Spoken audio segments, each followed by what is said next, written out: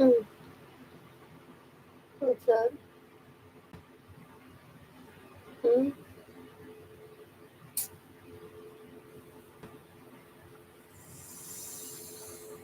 mm,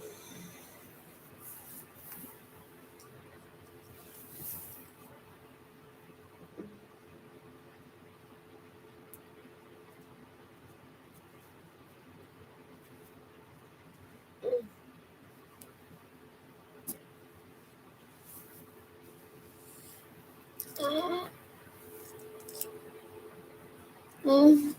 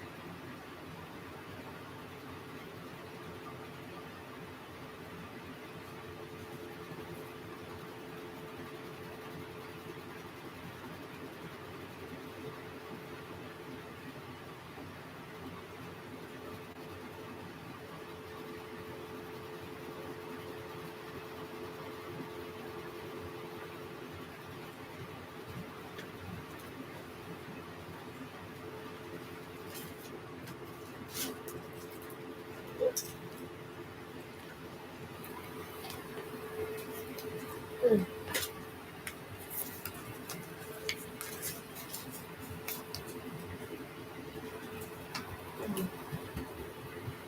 mm,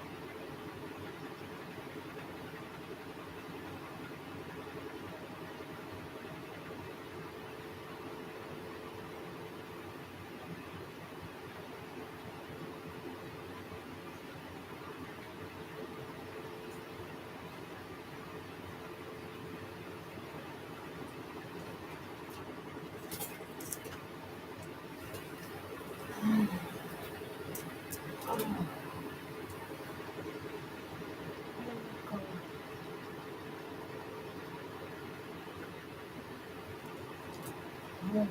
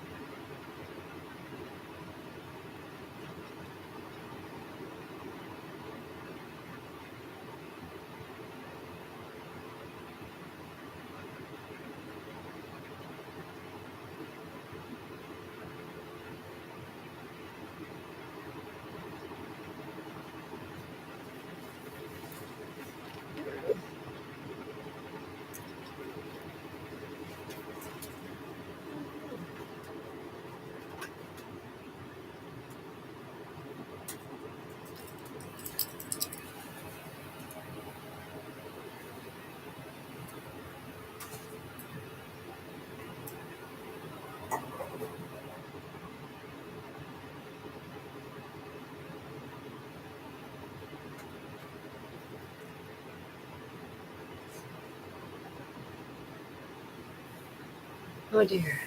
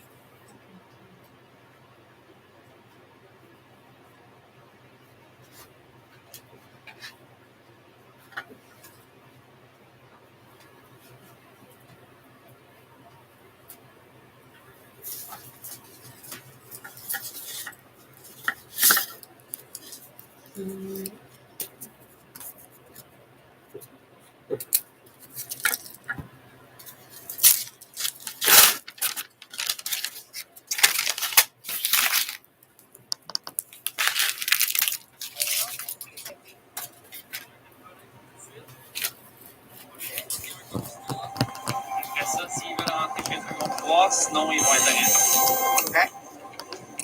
OK. Parce que vous savez qu'à Montréal, il y a personne qui a été arrêté. Ici, c'est Québec, madame.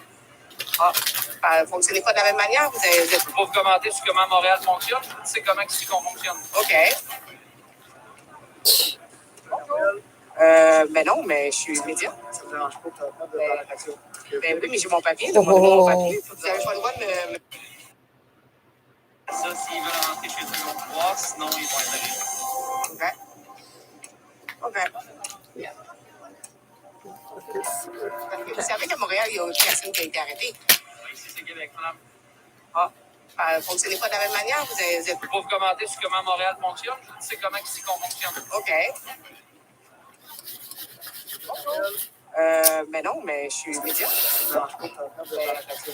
Ben oui, mais j'ai mon papier. Demandez-moi mon papier. Vous n'avez pas le droit de me toucher en ce moment. Venez avec moi au champ. Non. On va là-bas. OK. Ça ne me dérange pas de faire de la radio. Ben oui, mais j'ai mon papier. Demandez-moi mon papier. Vous n'avez pas le droit de me toucher en ce moment. Venez avec moi au champ. Non. On va là-bas. OK. Alors, vous faites votre choix. Vous allez vous déplacer ou on va vous aider à vous déplacer? Vous avez aidé à me déplacer. Non. Vous êtes en train de me menacer, monsieur. Là, vous êtes en train de me menacer, monsieur. Non. Warning. Censorship. Warning. Censorship. All except for Rennie, I'm here in Quebec City because people are breaking the curfew. As you can see, they are surrounded from the police. I don't know how many times they would take for that they have a fine, but we just passed 10 o'clock. We have an adult man that they would risk to have a fine if they stay in the street after 10 p.m. We'll see what will happen, but keep following us. Oui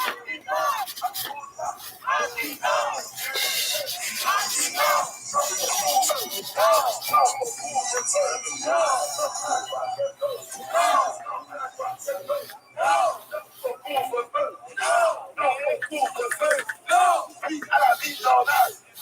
Oui à la vie normale. Oui à la vie normale. Oui à la vie normale. Oui à la vie normale. So, what I just saw right now, a guy tried to escape and just leave the place, but they did a wall to stop them to leave. So right now they are trapped inside of the circle. They will all be fine. They have no choice because they cannot leave right now because now it's 10:02. So now they will have all fine. No choice. They cannot leave. So they just harassed the first person is François Almeida. You remember François Almeida from previous report. Is the freedom fighter from Quebec who are always standing up against this tyranny measure put in place by the legal government. So we'll see if they just arrest him right now. We'll see if they will find other person. Keep following.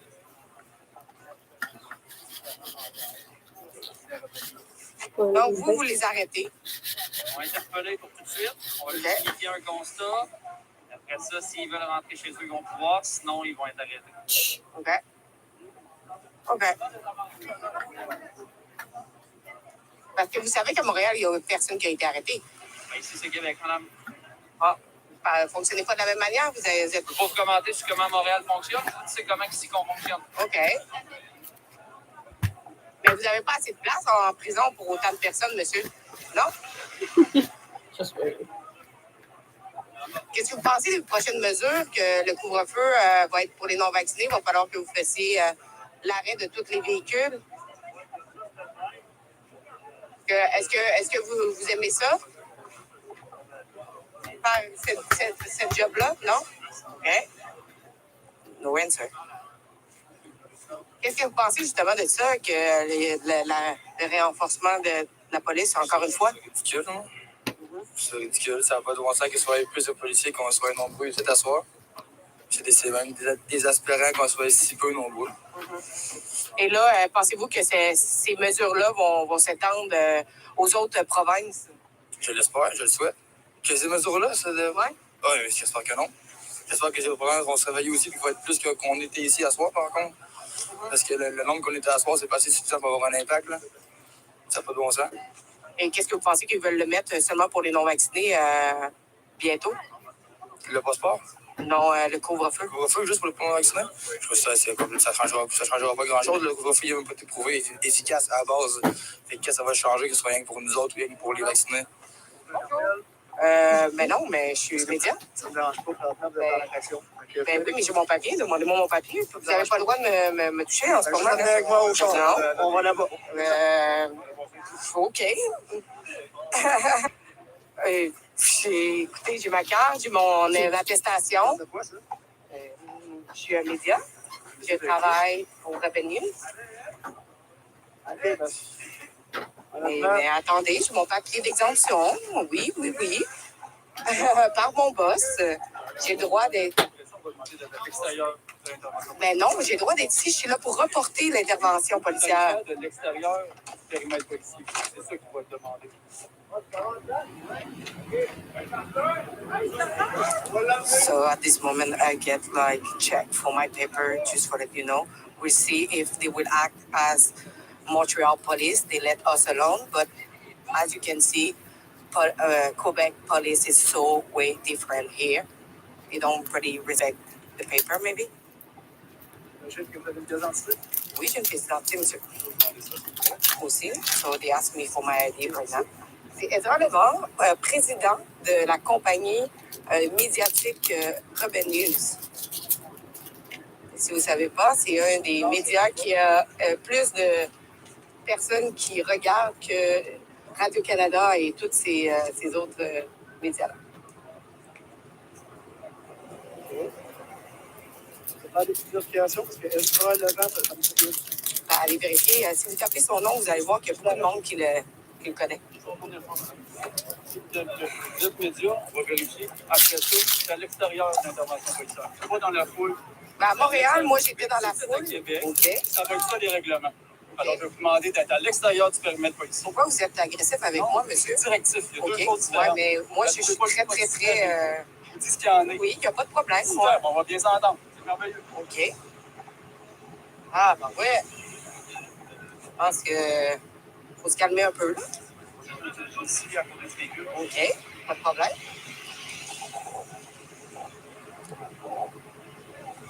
They don't know Ezra Levent in Quebec.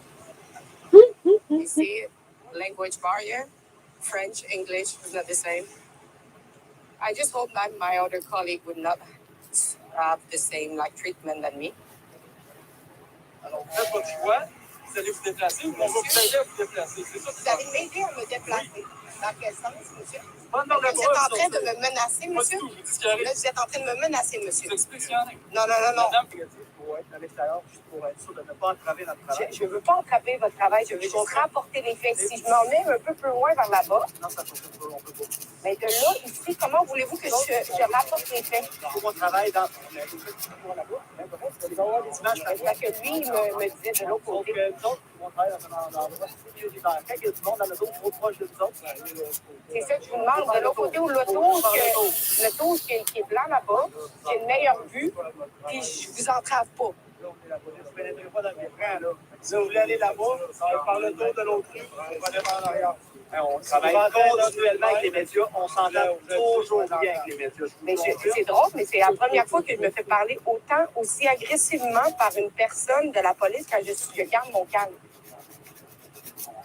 Je comprends pas. Il vous a demandé d'être à l'extérieur des véhicules de police. C'est sûr, pendant la rue, mais moi, tout ce que je demande, c'est une faveur de pouvoir de filmer ou l'auto blanche là-bas qui est très loin de vous. Oui. J'ai une meilleure vue. Mais moi, si je fais le tour, là, il n'y a plus rien quand je reviens. Ah. On va en rentrer en fait. Pas inquiet. Mais je comprends pas qu'est-ce que ça peut vous faire que je passe 2 secondes. Hier, avec Montréal, la police a été super gentille. Ils m'ont laissé aller. J'étais même à côté d'eux autres. Ils ont dit, en autant que vous nous laissez l'espace. Là, ici, c'est comme non. On était plus un peu, mais des fois, un petit peu d'indienne. Juste le fait de marcher, ça pourrait une fois décoller pour rien. Oui. Là, est-ce que vous voulez m'escorter de l'autre côté? Non, je vous dis, passer par la ruelle, ça va prendre 5 minutes. Vous allez être là, puis il va y avoir encore autant de monde, ou presque. Ça marche? Seriously, the power trip. So the police just like take me on the side and they say to me that I'm not allowed to be in the perimeter to keep filming what is going on. So they actually stop me to do my job as a journalist to report you the other side of the story. So we will try to pass to the other side because they didn't want it as well to escort me to the other side for me to have a good view to report on what is going on. And have you seen how rude was the police officer with me? I was not rude with him. I tried to understand why they tried to stop me to do my job. So I knew that the police in Quebec was totally not the same than in Montreal. So please, if you agree and if you want to help us to in our report, go to lockdownreport.com and please help us. So the only way that we can record is from the street. But you see, it's probably not for our safety because all the cars passing through and they can eat us. But they allowed us to be here, but not in the street where it's more safe than here. So what the police say to me is, so first of all, they will take them to find them with the first ticket. And if they don't comply to go home, they will find them again and they will bring them in jail. So I know that some people disappear. I don't know where they went. Probably they have been bring in jail because I know that some people wanted to go as far as being detained. We'll see if some people will just take the ticket and leave afterwards, but we'll keep following it for you guys. So what he just said is going into the jail. So he decided to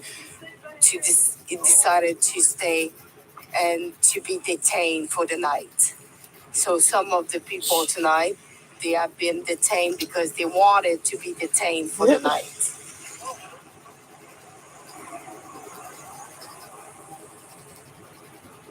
Qu'est-ce qui est arrivé avec les policiers de l'autre côté? En gros, j'étais en arrière de genre de police qui m'ont dit de me tenir en arrière. Puis finalement, j'entendais les 2 autres policiers qui parlaient comme quoi tu n'étais pas une vraie journaliste, puis tu étais la fille qui avait les roses, puis ils doutaient qu'on était des vrais médias, en fait. Fait que c'est bien connu qu'on va l'entendre dans un des du footage. We will be able to bring the image back of me.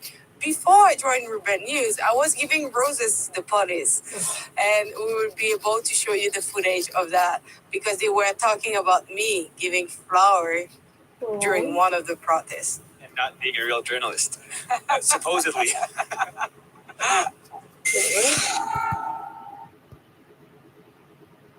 Fait que c'est bien connu qu'on va l'entendre dans un des du footage.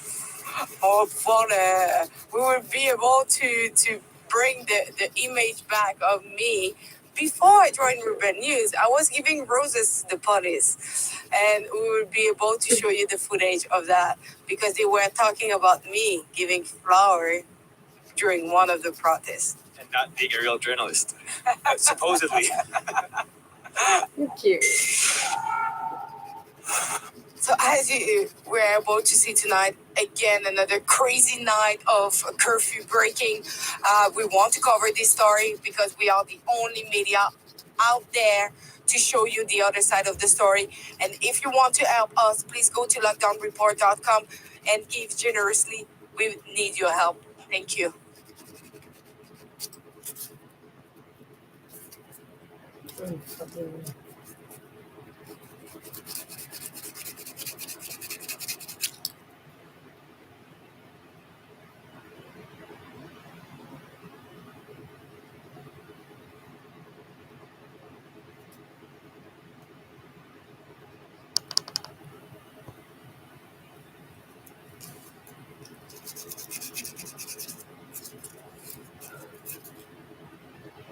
Fear is one of the most powerful human emotions. While highly useful in situations where threat of immediate harm exists, it is the most debilitating and dangerous of emotions when present unnecessarily. In this video, we will examine how fear can be used as a tool to manipulate others, and how those in positions of power, past and present, have effectively used fear to control certain aspects of society. Humans, especially since the Industrial Revolution, have become increasingly protected from the dangers that our ancestors faced in relation to the natural world. But as mankind's fear of nature and the elements has fallen, in its place many other fears have come to fill the void. Some of these fears have arisen in response to real threats, but many have been in response to things imagined, as the Stoic philosopher Seneca pointed out. There are more things likely to frighten us than there are to crush us. We suffer more often in imagination than in reality. While some of these imagined fears are of one's own making, many are the consequence of narratives created by those in positions of power. Individuals looking to take advantage of and manipulate others have long realized the power of fear. When one is gripped by fear of a threat, real or imagined, their rational and higher cognitive capacities shut down, making them easily manipulated by anyone that promises safety from the threat. No passion so effectually robs the mind of all its powers of acting and reasoning as fear, wrote the 18th century philosopher Edmund Burke. Ruling classes for thousands of years have understood the power of intentionally invoking fear in their subjects as a means of social control. Henry Frankfurt, in his book The Intellectual Adventures of Ancient Man, noted that between 1800 and 1600 BC, a fear psychosis spread through ancient Egypt, precipitated by the invasion of foreign rebels hungry for power and conquest. Initially, this fear psychosis was justified by a real threat. Yet even when these foreigners were successfully driven far away from Egypt, the ruling powers sought to artificially maintain fear among the population, realizing that a fearful population is easier to control than a fearless one, as Frankfurt explained. The common desire for security need not have survived after the Egyptian Empire extended the military frontier of Egypt well into Asia, and thus removed the peril from the immediate frontier. However, it was a restless age, and there were perils on the distant horizon which could be invoked to hold the community together, since unity was to the advantage of certain central powers. A fear psychosis once engendered remained present, and there were forces in Egypt which kept alive this fear psychosis in order to maintain the unified purpose of Egypt. The artificial construction and maintenance of fear in a population by a ruling class has remained pervasive from the time of ancient Egypt up until the modern day. Oppressive governments often maintain their grip on a nation by continually invoking fear, and then proceeding to claim that only they, the ruling powers, have the means and ability to protect the population from such a threat. The whole aim of practical politics, wrote H.L. Mencken, is to keep the populace alarmed and hence clamorous to be led to safety by menacing it with an endless series of hobgoblins, most of them imaginary. John Adams, one of the founding fathers of America, echoed this sentiment, writing, "Fear is the foundation of most governments." While there are numerous tactics and strategies that have developed over the centuries to effectively exploit the public through fear, two of the more powerful and efficient are the use of false flags and the implementation of propaganda via repetition. A false flag can be defined as a covert operation designed to deceive in such a way that the operations appear as though they are being carried out by entities, groups, or nations other than those who actually planned and executed them. In his book Feardom, Connor Boyack provides a nice explanation on the effectiveness of false flag attacks for those looking to institute social control. Physical attacks lead to a corresponding increase of trust in political leaders and submission to them. This effect is likely the same whether the attack be a surprise, known to political leaders yet allowed to happen, or directly orchestrated by these same leaders who stand to benefit from the increased trust and submission. False flag operations are used because people generally do not have access to the details, so they are prone to rely upon what they're told and thus are easily deceived. People will, for the most part, believe what they are told in times of crisis, and so government officials, whether their motives are good or evil, capitalize on or completely fabricate the crises. Repetition is also a well-known and prevalent propaganda technique used to solidify falsehoods and perpetuate fear in the public consciousness. By repeating specific phrases and warnings, and displaying particular symbols and images over and over through various mediums, those in power are able to paralyze entire populations with a fear psychosis. The Nazi propaganda minister Joseph Goebbels was well aware of the power of repetition in cloaking falsehoods in a garb of truth, stating, "It would not be impossible to prove with sufficient repetition and a psychological understanding of the people concerned that a square is in fact a circle. They are mere words, and words can be molded until they clothe ideas in disguise." George Orwell, in a related manner, viewed political language as largely a form of propaganda designed to deceive people, as he wrote, "Political language is designed to make lies sound truthful and murder respectable, and to give an appearance of solidity to pure wit." The technological advances of the last century have given those in power the ability to propagate their narratives and engage in fear-mongering to an extent never before seen in history. However, despite the unnerving situation we find ourselves in, there is an antidote to the power of propaganda and fear-mongering, that being knowledge. Plato rightly stated that ignorance is the root of misfortune. And as long as we remain ignorant of the fact that all too often, those who claim to protect us from fear are actually manipulating our fears for their own benefit, then we will be contributing to the misfortune of the world through our ignorant compliance. The philosopher Voltaire stated that those who can make you believe absurdities can make you commit atrocities. To avoid being an individual who can be convinced of absurdities, one must become an active truth seeker, instead of the all-too common passive propaganda receiver. An important step in becoming an active truth seeker is the realization that when evaluating the claims of those in power, skepticism is warranted and even necessary. Very often those who rule do not have the best interests of the public at heart. For as Alexander Solzhenitsyn put it, political genius lies in extracting success even from the people's ruin. The reality is that most of us are not in a position to single-handedly change the world, but we can at least try to rid ourselves of the unnecessary fears which are the fuel for so much hate and destruction in the world. In fact, taking responsibility for one's actions and the beliefs that motivate such actions may be the most important thing one can do when faced with the prospect of an oppressive government.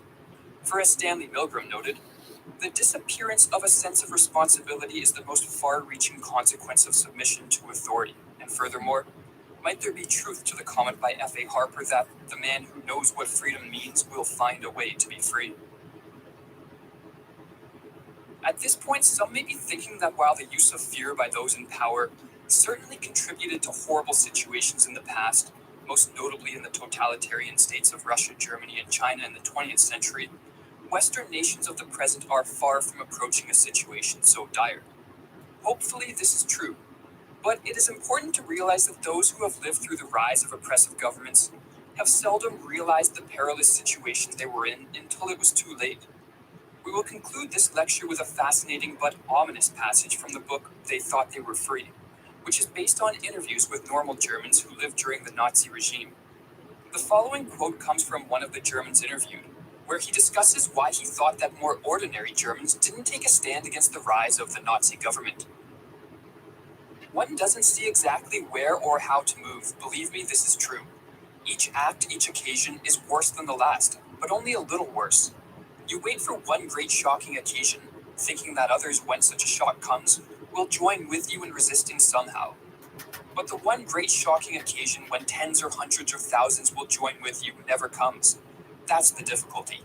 If the last and worst act of the whole regime had come immediately after the first and smallest, thousands, yes millions, would have been sufficiently shocked. But of course this isn't the way it happens. In between comes all the hundreds of little steps, some of them imperceptible, each of them preparing you not to be shocked by the next. And one day too late your principles, if you were ever sensible of them, all rush in upon you. The burden of self-deception has grown too heavy, and some minor incident collapses it all at once, and you see that everything has changed. Now you live in a world of hate and fear, and the people who hate and fear do not even know it themselves. When everyone is transformed, no one is transformed.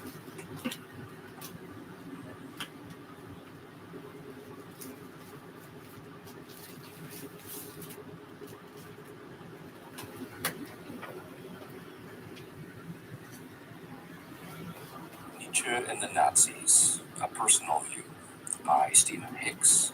Documentary published in 2006 by N Square Productions and Occam's Razor Publishing. Book version published in 2010 by Occam's Razor. This audio book version recorded in 2013. Part 1, Introduction, Philosophy and History. Section 1, Fascinated by History. Think about why we are fascinated by history. All of those outstanding individuals and exotic peoples, the rise and fall of civilizations, and wondering why that happens. How did classical Greece achieve its golden age, the age of Socrates and Pericles, Euripides and Hippocrates? What explains the remarkable confluence of so many outstanding individuals in one era? Why, almost 2,000 years later, did the Italian Renaissance happen? Leonardo, Michelangelo, Machiavelli, Raphael. Again, an incredible outpouring of genius in the arts, sciences, and politics. Jumping ahead 3 centuries, what made possible the Industrial Revolution and its awesome outpouring of productivity? The ancient Chinese and the ancient Romans made impressive technological advancements, but nothing on the scale of the Industrial Revolution. Why did the Industrial Revolution first take place initially in England and Scotland?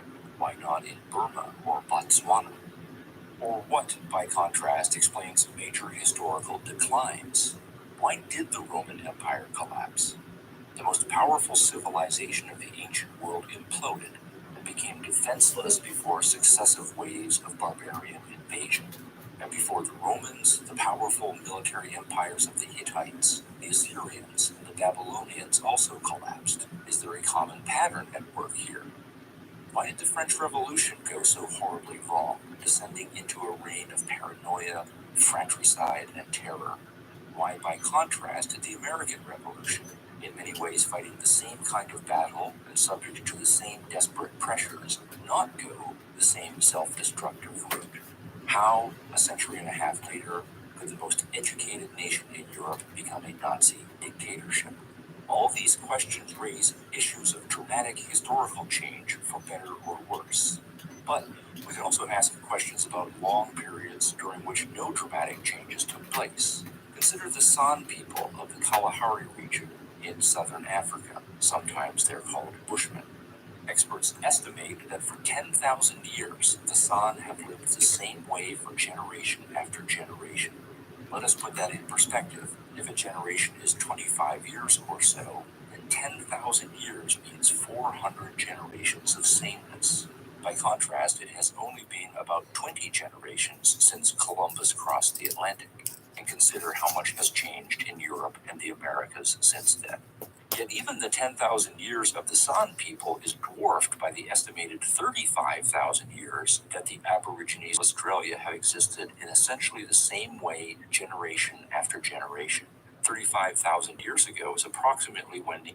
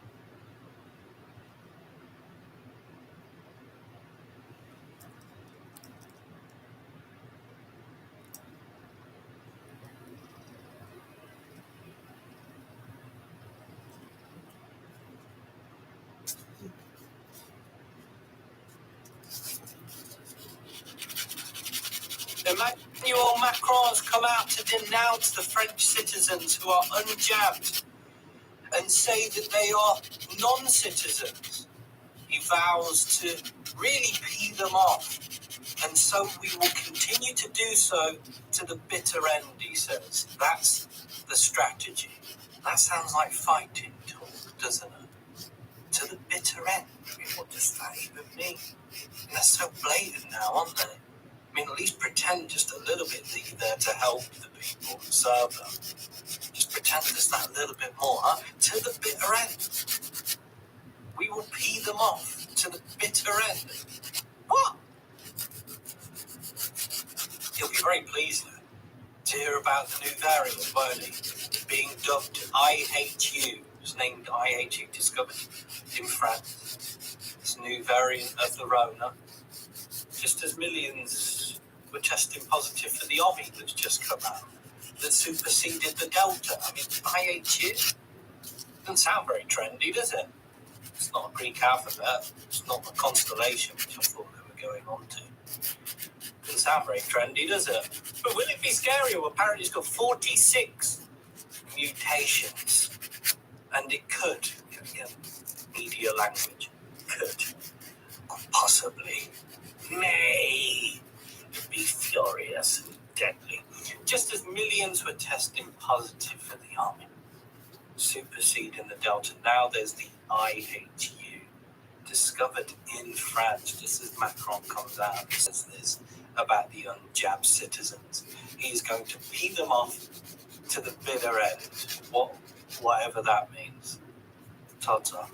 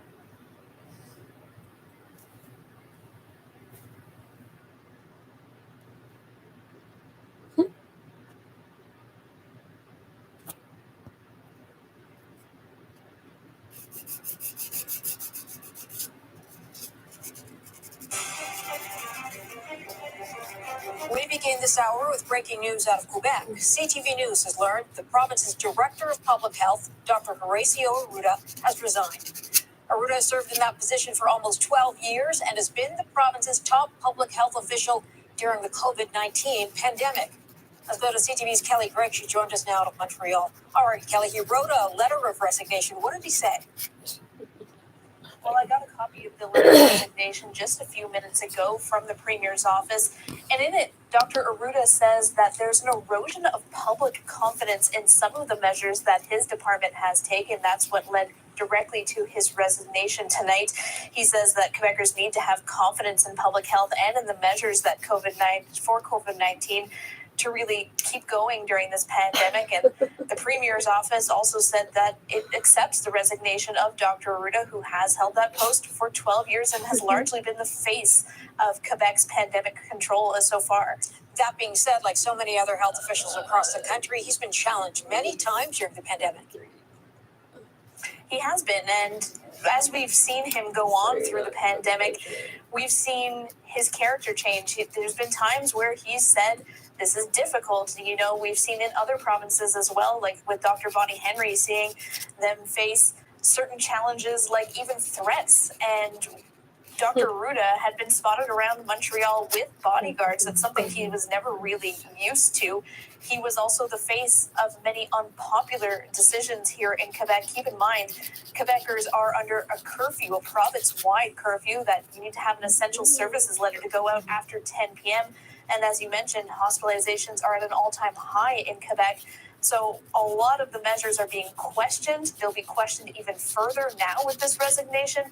And the Premier says he will speak about this tomorrow, and certainly it'll be a huge question mark of who will lead Quebec through this pandemic, especially as all these factors like hospitalizations, like cases, like deaths have been so hard here in this province. So let me ask you, Kelly, was this completely unexpected considering all the pushback, or did this seem to fall in the category we've seen before where there's pushback and everybody thought things would carry on?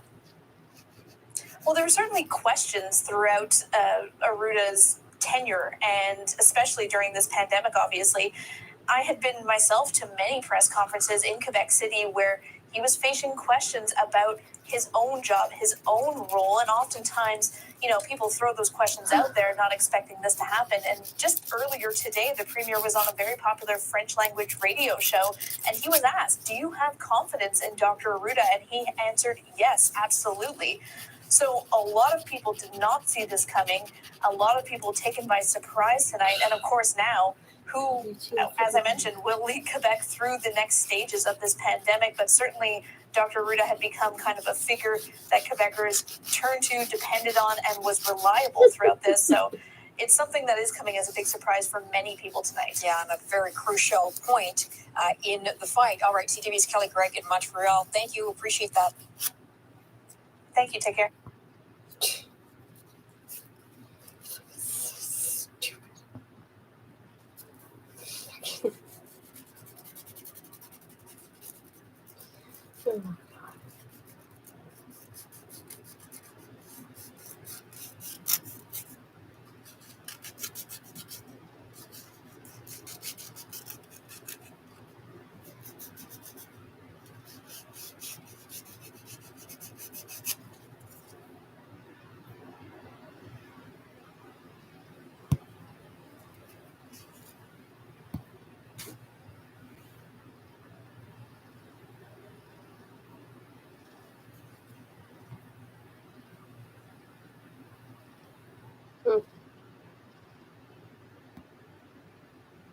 Mhm.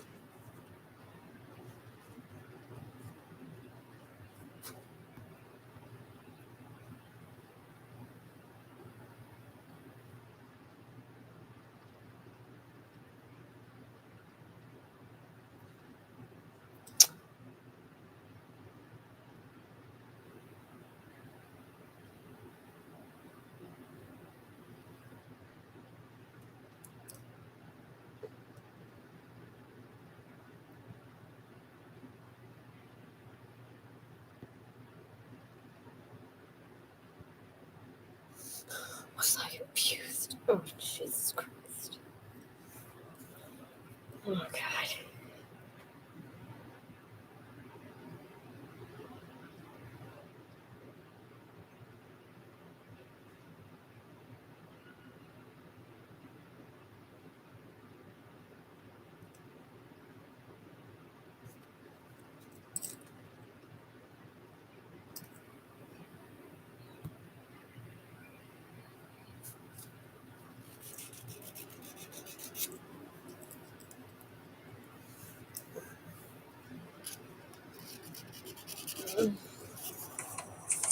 Winston, it is time for another Viva on the Street. Now, I have been told in the last few on the streets that the camera was not pointed at my face properly, and I was told that because it was true. So I'm going to focus on keeping the camera pointed a little higher up.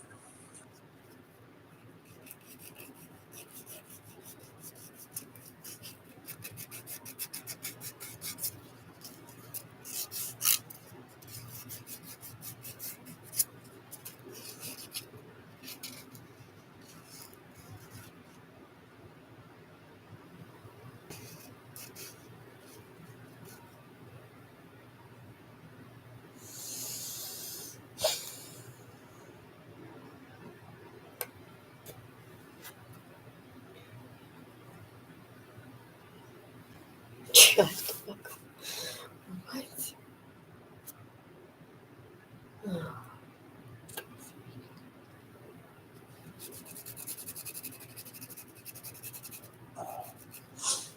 Oh. It's time for business news with Richard Southern. We're all being warned to stay home, but one airline is still flying, but with empty planes, Richard.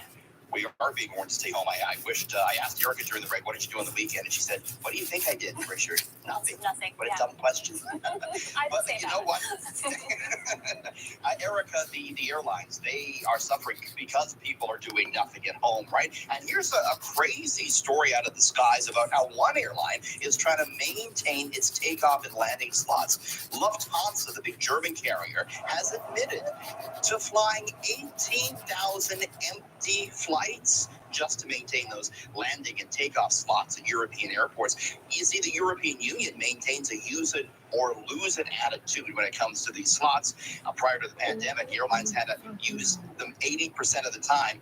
Now it's 50% during the pandemic, but many airlines can't do that because of the number of people that are flying. So Lufthansa admitted, yeah, we flew 18,000 empty or near empty flights during the pandemic because there was no requirement about the people on them, just that the planes be there when they're supposed to be there. Obviously, this is a bad environmental story. On average, these jets emit about 53 pounds of carbon dioxide for every mile they fly.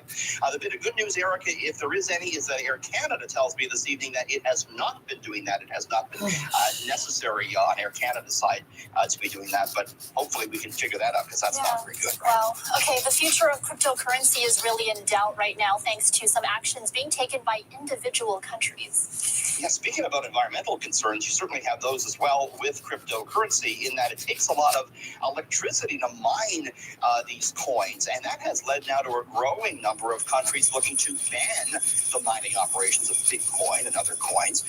Big story last September was China announcing plans to ban the mining. A lot of the mining operations take place in places like Iran and Kazakhstan. Those countries too, though, are starting to think about curtailing mining operations. Bitcoin today briefly dipped below 40,000 US. Its lowest price in September.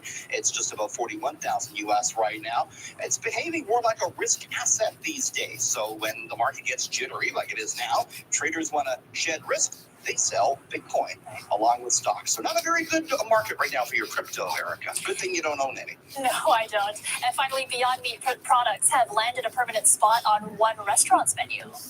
Pizza Hut Canada announcing today that it's permanently adding the Beyond Meat sausage crumble to its menu. Not real sausage, of course. They use pea protein to mimic the taste and texture of sausage. Pizza Hut was testing this out in Toronto and Edmonton, but it's been such a success. They're going to roll it out nationwide. They're doing that ahead of the United States. The Beyond Meat stock hasn't proved very tasty to investors. It's down 42%.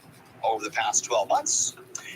Yum Brand stock, the owner of Pizza Hut, has fared better. It's up 26% over the past 12 months. Now we want some pizza for dinner, don't we, Erica? Sorry about that. Now you got me hungry. All right, here we go. Thanks, Richard, as always, and we'll see you tomorrow. See you.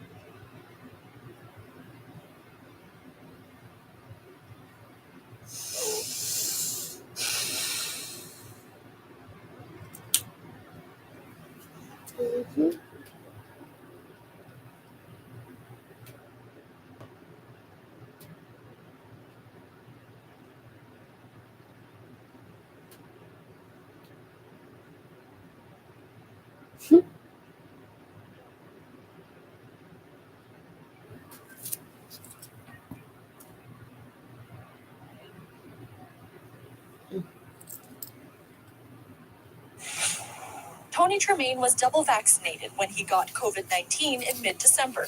Now that he's recovered, he's wondering about his booster. I was curious to know what the optimum time would be to get the booster.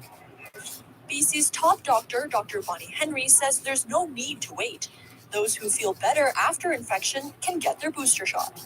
We know that the vaccine boosts that immunity, particularly to the spike protein, the one that binds into the cells. So it gives you super immunity. But advice varies on when they should get a booster. In Newfoundland and Labrador, symptoms should be resolved. In Ontario, people should wait for 30 days. In Quebec, the advice is to get one, but there's no word on timing. People should still get a booster. I think the harder part is when is the best time to boost. Dr. Lenora Saxinger says it depends on the variant. She recommends waiting up to 6 weeks when it's Omicron, but anytime after recovery when it's Delta. The difference being reinfection with Omicron is still possible if you've had Delta. Anyone who's been infected from the middle of December on should probably consider it likely Omicron, and prior to that, you might consider more likely Delta. Rushing from an infection to a booster probably isn't immediately necessary.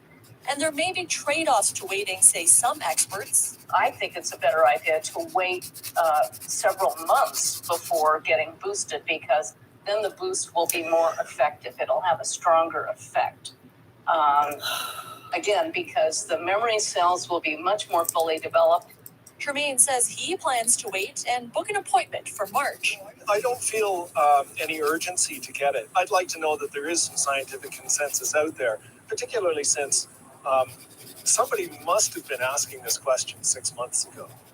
But he will get boosted as Canada battles yet another wave of the pandemic. Julia Wong, CBC News, Edmonton.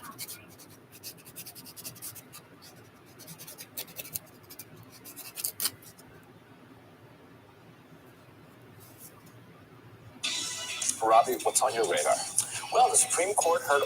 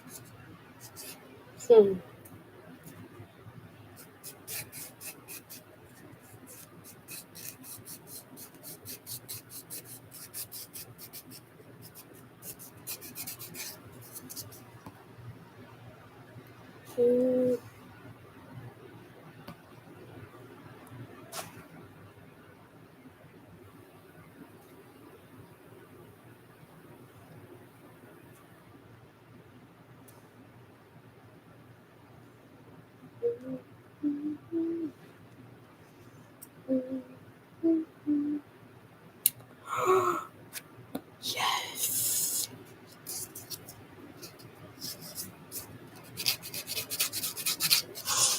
Pretty large park right in a strategic location. Not only people who are skating, but anybody walking through the park will obviously see this. For many Montrealers trying to find fun activities to do with their families this winter, they might head down to a local rink. But for a member of the Jewish community who came to this ice rink at Denny Look Park in the town of Mount Royal, what they found shocked them. It's on the TMR Park right now.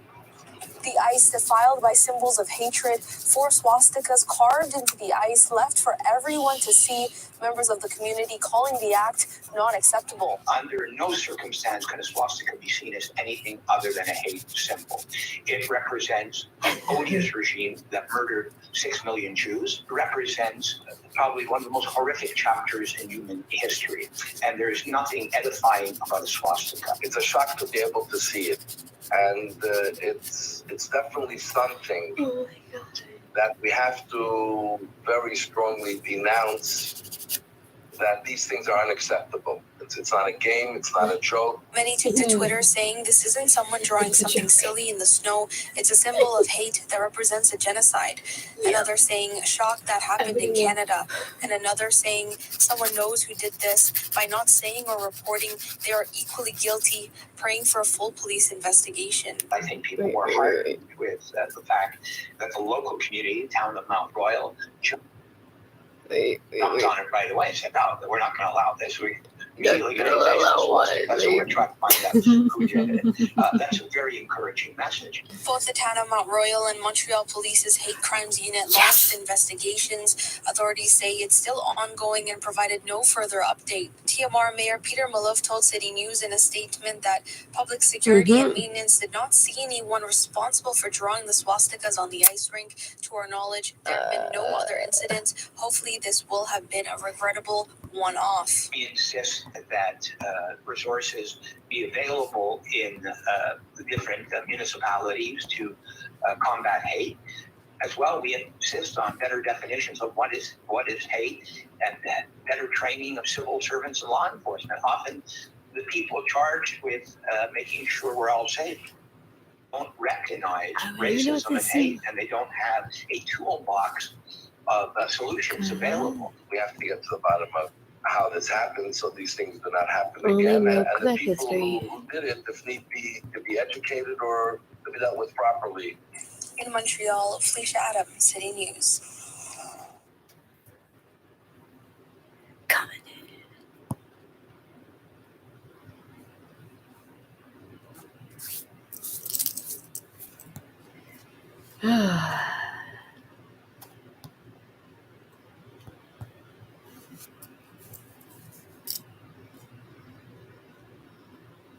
Shit, man.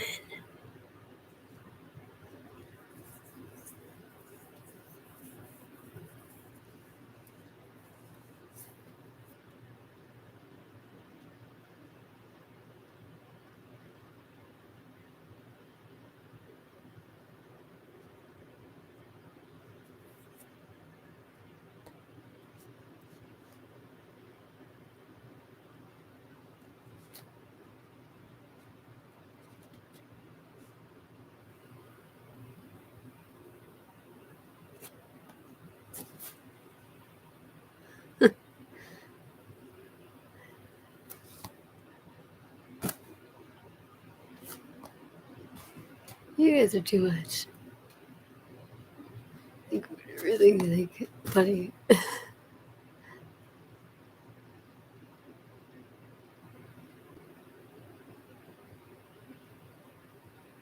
Fuck, man.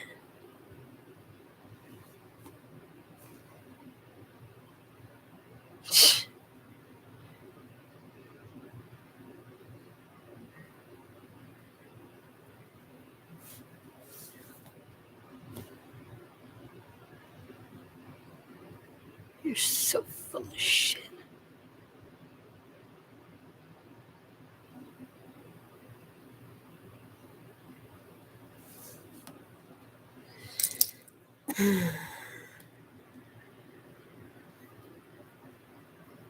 Great, don't walk. Trying very hard to stand in place, but it's fucking difficult.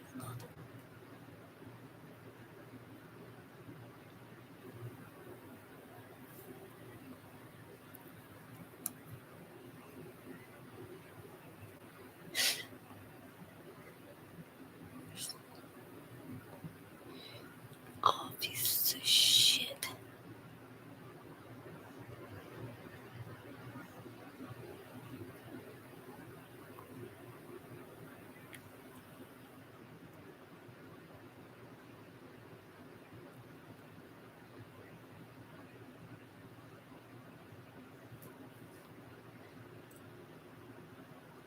That's how you abuse this child. Obviously not. You fucking tool.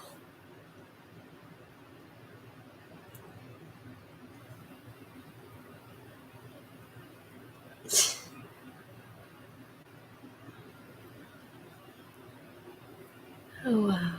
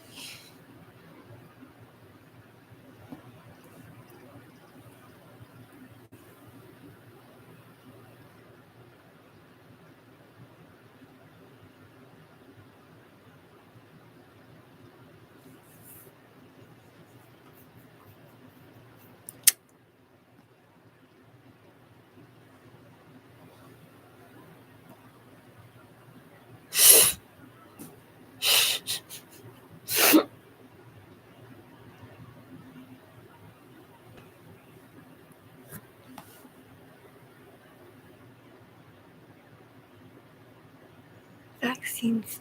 Yeah. Wow.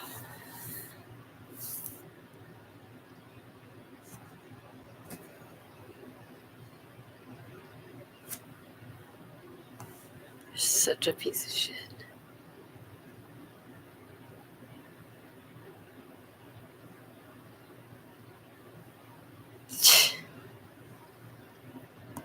God, you guys are so dumb.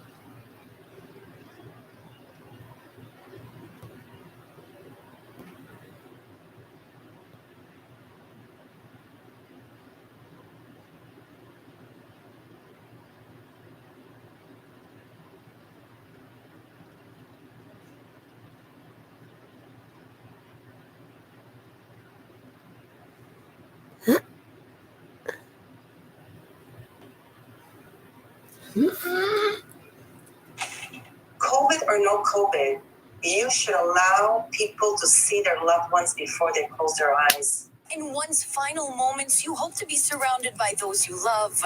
Christina Bacardi says her family was robbed of that moment due to restrictions put in place in Montreal hospitals because of the COVID-19 pandemic, not being able to properly say goodbye to her father, Mario Bacardi. He died here at Santa Cabrini Hospital on January 2nd. She hopes sharing her story will push the government to loosen hospital visit restrictions and not make another family miss their moment to say goodbye.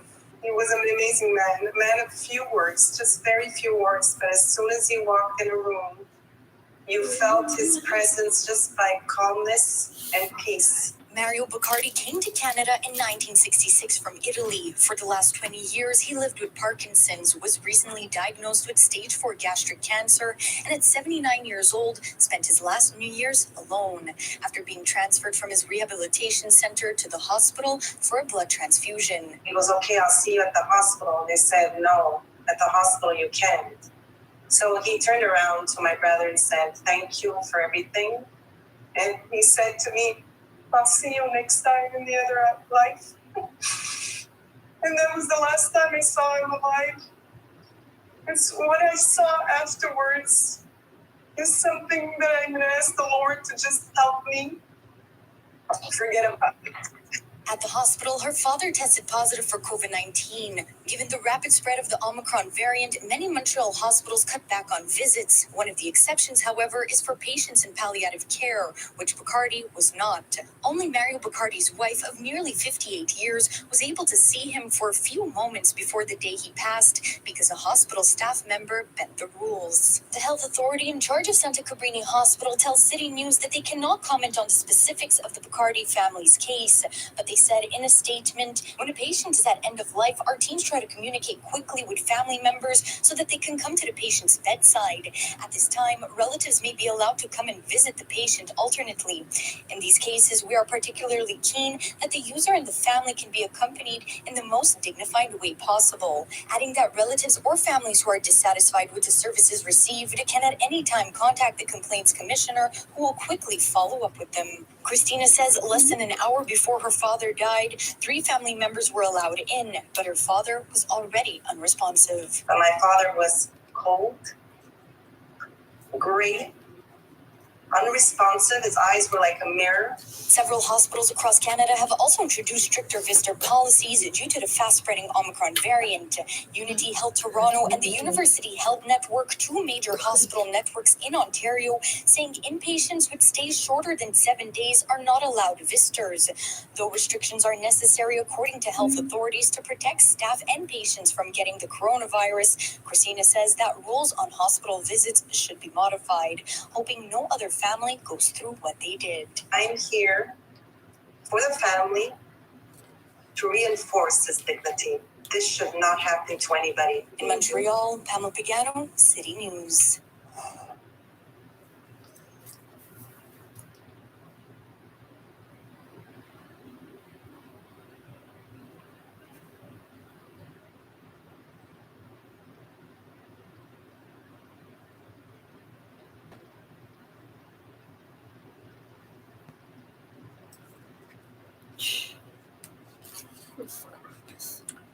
Good morning. I'll be delivering some remarks this morning, followed by my colleague Pierre-Paul Hoos in French. and then we'll be happy to take your questions.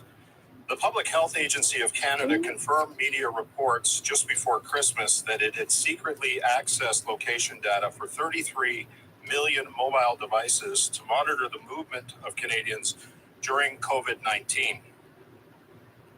That number represents roughly 87% of the population who were spied on without any knowledge that the government was accessing their data.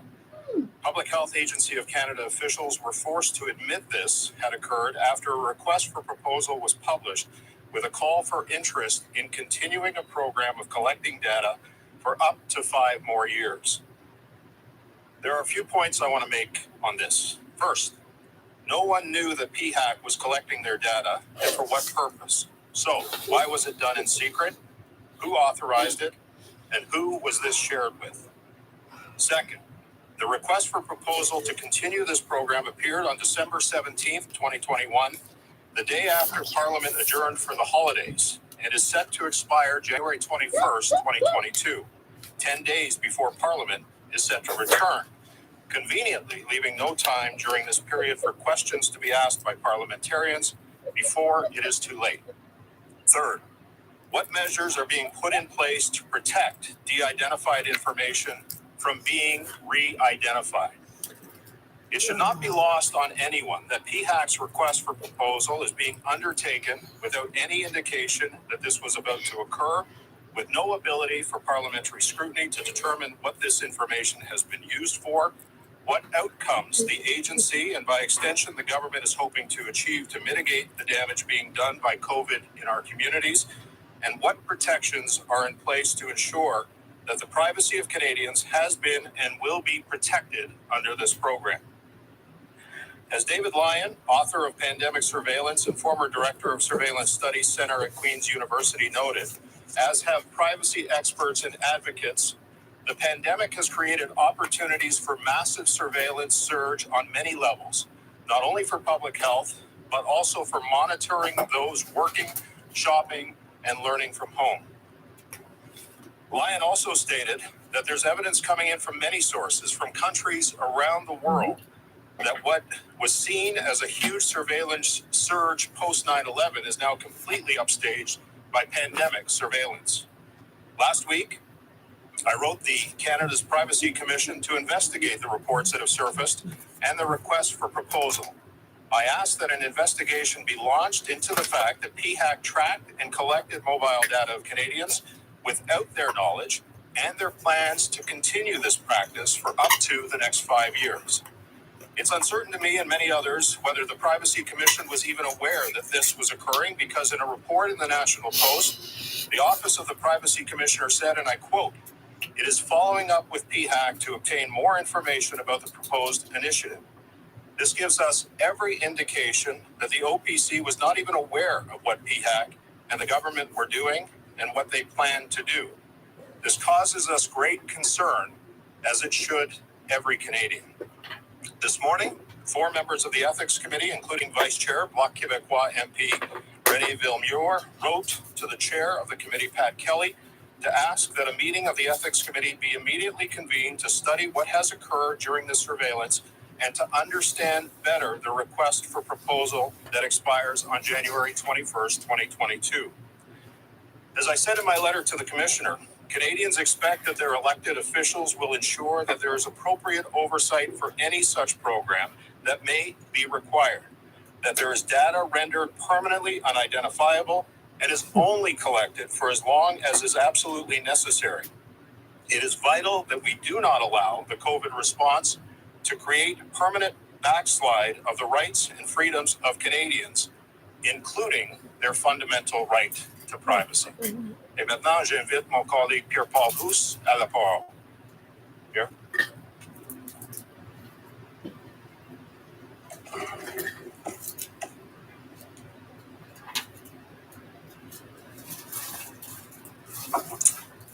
Merci, John.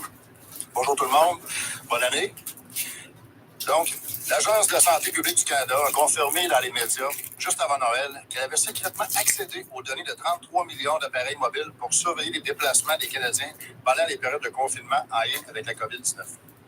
Ce chiffre représente environ 80% d'une demande 2021, le lendemain de l'ajournement du Parlement, et doit expirer le 21 janvier 2022, 10 jours avant le retour des députés à gauche. De plus, les parlementaires ont été exclus du processus. La semaine dernière, John a écrit, comme beaucoup d'autres, que le comité est impossible à identifier. Le vendredi, soit encouragé. Billions of dollars have been spent in areas when in fact there's been very little priority with respect to healthcare. The federal government has put $4 billion towards increasing healthcare capacity. Clearly, that's not enough. This is a failure to plan on the part of the federal government, working with the provinces to ensure that our surge capacity and our healthcare capacity is at a pace right now where we can keep up. And clearly, restrictions and lockdowns are not helping, and they're not helping because of Justin Trudeau's failures to deal with dealing with the healthcare system as well. So, just to follow up, do you have any sense of your opinion about privatization and whether there's any place for it at this time? One thing that Canadians hold dear is the universality of their healthcare system. That is something that every Canadian across the country appreciates. I know that there are ongoing discussions right now as to the state of healthcare, why we're not prepared 2 years into this pandemic to deal with the surge that we're seeing as a result of the Omicron virus. Those are legitimate questions, and I think they're policy discussions that need to be had. They need to be had not just at the federal level, but also in partnership with the provinces as well. Prochaine question dans la salle. Oui, bonjour. Olivier Ferron-Bossé, TVA. Question pour vous, M. Paulus. Je reviens sur la question de la vaccination obligatoire. Qu'est-ce que vous proposez dans ce cas-là pour augmenter le rythme de vaccination? Parce qu'en ce moment, les hospitalisations, il y a un fort pourcentage que ce sont des personnes non vaccinées. Les provinces qui ont de la difficulté à gérer tout ça. Des nouvelles mesures, des nouvelles aussi restrictions pour les non-vaccinés, mais est-ce que ce sera suffisant? Qu'est-ce qu'on propose pour augmenter le rythme de vaccination, autre qu'encourager simplement? Bien, déjà, d'encourager, c'est très important. Surtout, premièrement, de cesser d'avoir des discours inflammatoires, d'avoir même le premier ministre l'a fait dans une entrevue, dans le temps des fêtes, là, je veux dire, des accusations sur les personnes non vaccinées, ça mène à rien. Il faut vraiment travailler à expliquer, à mieux expliquer. S'il y en a qui doutent encore, c'est parce qu'ils ont mal compris. Donc, c'est là que le travail doit se faire de façon positive. De notre côté, le Parti conservateur, on a toujours été proactif. Au début, souvenez-vous, il y a 2 ans, on était les premiers qui remettaient en cause le problème de ne pas avoir de vaccins. Là, on a des vaccins. Après ça, c'est les tests rapides qui ont un problème. On dirait que le gouvernement fédéral fait tout pour qu'on demeure dans une ère de confinement. Et c'est ce qui est le problème, qui crée des problèmes mentaux. Si la population est fatiguée, la population en a plein son casque en bon français. Là, ce qu'on veut, c'est d'en sortir. Maintenant, c'est de convaincre les gens qui n'ont pas encore eu accès au vaccin, c'est de leur expliquer pourquoi c'est important de le faire. Et c'est ça qu'il faut travailler de façon positive. De l'autre côté, on est très positif envers la vaccination. On veut que les gens soient vaccinés, c'est le meilleur moyen de s'en sortir. On l'a toujours dit et on l'aurait dit. Mais de l'autre côté, le gouvernement Trudeau, le ministre de la Santé, M. Duclos, avec le genre de propos qu'ils ont, crée des situations négatives, crée des situations où les provinces se ramassent avec le problème. Les provinces ne savent pas trop comment dealer avec ça. Donc, c'est pas une façon de faire. C'est ce qui est le gros problème actuellement. Toujours en lien avec la pandémie, concernant les autres outils, ailleurs dans le monde, certains endroits, on va utiliser les traitements antiviraux de Pfizer qui ont été autorisés. On a de la demande à Santé Canada depuis le 1er décembre. C'est toujours pas un outil dont on dispose pour la lutte, alors que les hospitalisations pourraient être certaines, en tout cas, prévenues à un certain moment par ce traitement-là. Est-ce que vous croyez que c'est le moment d'accélérer le processus maintenant que Dr. Calvin disait sur nos ondes aujourd'hui que c'est peu probable qu'on trouve quelque chose de différent que les autres comme la FDA, par exemple. Est-ce que c'est le temps qu'on accélère? Bien, ça fait partie justement des responsabilités de Jean-Yves Duclos comme ministre de la Santé du Canada, de voir est-ce que l'Organisation de Santé Canada, est-ce que les fonctionnaires, les chercheurs, ceux qui s'occupent de donner les brevets, fassent leur travail de façon plus rapide. C'est son travail, c'est ici que la décision se prend, à Ottawa. Donc, c'est pour ça qu'on demande au gouvernement fédéral de faire son travail et de prendre de l'avance. Parce que depuis le début de la pandémie, on est toujours en retard. On est en retard sur les vaccins. On est en retard sur les tests rapides. Justin Trudeau, de s'occuper, de s'assurer que leurs professionnels de la santé qui travaillent en Santé Canada fassent leur travail rapidement, puis qu'on ait des décisions qui se prennent le plus rapidement possible dans l'intérêt de la santé des Canadiens, qu'on puisse en finir. We will now take questions on the phone line. Prenons des questions au téléphone. Please press *1 at this time if you have a question. S'il vous plaît, appuyez sur l'étoile 1 maintenant pour poser une question. The first question is from Kevin Gallagher of CTV National News. Please go ahead. Your line is open. Good morning. My first question I'd like to ask is about the vaccine mandate that the Health Minister, Johnny Duclos, said that he felt was something that provinces would consider greatly over the coming months. There'll be more vaccine mandates coming into effect. Of course, we have one for truckers coming up this weekend. It seems that the Conservative Party certainly opposes vaccine mandates, but I'll follow up on what one of my French colleagues asked, sort of what other measures would the Conservative Party like to see in terms of encouraging vaccinations if vaccine mandates, if the party continues to oppose vaccine mandates? Well, thank you for your question, Kevin. And, one of the things that we've been consistent on is our belief that vaccines are the safest and most effective way to curb the spread of COVID-19. And we encourage everybody to speak to their medical health professional to get the questions answered about the vaccines.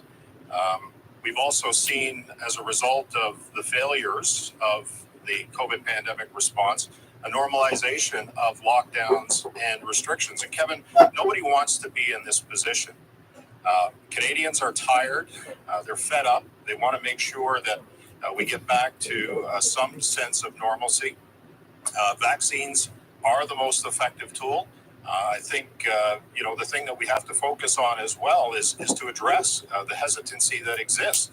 There are many other tools out there that exist, like rapid testing, making sure that, there's accommodations that are going on. I don't think it helps, Kevin, frankly, when the health minister continues to use, and we've seen a pattern of this over the course of the last several months, really started before the election, of incendiary and inflammatory language. That's not going to do anything to encourage people who are hesitant.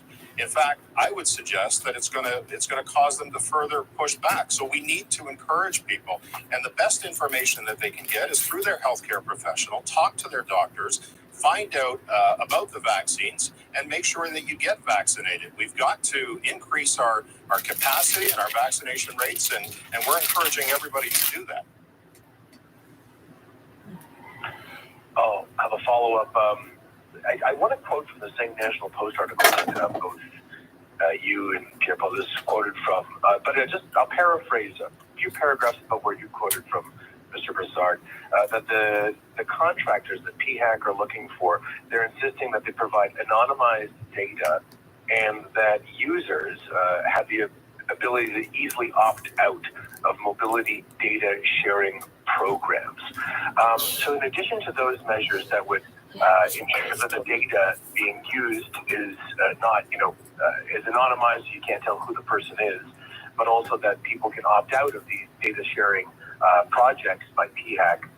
In addition to those measures, what else would you like to see in terms of protecting privacy and other matters, of course, ethically, if you want to bring up, about this program for using cell phone data to track people's movements during the pandemic?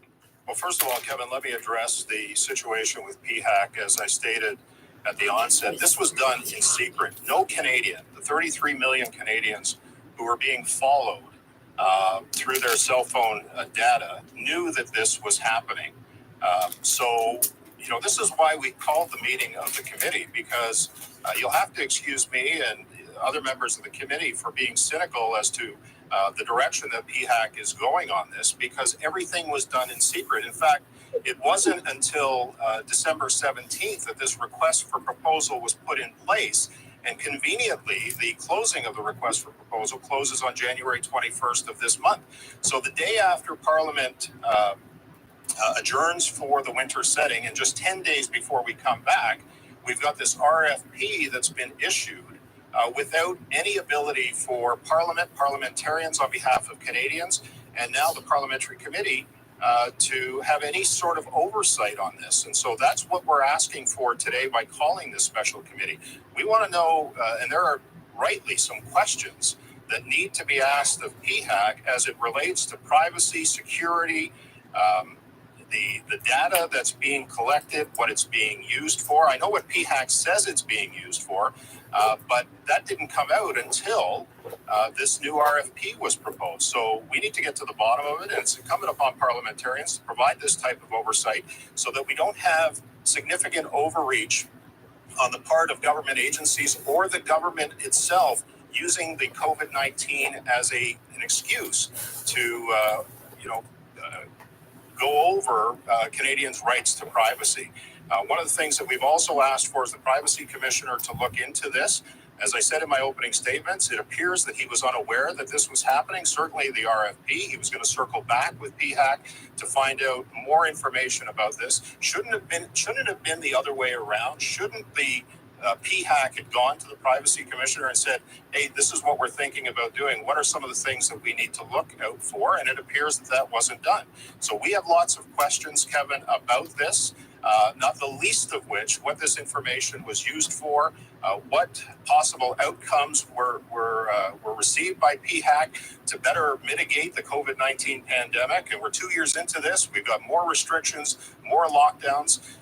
Were they just simply finding out that people were going to Costco, or were they using this information for purposes that were going to help in the pandemic? At least on the surface, it appears to me, 2 years into this, that we're not any further along.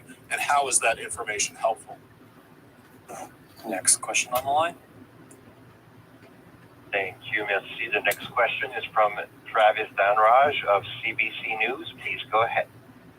Thank you. My question is for Mr. Broussard. A spokesperson for Rio Tinto said before Christmas that the ethics commissioner knew Dominic Barton's meeting with the company in October and didn't believe it prevented him from now serving as the chair of its board of directors. How confident are you that the Conflict of Interest Act is being properly enforced in this case?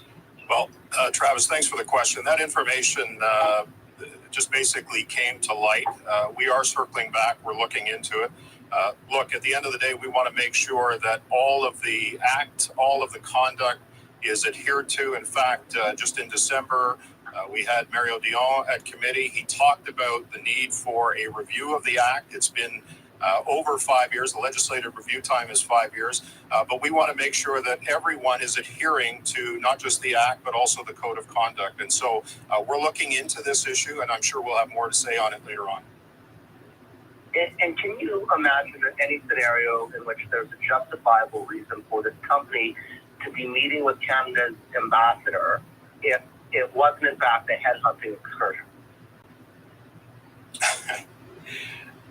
There are a lot of things that get done that cause me to ask whether there's any justifiable reason. Canada's ambassador knows the rules of conduct. He knows the Conflict of Interest Act. He should be adhering to them, and we will find out whether in fact that was the case with Rio Tinto. And next question on the line. Thank you, merci. The next question is from Wyatt Sharp of the Wyatt Sharp Show. Please go ahead. Your line is open. Hi there. So just as a first question, many politicians, including Alberta Premier Jason Kenney, and obviously there's many more as well, have called for the approval of Pfizer's antiviral COVID-19 pill by Health Canada. I'm just wondering if the Conservative Party at the federal level also echo the calls of several provincial premiers, including Premier Kenney. Well, thank you for your question, Wyatt. And we should be using every tool in our toolbox, every available product that is available to Canadians to help fight the COVID pandemic. I can tell you, Wyatt, over the course of the last couple of years, there's been many rapid tests that have come, for example, to Health Canada. Some of them have been approved for emergency use by the US FDA, by the European Union. These are blue chip regulatory bodies that have already approved these type of rapid testing. So we should be following their lead. That's not to say that Canada shouldn't have an independent process, but if there are tools that are going to help us get out of this COVID-19 pandemic and help us with some of the failures that are going to stop the restrictions and the lockdowns, Canada's Conservatives will support in every way, in every manner, every tool that's available to get us out of this pandemic, to make sure that our economy and lives and livelihoods aren't threatened and the health and safety of Canadians are paramount. And perhaps Mr. Palouse, as the critic for procurement, I believe, could speak a little bit too about whether or not he feels the government of Canada has done enough to, procure this antiviral pill so that if it does become approved by Health Canada, it can be rolled out and given to people quickly. Of course it is. It's why I answered the question about the Health Canada recommendation, and it's why we're waiting for. And at the moment, we have the authorization to use it. We expect our government to have the contracts ready to go, and we expect to receive that bills as soon as possible. And we hope it will be the same story with like we had with vaccines or rapid tests. So yes. Last question in the room. Est-ce que je peux juste Monsieur Paulus, vous dites la pandémie a créé des opportunités de surveillance massive à plusieurs niveaux. Est-ce que vous êtes en train d'accuser le gouvernement Trudeau d'avoir fait de la surveillance de masse ou juste d'avoir eu l'opportunité de le faire? J'ai fait rapport d'un professeur de l'Université Quebec et d'autres experts qui mentionnaient qu'actuellement, au niveau mondial, il y a des opportunités de surveillance massive qui sont créées avec la pandémie. Et oui, on accuse le gouvernement au Canada d'avoir espionné les cellulaires de 33 millions d'individus pendant une période indéterminée. C'est ce qu'on veut savoir, ce qui s'est passé, pourquoi ça a été fait de façon secrète. Et c'est pour ça quand on a été informé qu'il y avait un nouveau contrat qui était offert, c'est là qu'on l'a su qu'il y avait de la surveillance qui se faisait au Canada sur les cellulaires des citoyens à leur insu. Donc, effectivement, qu'on accuse le gouvernement d'avoir espionné 33 millions de cellulaires sans le consentement. Merci beaucoup.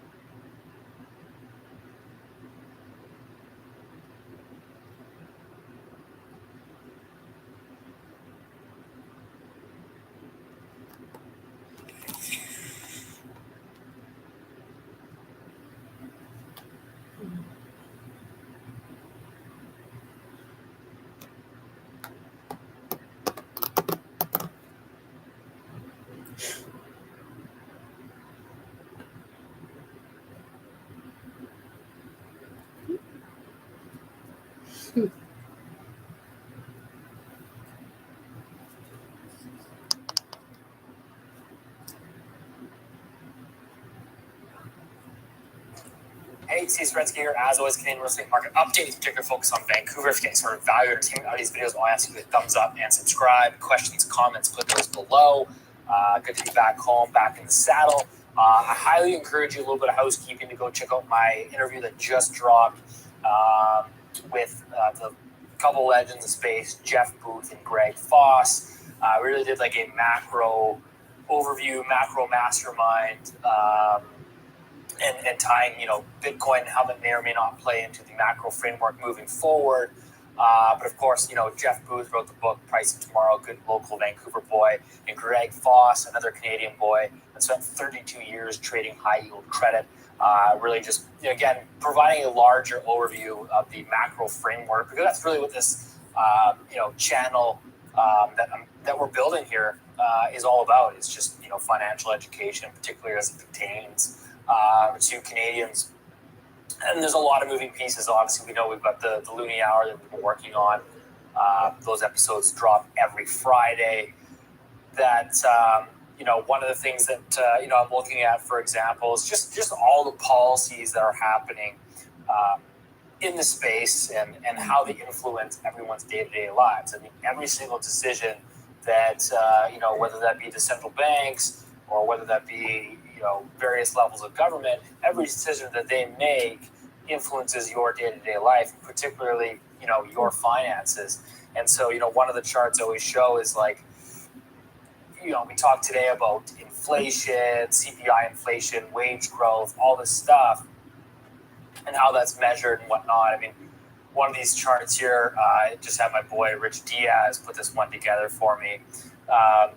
Showing here, like, if we look at over the years, Canada's, housing money M2 money supply growth, since the year 2000 has grown by over 450%. And then you've got, the TerraNet National Home Price Index in Canada, which has grown over 400%.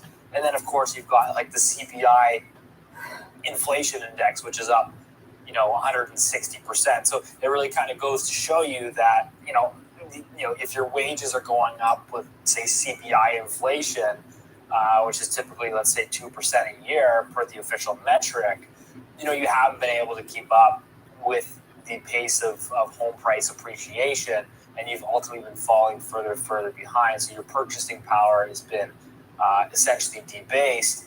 And, if you unpack that CPI inflation, because people will say, well, housing isn't necessarily CPI, and I get it, that's true. Housing inflation on that chart would have actually been 60%. So despite home prices rising north of 400% since the year 2000, per Stats Canada, CPI housing shelter is up just over 60%. So clearly, the way that they're measuring that index is not reflective of the reality, and these are just things to pay attention to, right? I mean, like, if we're looking at the news, this week, really fascinating thing. I don't know if I might have touched on it in last week's video, but we got the numbers in 2021. Canada brought in 410,000 new immigrants, right? 410,000 people. basically kind of hitting the government's targets, right? The U.S., which is a country that is basically almost 10 times the size, right? The country's 10 times larger than Canada. They brought in 500,000 people. So Canada has this massive immigration program, which again, right or wrong, it is what it is. We're a nation, we're a country that's built on immigration, and I have no issues with immigration. But you have to understand that is a policy decision that the federal government has made. They have gone out and made that decision to hit that particular target. And that's great, but you have to think, okay, well, what that does basically is it increases, by importing more people and having more, people in the country producing things, right? So what they've chosen ultimately is to increase nominal GDP. Again, keep in mind, not real GDP, but nominal GDP.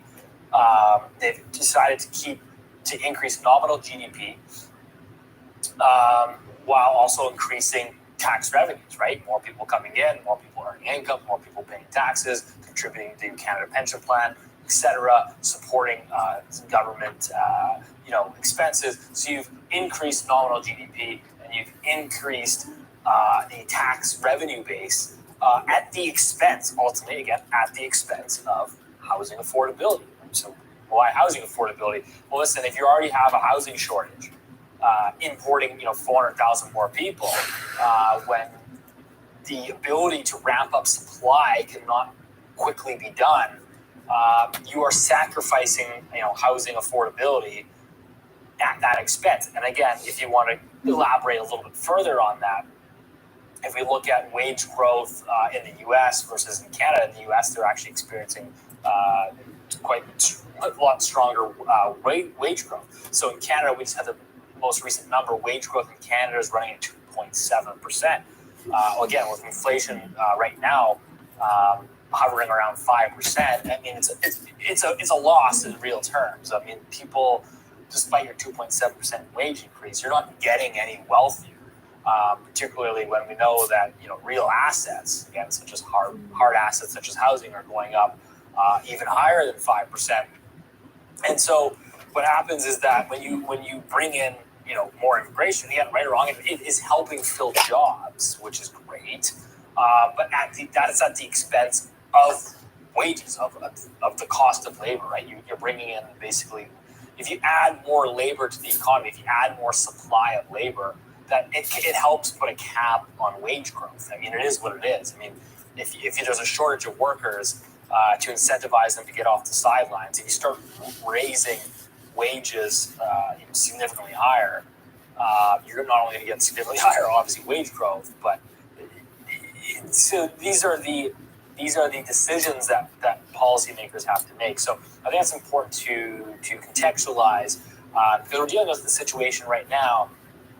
If you look at the GTA in Toronto, you've got 3,900 active listings for sale as of the end of December. This is an all-time record low. So you're going into the new year here in 2022 with record low inventory. 0.5 months of inventory. I mean, that is so beyond unhealthy. I mean, you can't have a housing market with 0.5 months of inventory. That is a crisis, and that's why you've got rampant house price inflation. You go to you see all these wild stories in the GTA with suburban houses doubling over the last 2 years. I mean, that's what happens when you have less than a month's worth of housing supply on the market. I just finished up writing my Suretsky report for the Vancouver housing market here, which again, if you want access to that, you can go on my website, stevesuretsky.com. That will be released in the next couple of days. You can sign up there for free. But we look at the same thing. I mean, here's the Greater Vancouver housing market, all-time record sales in 2021. And we're sitting at a situation right now where we've got, just under 5,000 active listings for sale, which again is an all-time record low. You've never had this acute of a housing shortage. Now, again, people will say, okay, it's because of investors. It doesn't matter. At the end of the day, those investors aren't going away. I mean, they go away, sure, if you raise rates, 300 basis points, okay, sure, they're going to go away. But at the end of the day, we're at a point now, this is a crisis level of housing inventory currently available for sale. And that is going to put, again, upwards pressure on house prices. I mean, the things that we're seeing on the ground, things that I'm seeing early days, we're very early into 2022, but the things that I'm seeing for suburban detached houses right now is quite, honestly, it's off the chart. It's unbelievable. I mean, the prices that we're seeing, in my opinion, are extremely concerning. The rampant price growth. If we look at the Fraser Valley, this is the home price index, right? So, I mean, there's crazier stories, but the home price index in the Fraser Valley for detached houses is up 39% in 12 months. I mean, if that's not a crisis, I don't know what is. And so, again, it comes down to, some of these are, again, policy decisions that need to be made. And housing supply can't react fast enough to really what's going on. And so, anyways, we're gonna wait and see. We're gonna see how this unfolds. Like I said, I think that the only break that Canadians can hope for on the housing market, like to lever the brake, really is financial conditions, the cost of money. I think that we're seeing. We're probably going to see an accelerated pace of rate hikes coming out of the U.S. Federal Reserve, and the Bank of Canada will be forced to follow suit. If the Fed starts hiking rates, which they say they're going to anyways, the Bank of Canada will have to follow. My view hasn't really changed.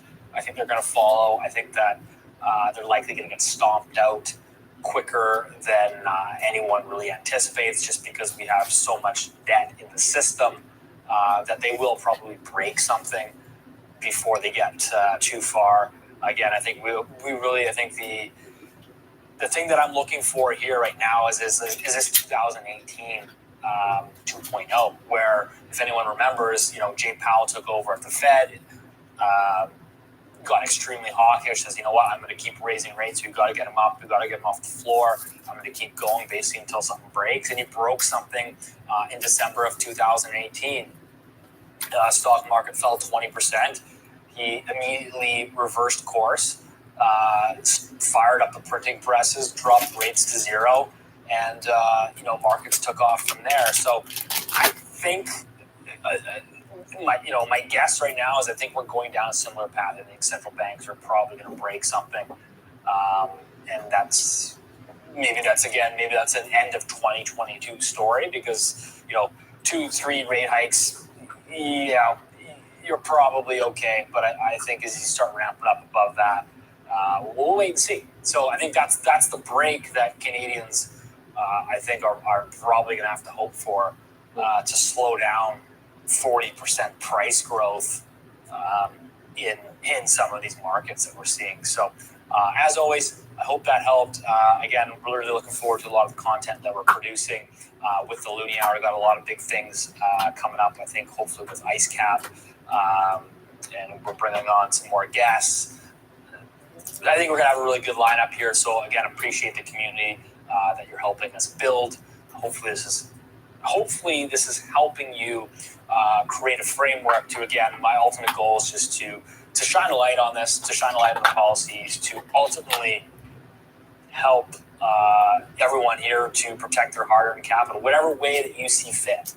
Again, it doesn't have to be put it into housing. That could be whatever you see fit. Hey, you like, oil and gas stocks in Canada because they're paying 5% dividends?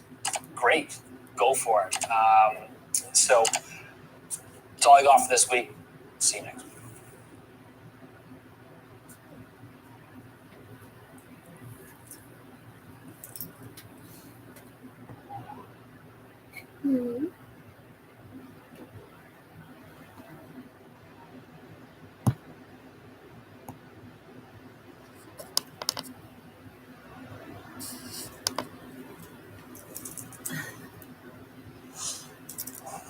Of course, it's difficult to adapt. Of course, it's easier, and it's easier to teach in person, and we prefer in person teaching and learning.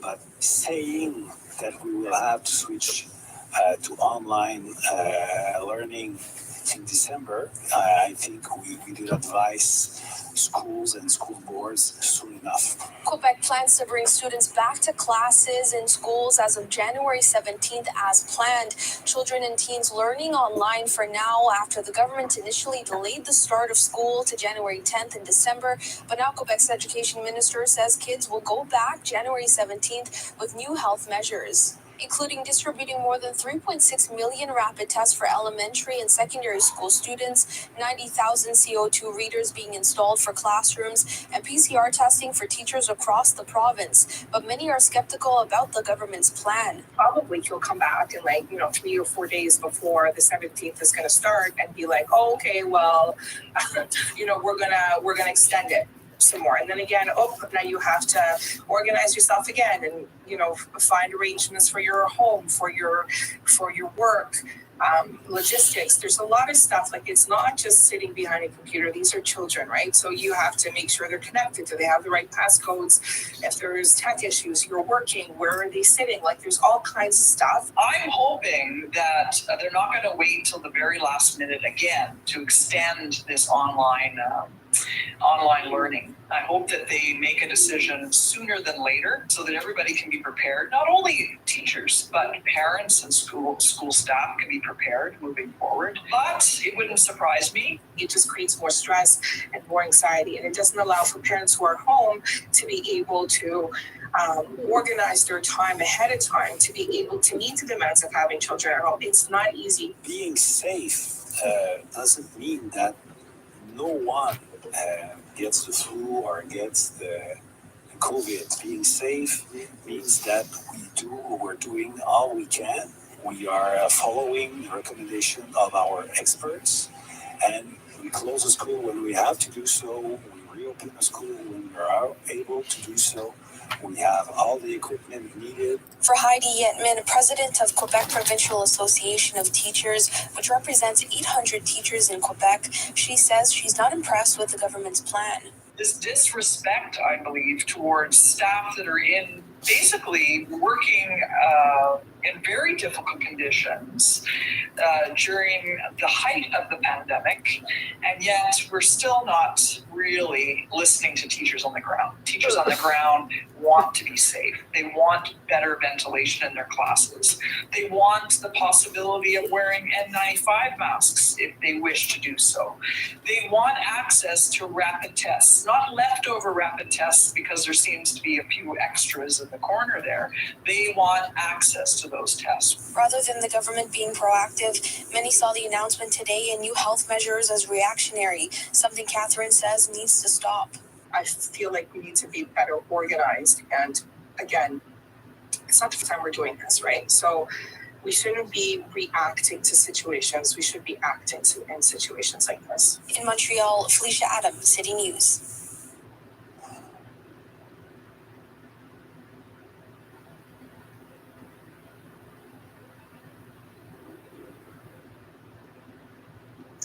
Exponential growth of the Omicron variant of COVID-19 means Ontario is back to a modified stage 2 with school closures, capacity limits, and more. With us for the latest on the medical side, we welcome in the provincial capital, Dr. Andrew Morris, professor in the University of Toronto's Department of Medicine and a consultant in infectious diseases and general internal medicine at Sinai Health System and the University Health Network, and Dr. Samira Mubaraka, microbiologist and clinical scientist at the Sunnybrook Health Sciences Center. And then from the downtown core for the political angle, there's our pal Robert Benzie, Queen's Park Bureau Chief for the Toronto Star. Happy New Year, everybody. It's great to have you all on our program tonight, although I guess I should say we wish we were discussing better news. And let's start with a look at what the numbers had to say yesterday. Ontario's COVID-19 case count, big time spread. As of Monday, January 3rd, the Ministry of Health is reporting 13,578 new infections in the province. There are 1,232 people hospitalized with COVID-19 and 248 people in intensive care units due to the virus. And it's important to note that not all hospitals actually report numbers on the weekends, so we presume that the numbers actually might be higher than that. Now, Robert, let's put you to work right away. Give us the rundown of what the Ford government announced yesterday in light of these much higher new numbers. Well, I think, Steve, to the shock of parents who had been told last week by Dr. Karen Moore, the Chief Medical Officer of Health, that schools would be reopening tomorrow, they found that schools are not going to be reopening until at least January 17th. Now, that's because the Premier says the numbers are so rapidly rising that they're worried about swamping the healthcare system. So they don't want to have people out and about in society spreading this. The danger is that now parents, or the frustration is that now parents have to find alternate childcare arrangements for some younger kids. They have to have their kids doing virtual learning for 2 weeks, which, given what we've all experienced since March 2020, we know that is an exercise in frustration for students, for parents, and for their teachers. So I think there's a lot of pandemic weariness, and I thought that the Premier articulated that yesterday when he was saying he understands people are confused, they're angry, they're frustrated, but he told us that he was presented with new evidence, which we hadn't yet seen, about how much this is spreading and how many cases there could be. Now, even though we know that thanks to research in Ontario and in Denmark and the United Kingdom and South Africa, that Omicron does not appear to be as virulent as Delta, they're worried about the healthcare system being swamped, and that's frustrating for politicians. It's frustrating for journalists, and it's frustrating for doctors and nurses and other healthcare professionals on the front lines who are having to deal with this at the same time as they're also having to scramble because there's absenteeism due to people having Omicron in those workplaces. Right. Pick up on that if you would, Rob. Just a brief follow-up. That's the story from the education side of things. Yeah. What about businesses? What about stores, retail, etc.? What's the story there?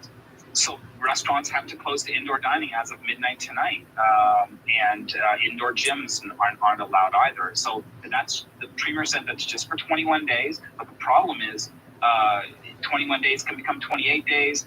And I think there is I think for folks who have gotten their shots, gotten their boosters, downloaded their Vax passport, there's this feeling that, we did all of these things, and why are we now, is this restaurant not able to open if everyone inside the restaurant is vaccinated, because they have to show proof of vaccination to go into any restaurant in Ontario. So I can understand the frustration from small businesses and from Ontarians in general. I mean, people are, as we enter the third year of this pandemic, people are frustrated and exasperated and exhausted, and I don't blame them. But we have to remember this isn't just happening here. Ontario's had, by and large, a better pandemic than Quebec, Manitoba, New York, or Michigan, which are our neighboring jurisdictions, and I think that's a fair comparison. We've had a better pandemic, all things considered, than the United Kingdom, than the United States. So I think context is important. I understand people being frustrated. I understand their anger, but at a certain point, you have to say, we're not alone. It's like this everywhere, and in most places, it's worse. Dr. Morris, can I get your view on whether you think the government has made the correct decision given the circumstances? Yeah, I think they're in a really tough position right now. Obviously, any kind of action that you want to take, you want it to be taken earlier rather than later. It's always going to be more effective when it's taken earlier. The problem that the government faced is that there really wasn't the public appetite for any action before any kind of strain was being recognized. What we have right now is primarily a mismatch between healthcare worker supply and healthcare demand. That's the major strain that we're facing right now. And it's really unclear to me, to be honest with you, whether what was being proposed or what's being enacted is going to make that mismatch better or worse. We're going to be taking members of the workforce out of action because they're going to need to be taking care of their kids at home. And on the other hand, there will be some benefits probably by reducing transmission. I think they couldn't be seen by not acting. I would have preferred for them to be heavily focused on preserving the workforce and as much as possible trying to keep the rest of the public safe. But this is a very difficult tightrope to walk, that's for sure. Can I get your Maybe you can help us understand better the question that Rob raised at the end of his last answer, which is to say, if everybody who goes into a restaurant has to show proof of double vaccination that they're safe, why are they shutting restaurants down entirely, given that the people inside those restaurants are presumably at the least amount of risk of society in general of getting and spreading this thing? Yeah, well, I think a few things. First of all, that was probably a reasonable calculus 2 months ago, or maybe even 6 weeks ago. But Omicron has really changed that altogether. I have to admit, I'm one of these people who are now questioning the current value of these vaccine certificates for two reasons. One is we know that many people with Omicron are asymptomatic and yet transmitting. And on the other hand, we also know that because of what's happened with its resistance, Omicron's relative resistance to neutralizing antibodies from the vaccine, just having been vaccinated doesn't guarantee that you're going to reduce your likelihood of transmitting it to others. What it is doing is it's preventing you from becoming very sick, and that's fantastic. But unfortunately, I just don't think it's giving us the reassurance about preventing transmission. Okay, Dr. Mubarga, there's so much misinformation right now, particularly in the places where people traditionally get a lot of their information. And by that, I mean social media sites like Facebook. So we've got an honest-to-goodness expert here today who spent a lifetime researching this. And let's start with this. Can you talk to us about what we absolutely know about the severity of Omicron? Well, like anything during this pandemic, there are no absolutes. So we always have to be prepared for things to change. I think that much is, that is absolutely clear. Anticipate change. But there are data that are somewhat reassuring in terms of severity that I think you mentioned at the top of the discussion.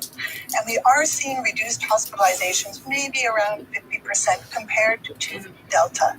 The problem is we're anticipating so many infections is that even a small proportion of hospitalizations and a small proportion of a large number still translates to a lot of hospitalizations. Now, there is a lot of reassurance in the fact that there are some pretty good data that there is vaccine effectiveness against, especially with the third dose, against hospitalization. So getting the booster or the third dose can reduce the severity. So when we think about severity, we often think about hospitalization, critical illness, and death. So that can be reduced substantially. Numbers are a little bit variable, but somewhere in the realm of 75 to even up to 88% in one UK study. So that's really reassuring. And part of that, even though there is less neutralizing or lower concentrations of neutralizing antibodies, that's just one arm of the immune system. So there's another arm called cellular immunity, and it does look like there's some data in the last week, 2 weeks, everything's coming out so quickly now, that shows that T-cell immunity is still pretty robust. So that potentially may be why we're seeing less severity. There's also a study from Europe that shows that it can, even though I agree with Dr. Morris that, this is not, vaccination does not confer sterilizing immunity. There's always a chance that you will transmit, but the reduction of household transmissions is substantial enough that it could play in a really important part in at least blunting some of the transmission, especially with close contacts, such as households. And let me do this follow-up with you. Is it still the case, as it was with previous variants, that there is a disproportionate number of people in hospital and on and in intensive care units who have yet to be vaccinated? Is that true? That is correct. So unvaccinated or partially vaccinated. And one thing we need to bear in mind is that our definition of fully vaccinated is also going to change. And I think we're more likely to adopt terminology going forward, or maybe call it, for example, third doses, updated vaccines, because I don't think we're done yet. I think we need to prepare ourselves and socialize the idea that ongoing vaccination will be a reality here. And as many people know, some of the vaccine manufacturers are looking at developing and have already developed in our testing Omicron-specific vaccines. We just don't quite know yet what the triggers will be to roll those out. I think we have a lot of work to do in that regard. Robert, let me circle back to you. And again, I want to go back to the education angle here, because it was only last Thursday that the medical officer of health for the province of Ontario took to the microphones and said, we may need to start the school year a couple of days late, but basically it's all systems go and you're not going to have to put your kids through online learning again. It was only 4 days later that they completely changed their position on this and said, okay, things have changed. 2 weeks now, we need a real circuit breaker here. Can you get us inside that cabinet room and tell us what obviously transpired on Sunday evening when they were having their meeting that resulted in such a different position emerging from that meeting than from the week before? Steve, I think what happened on the Sunday is that the Premier was shown some new modeling, and I would take all of the modeling with a grain of salt, just because the best, indicator of future behavior is past behavior. And we know that the modeling projections dating back to April 2020 have always been so wide-ranging that we don't really know. Are there going to be 10 cases today? Are there going to be 10,000 cases today? At a certain point, it becomes really, really difficult to figure it out. But anyway, I gather that he was shown these projections that 1% of Omicron patients could end up in hospitals, and then that, as Dr. Mubaraka was saying, would swamp even 1%, a huge number, would be very, very difficult for the health system to cope with. Now, I don't know where that 1% number came from as we do this taping, Steve. I'm trying to find out. But I haven't seen that in any of the studies that we've looked at from Europe and South Africa. So I don't know if it's 1% or 0.1%, whatever. He was worried enough that he went to the cabinet and said, "Look, this is what's going to happen, and we have to close schools." But the problem with closing schools is there's a cascading effect that comes from that for childcare, for the kids themselves, because I think the mental health of our children is the thing that I'm worried about as a parent. What's it going to be like for them after the pandemic? I mean, how are they going to cope? Online learning, the teachers and students and school boards have done a great job coping, I think, but it's not the same as an in-classroom, in-person experience that we all enjoyed when we were in school. And I think that's something that we really need to worry about. And I know that the Tories are very worried about the political ramifications, because parents are upset about this. They're upset that they got told one thing on Thursday, and then the following Monday they got told the complete opposite. And now when they say, oh, it's going to be January 17th that schools might reopen, I don't think anyone believes that that's going to happen. Because Omicron numbers are still going to be going up, presumably. I mean, Dr. Moore suggested that yesterday that it would hopefully taper off by the end of January, which would be fantastic if that's the case. But that doesn't mean schools are reopening on January 17th if it's still rising, you would think. Well, let me go to Dr. Morris on that. Obviously, the Premier of Ontario is making decisions along with his cabinet based on the modeling numbers that he's getting from his public health experts. I guess the question I have for you is, how much faith?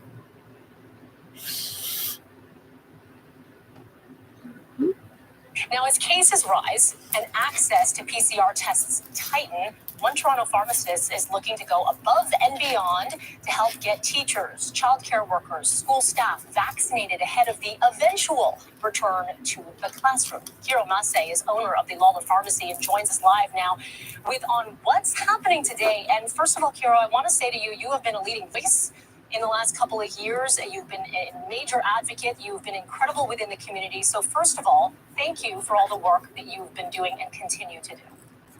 I'm privileged to help. Thank you. Let's talk a little bit about what you will be doing today. A lot of people have questions on, is it a drop-in? How much supply do you have? Because no doubt you'll see some big numbers today going to your clinic. Yeah, so these are all very valid questions. So it is a walk-in for educators, so teachers, daycare workers, staff at schools and daycares. And we just called on a few of our wonderful volunteers from Kingston Road Village to come and give us a hand. And they answered the call, so we're going to use our day off. Monday, we were supposed to be closed today for the holidays, but we're going to use that day to vaccinate as many educators as possible. We have, myself and my lovely student Eddie Wong vaccinating, so we can keep the line moving as quickly as possible. People don't have to wait too long outside. Just bring any proof, pay stub, a card, whatever it is that says that you're a teacher, and you're good to go. Kiro, we say it's going until 4:30, but that will be obviously until supplies last. Do you assume you're going to run out early? So we're going until 4:30 because that's as long as we're going to last. Because I don't plan on taking any lunch breaks today or anything, but like we have a capacity. It's just 2 people that are vaccinating. So our supply, we have about 500 doses or so in my last count. But we're logically speaking, we should be hitting around 300 doses if we're going at the pace that we hope to be going at. But yeah, like supply, I don't think supplies are our biggest issue right now. Kiro, can you give us an inside look into what it's been like for those in pharmacies? You have really taken on so much within the community, because when it comes to testing, when it comes to vaccinations, when it comes to just being available as a pharmacy to operate, what's it been like for you? That's a great question. So it feels almost like you're having curveballs being pitched at you every 5 seconds. And, as much as we love the people that we work for and the people that we're serving, and, me personally, I say that I never suffered from burnout because I truly do know my patients and I truly do care for the people that I look after. But at the same time, also, there's no heads up on any of the changes that are being made all the time. Half the time, we're actually being informed of the changes from people walking in, telling us that someone announced something, and now I'm eligible for that. And it's been almost chaotic, and I don't really blame the public for, I guess, having to be bombarded with all of these messages. I don't know what to tell you. It's been very chaotic and been very exhausting. But we're going to keep going at it until the job gets done, and hopefully we can put this nightmare behind us. It's been the same since the pandemic. We're the first point of contact for most patients, and will continue to be. And we've been using and leveraging this healthcare hub that is a pharmacy to the best of our ability to ensure that Ontarians receive the best care. Kiro, you are incredible. Thank you for all that you are doing and continue to do. And a reminder that this clinic runs from 9:30 till 4:30, or as long as you can possibly do it. Kiro is skipping lunch to make this happen with his team, a very small team but mighty team, to get those doses into arms. Appreciate it. Thank you.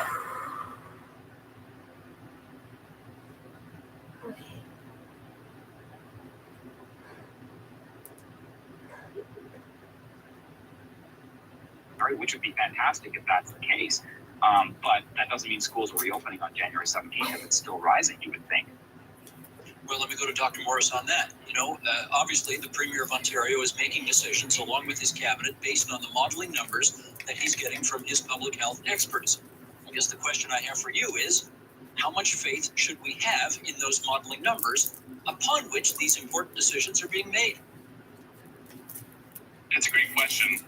I think modeling at this point in time is very difficult. Even at the best of times, with the best of information that we have, it's very difficult. But the difference that we have in this situation is we are facing Omicron for the first time. Shut the fuck up.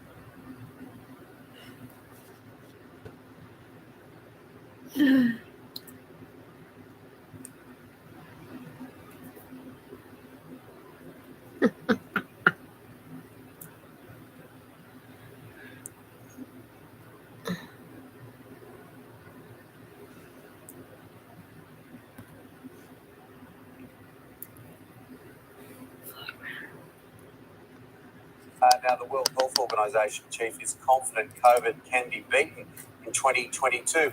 Dr. Tedros Ghebreyesus insists the world has the tools to end the pandemic despite record numbers of new cases. He's warned against inequality in a New Year's statement, saying countries will need to work together to contain the virus. More than 287 million cases and almost 5.5 deaths have been recorded worldwide. Of course, 5.5 million.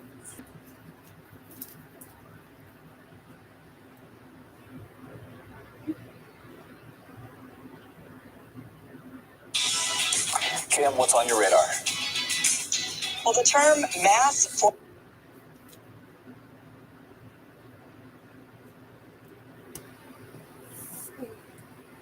we have in those modeling numbers upon which important decisions are being made? It's a great question. I think modeling at this point in time is very difficult, even at the best of times.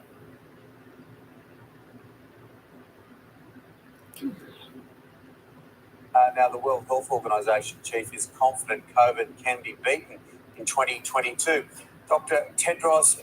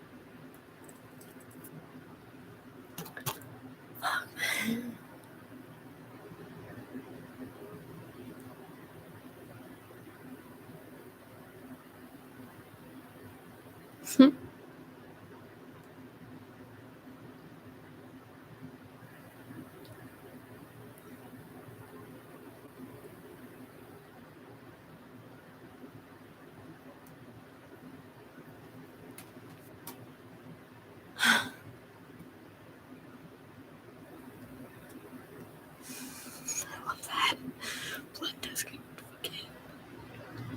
Check refresh. Fuck off. You gotta be fucking kidding. I don't like people want to be depressed just to be part of the crew.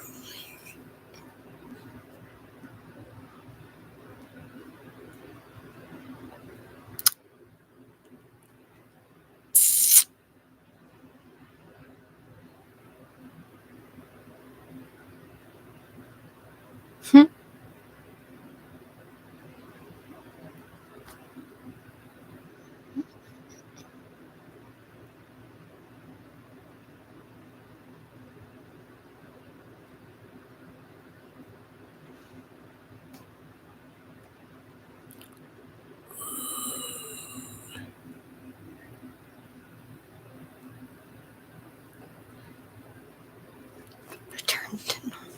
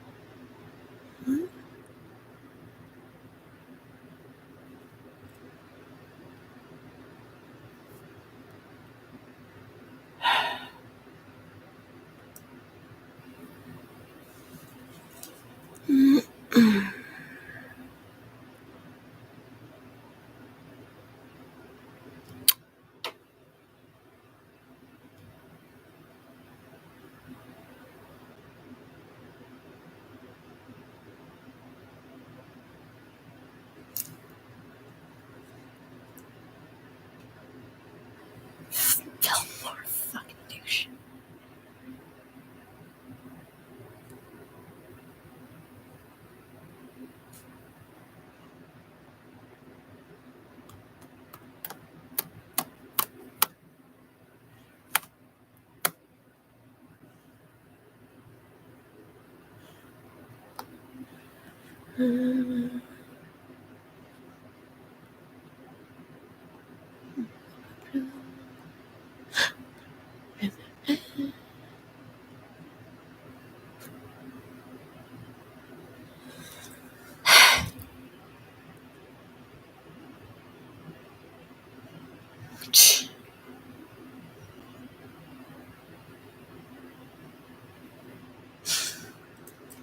Fucked up.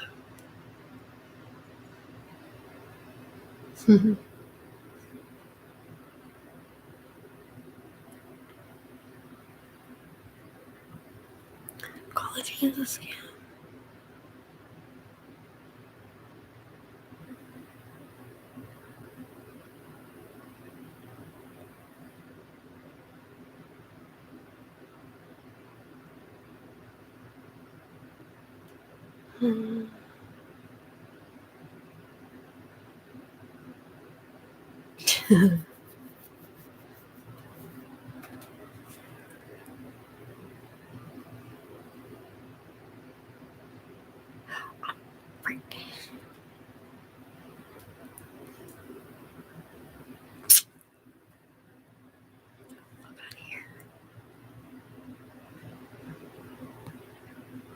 Mm-hmm.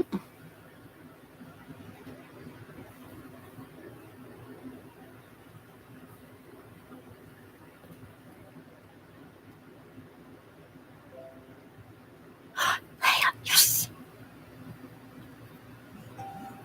Fuck you.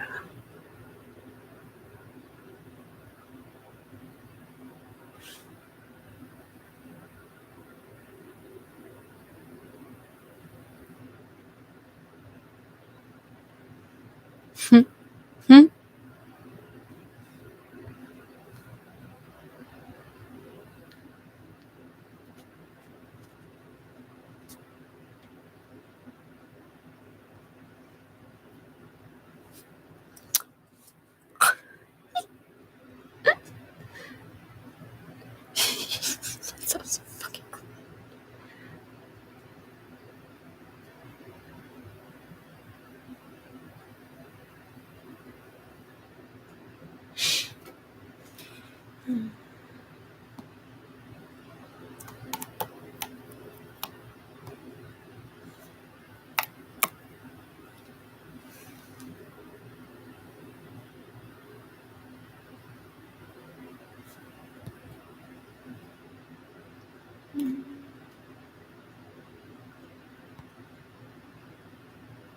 Yes. Oh, I'm stoked.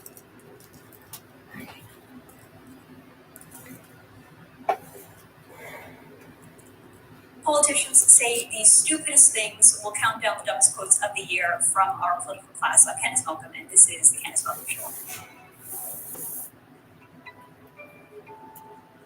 Everyone, thank you so much for tuning into the program. I hope everyone out there had a wonderful Christmas with their families. I hope you got to celebrate in a way that you wanted to, in a way that perhaps you couldn't last year. Well, this entire week on the Candace Malcolm Show, we're going to be focused on end of the year stories, countdowns, just looking back at the year that was. We already did our fake news awards. You should go check out that show. It was a lot of fun. We nominated a bunch of narratives as the worst fake news narratives of the year, and then you, the True North viewer and audience, got to vote on what you thought was the biggest fake news narrative of the year. So go check out that episode. It was a lot of fun. Like I said, this week we're focused on the countdown shows, focused on looking at the stories that the media got wrong, the stories that the media ignored, and just the biggest stories of the year. But today I want to focus specifically on our friends in politics, because politicians, they don't always think clearly. They haven't always prepared what they're going to say in advance. You know, you kind of assume, especially when you're younger, you kind of assume that grown-ups are in charge and that the people who run the country are serious and well-informed people. And as you get older, or as you start to pay more and more attention to politics, you look around at the people running the country and you say, really? These guys? This is the best we could come up with? And so today's show is sort of a lighthearted way at looking inside the minds of some of our political leaders to realize there's just really not a lot there. There's not a lot going on for some of these politicians. And you might know I have a book out called Stupid Things Trudeau Says. It's a lot of fun. It's a bit of a gag book where I recount the stupidest things our Prime Minister has said throughout his career. I will just note that the book came out, I think it was 2017. So it's not up to date. I have to do an updated version with some of his top hits as a Prime Minister, as a politician, because he said some really, really stupid things during his time as Prime Minister. And so I would usually focus on him, but this year there's just so many other options, so many insane things that politicians have said that we thought we would expand the list, focus not just on Justin Trudeau, but on him and all his colleagues, and count down the stupidest things that politicians have said this year. So let's get to that list. So here we have Stephen Guilbeault, who accused the Conservatives of catering to an alleged extremist element of the party by opposing the Liberals' internet regulation bill. Yes, you got it. According to the former Heritage Minister of this country, Justin Trudeau's minister in charge of regulating the internet, he said that if you oppose internet regulation, it is because you're extremist. Here's that clip. I would ask for the date of that quote because the Justice Department itself has said otherwise. We are seeing this government mimic behavior that is consistent with a basic dictatorship. It's wrong. With their transformational edit that they just made to Bill C-10, the Liberals are trying to give themselves the power to control what Canadians can read online, what they post on social media, and the videos that they watch on YouTube. Again, it's wrong. Why is the government doing this? The Honourable Minister. Well, Mr. Speaker, that press release was issued yesterday. I think what we're seeing now is, these are big, powerful, in fact, some of the wealthiest corporations on the planet. And clearly, the member opposite and her party are just afraid to stand up to them. And again, it seems that the Conservative Party is listening to the most extremist element of their party, as they have on very important issues such as climate change or women's rights to choose, Mr. Speaker. And in a similar vein, number 9 is Bill Blair, the former public safety minister for Justin Trudeau. So he was talking about a gun ban that the Liberals had introduced. He's talking at the Liberal Party convention in this clip, and he's talking about how the Trudeau government announced they were banning 1,500 firearms that were previously legal. So there are 1,500 different types of firearms out there that law-abiding Canadians use respectfully, jump through all the hoops, follow the rules, follow the laws, do everything they're supposed to. Well, suddenly those people are acting legally by holding these same weapons. And Bill Blair justified this decision by telling the Liberal convention that people who opposed him were also extremists. This is sort of like a Liberal theme. If you oppose us, it is because you are extreme. Here's that clip. We're seeing ideologically motivated violent extremists who are using online platforms to propagate and advocate for hatred and violence against women, against religious minorities, anti-Semitic and Islamophobic, and hateful speech, and advocating violence. And we can use these red flag laws because I will tell you, many of those extremists, they're not every person who's in the gun lobby is an extremist, but everybody in the extremist is in the gun lobby. And I'll give honorable mention to Aaron O'Toole, who had previously been opposed to this gun grab. He had used the pro-gun voters in the Conservative Party to win the leadership that was part of this coalition that enabled him to be the Conservative Party leader. He was a strong proponent of law and order and legal gun owners. And then suddenly, in the middle of the election campaign, the Liberals released an attack ad against Aaron O'Toole saying he was pro-gun. And just like that, Aaron O'Toole flip-flopped, changed his decision, and said that he will maintain the Liberal gun ban. Here is that clip. Before I take your questions, I'd like to respond to Justin Trudeau's latest attempt to divide Canadians. So I want to make my position on firearms perfectly clear. First, the ban on assault weapons will remain in place. Second, the present ban on a number of other firearms that were reclassified in 2020 will remain in place. Third, we will conduct a transparent review of the firearms classification process to take the politics out of this process and engage the public in decisions with respect to public safety. Justin Trudeau has been importing American-style politics throughout this election campaign, and it is disappointing to see that continue. Okay, moving on, number 8, we have the leader of the NDP party, Jagmeet Singh, who jumped right on the bandwagon when we heard the news that the media just blew completely out of proportion about unmarked graves discovered at residential schools. As you'll know from my reporting and some of the countdowns that we've done at True North, the biggest fake news narratives of the year, while the media were reporting sort of mass graves and evidence of genocide, the reality on the ground was something more like graveyards that had fallen in disrepair. And of course, we don't know who's buried in these graveyards. It could have been First Nations children. It could have been just old Canadians, early Canadians that were there for other reasons.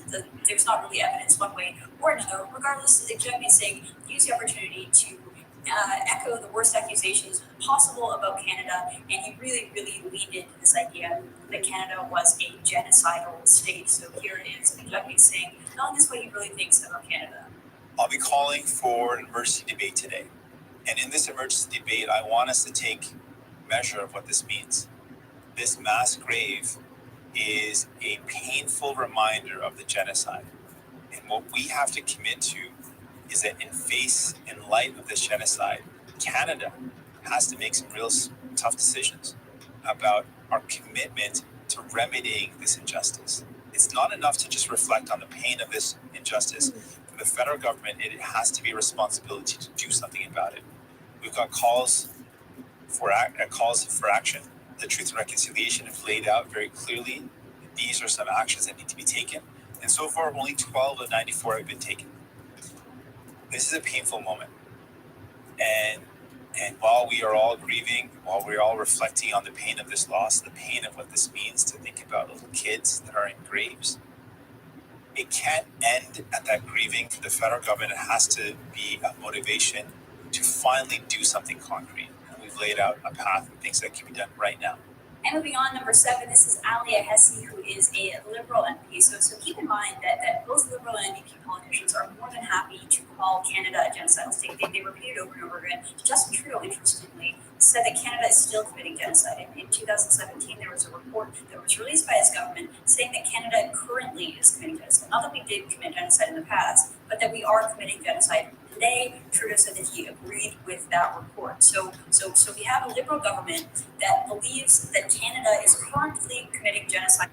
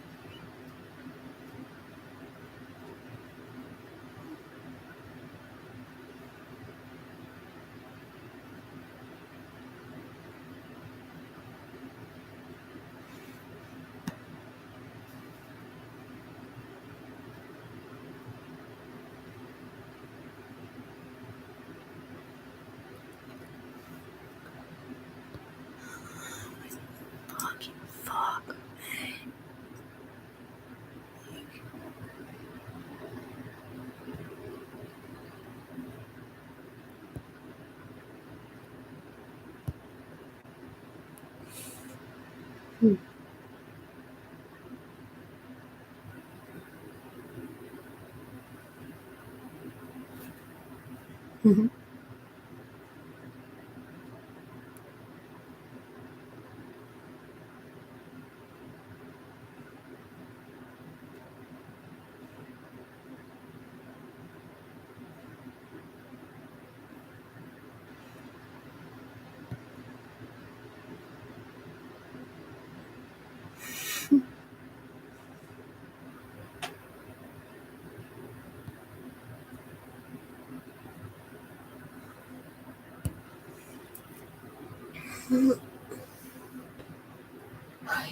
You have no responsibility to live up to what other people think you ought to accomplish.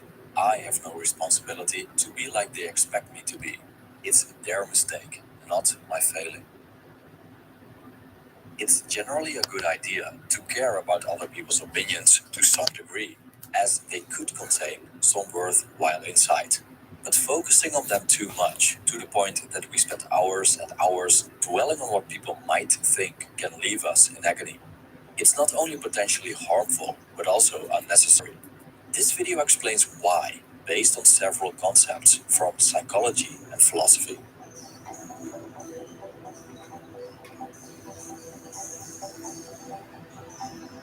1.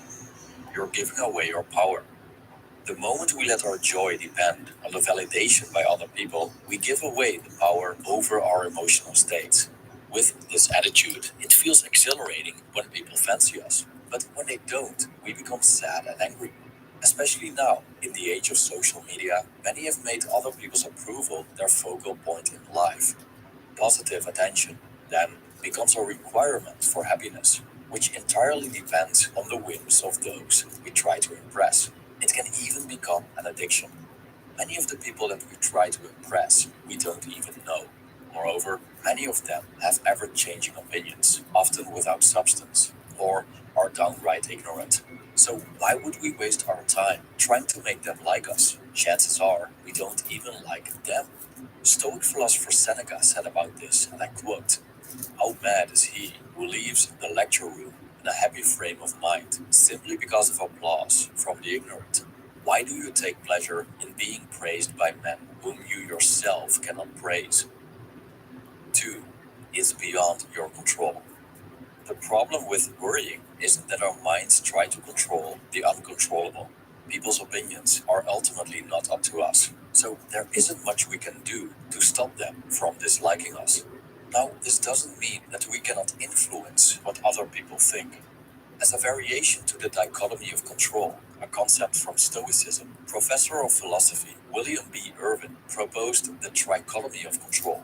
The dichotomy of control, as presented by Epictetus, makes a distinction between the things that are within our control and the things that aren't. The trichotomy of control, however, offers three categories: things over which we have complete control, things over which we have no control at all, and things over which we have some but not complete control. Opinions of other people fall into the second and third categories. In some cases, there's nothing we can do about what others think. For example, we cannot change what someone said to us in the past, and we cannot change our parents' disapproval of us when they're dead. But we can influence people in the present by our words and actions. But even though our behavior could be incredibly influential, the results are still not up to us. Therefore, worrying about what's happening in the brains of others is futile, and we're better off focusing on our own actions. 3. It's a reflection of them, not you. Often, how people react to us directly reflects themselves and how they feel. When we incur hostility, indifference, or sadness as a response to our actions, or even to our very presence, it may not always be personal. Moreover, these people could be expressing parts of their unconscious without realizing it. Swiss psychiatrist Carl Jung called this phenomenon projection. Jung believed that people tend to repress unwanted aspects of themselves into the unconscious parts of the mind, which form what he called the shadow. A consequence is that we unconsciously recognize in others what we recognize in ourselves. As we dislike in others what we dislike in ourselves, an adverse emotional reaction follows. Psychology Today describes projection as follows, and I quote, "Unconscious discomfort can lead people to attribute unacceptable feelings or impulses to someone else to avoid confronting them. Projection allows the difficult trait to be addressed without the individual fully recognizing it in themselves." End quote. Jung stated that projections change the world into a replica of one's unknown face. We all see the world through a unique lens, and the unconscious plays a significant role in how we relate to our environment. Knowing this, we can put the opinions of other people into perspective. 4. You're not the center of the universe. When we try to imagine the vastness of the universe, we begin to understand the insignificance of ourselves. We may experience ourselves as the center of it all because we see it exclusively through our eyes. But most would agree that we are not. But of course, we never know. Solipsism isn't the idea that only one's mind is sure to exist, as we cannot prove that the external world, including the minds of others, is real. To this day, one cannot experience the existence of other minds than one's own. If your mind is indeed the only mind in existence, other people's opinions are nothing but illusions, thus nothing to make a fuss about, as they aren't real. But even though solipsism could be the reality, there seems to be a consensus that other minds do exist. If the latter is the case, then other people's opinions are indeed real. But if all people have minds comparable to our own and are as immersed in their troubles as we are in our own, then they're probably not thinking about us as much as we would believe. Moreover, most people are so busy concerning themselves with what others think of them that they don't have time to take a good look at the very people they try to impress. In the grand scheme of things, opinions are incredibly brief and erratic, and our mistakes are quickly forgotten, along with all the times we have impressed someone. As Marcus Aurelius stated, so many who were remembered already forgotten, and those who remembered them long gone. 5. It destroys authenticity. Care too much about what others think, and you'll turn into a sheep, anxiously following the rest of the flock. If you do as other people want you to do, you'll be living according to their expectations and ideals. German philosopher Friedrich Nietzsche despised the herd mentality that many people carry. He makes a distinction between the Herren- und Sklavenmoral, meaning the master and slave morality. Those at the top are the strong-willed, who create values and rules. The many at the bottom, the herd, follow, but oppose their oppressors at the same time. But instead of rising to the top, those with a slave morality want others to be at their level, namely among the other obedient, mediocre, and uniform members of the herd. Once part of the mass, they expect you to be just like them. If you stand out, the herd sees you as evil. If you act in conflict with conventions, you may even be considered dangerous, as people usually fear what's strange and known. Within the pack, conformity is a virtue, and authenticity is a threat. Nietzsche urges his readers to be neither a master nor a slave, but transcend this system altogether and become an authentic, self-actualized person. In his view, one can only accomplish greatness if one ignores the opinions of the herd and their predetermined virtues, and unapologetically forges one's own path. 6. Life is too short. A survey of 2,000 British adults called the National Worry Audit revealed that, on average, people in Britain spend about 6.5 years of their lives worrying. Many of these worries concern, directly or indirectly, the opinions of other people. An example: on a daily basis, 28% of the Brits worry about their appearance, 21% worry about what to wear, and 17% about body odor. The average life expectancy of the British is currently 81 years old, which means that they spend 8% of their lives worrying. If they would simply stop worrying about other people, then they would have about 2 additional years to enjoy life or to do something useful. But still, even though 81 years seems quite long, it's a fraction of time compared to humanity as a whole, let alone planet Earth. Moreover, many die young, as human life is fragile and can be taken away in the blink of an eye. What a waste of energy to spend this short and vulnerable existence wondering what other people think. So, the fickleness and shortness of life can be a potent reminder to eliminate this destructive habit. As Seneca wrote, "You live as if you were destined to live forever. No thought of your frailty ever enters your head of how much time has already gone, by you take no heed. You squander time as if you drew from a full and abundant supply, though all the while which you bestow on some person or thing is perhaps your last. You have all the fears of mortals and all the desires of immortals." 7. You know yourself best. Even though other people can give you valuable outside perspectives concerning your behavior, the person most knowledgeable about you is you. No matter how close we get to each other, our minds remain a private space and often don't fully resemble what we show the world. Carl Jung's model of the psyche differentiates several parts: the persona, the ego, the self, the shadow, and the animus or anima.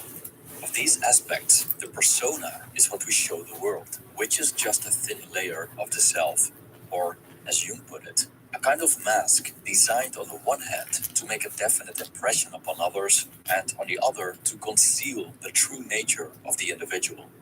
End quote. Some people can be pretty intuitive and see through the cracks of our masks. Moreover, they can notice behaviors about us that we aren't even aware of. But they can never be sure about our true motives, secrets, and hidden personality traits, because these are reserved for ourselves only. So people's thoughts about us, based on what they perceive, often don't align with reality. Therefore, the feedback we get from others can be helpful, but the truth ultimately hides within ourselves. Deep inside, we know what we want, and the more we stay true to that, the more authentic we become, and the less we conform to what other people want us to be. Thank you for watching.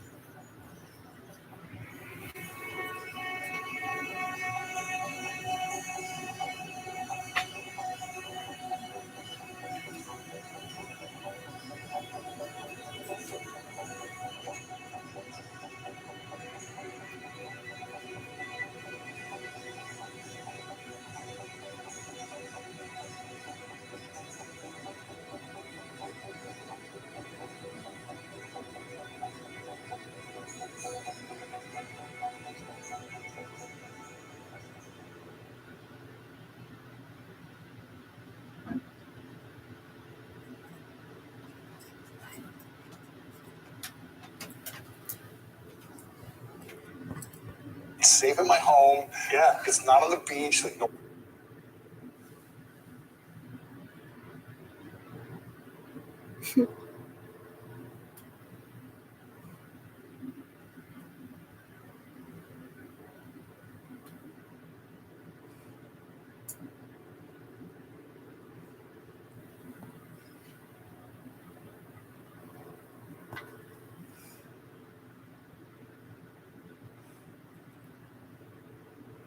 The ability to plan for the future is a cornerstone of our civilization. The human race would never have flourished if we didn't organize, arrange, design, prepare, and delay gratification for greater causes. Take, for example, this structure, the Cardinal Dom, which is a massive cathedral in the German city of Cologne. The construction began in 1248 and was completed no earlier than 1880, taking into account that the project was halted for about 300 years. Nevertheless, this meant that generations of people have spent lifetimes building something that they would never see finished. So this displays how the human capacity for long-term planning can lead to mind-blowing achievements, like traveling to the moon and, in all likelihood, a manned trip to Mars. But there's a fundamental difference between planning and worrying. Planning is constructive and focuses on our own actions in a conceptual future, while worrying is trying to control the uncontrollable by repeating possible and even unrealistic scenarios over and over again. Our worries can even consist of fantasies that are totally out of touch with reality. Therefore, as opposed to planning, it's destructive. Nevertheless, we keep worrying because for some reason we think that this is going to help us in one way or another. Unfortunately, worrying generally does more harm than good. This video lays out reasons to stop worrying.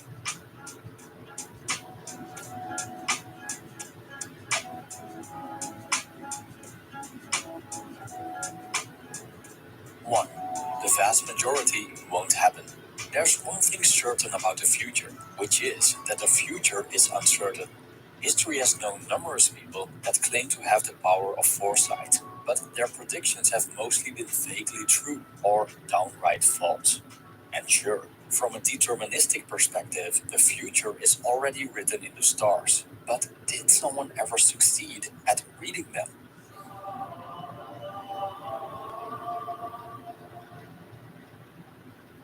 As long as we are constrained by time, we perceive the future as an empty canvas. Anything can happen, which is a blessing and a curse at the same time. Our minds, however, do not like uncertainty. This is why religions that offer answers regarding human destiny can be so comforting, because they replace the empty canvas with something more substantial. But even for a religious person, life can be extremely daunting, as they might have knowledge about the afterlife. Whether they will be sent to heaven or hell, or what life on earth has in store for them, is still a mystery. Faced with an uncertain future, our minds tend to create possible scenarios. When it comes to preparedness, this is actually a good thing, because thinking ahead gives us an advantage, as we calculate the possibilities, so we can take the necessary measures based on speculations. For example, knowing that financially difficult times are coming, we can prepare for them by spending less and saving more. But when we worry, our minds are mass-producing predictions, even about things that don't really matter, and even worse, repeating them over and over again. The problem is that in the present moment, a situation that we have created hundreds of possible outcomes for unfolds only in one particular way. Moreover, chances are that this situation won't even happen. We could figure out a million possibilities and still be wrong. What's the point of the impossible task of figuring out exactly what the future is going to bring? There is no point. As author Eckhart Tolle states, worry pretends to be necessary, but serves no useful purpose. 2. We can't control the future. Trouble arises when we want to control the future. To control the future, the mind tries to think about it as it were the present. The mind somehow thinks that by calculating every possible option, it will gain control in the end. If we would know what exactly would happen, then we would indeed have an advantage in regards to our own actions. We'd know, for example, when our relationships end and what stocks we need to buy to become rich. But the future is still out of control. The only difference is that we already know what happens, which makes it no different than the past. We can't control the past either. The only thing we can control are our own actions in the here and now. A cause for procrastination, for example, is the inability to retreat from past and future and focus on the task at hand instead. In the present moment, we can create a new past and influence the future, but this requires us to keep our focus on what we can do right now. By compartmentalizing a task, we can work on manageable pieces, which makes it much easier to focus, as we forget the end result for a while and only think in terms of hours, sessions, or days. This relieves us from the undermining weight of goals that seem almost impossible to reach, while still working on them in the best possible ways. Worrying only keeps us from acting, and the more we live in the future, the more our anxiety sabotages our efforts to make a change, as it's written in the Bible. Therefore, do not worry about tomorrow, for tomorrow will worry about itself. Each day has enough trouble of its own. End quote. Or in Seneca's On the Shortness of Life, you are arranging what lies in fortune's control and abandoning what lies in yours. What are you looking at? To what goal are you straining? The whole future lies in uncertainty. Live immediately. End quote. 3. We often don't value certain events properly. A hallmark of chronic worriers is that they desire certain outcomes, while being averse to others. For example, many people worry about social interaction because they want to be liked. or about their jobs because they are terrified of losing them. By exploring many possible scenarios, the mind tries to prevent what it's averse to from happening and incur what it desires. But again, the future is uncertain, and for that exact reason, we don't know if the things that we want to happen are truly good, and the things that we don't want to happen are truly bad. There's a Taoist story that portrays what happens to people who judge based on what they don't know. This story tells about an old farmer whose horse ran away. After they heard the news, his neighbors came to visit and said, "Such bad luck." "Maybe," answered the farmer. But the next morning, the horse came back, accompanied by 3 wild horses. "That's so wonderful," the neighbors exclaimed. "Maybe," replied the old man. The next day, the farmer's son tried to ride one of the wild horses, but he was thrown and broke his leg. "What a misfortune," the neighbor said, full of sympathy. "Maybe," answered the farmer. The next day, military officials came to the village to draft the farmer's son into the army. But when they noticed the broken leg, they passed him by. Then the neighbors congratulated the old farmer, telling him how lucky he is that his son is spared from war.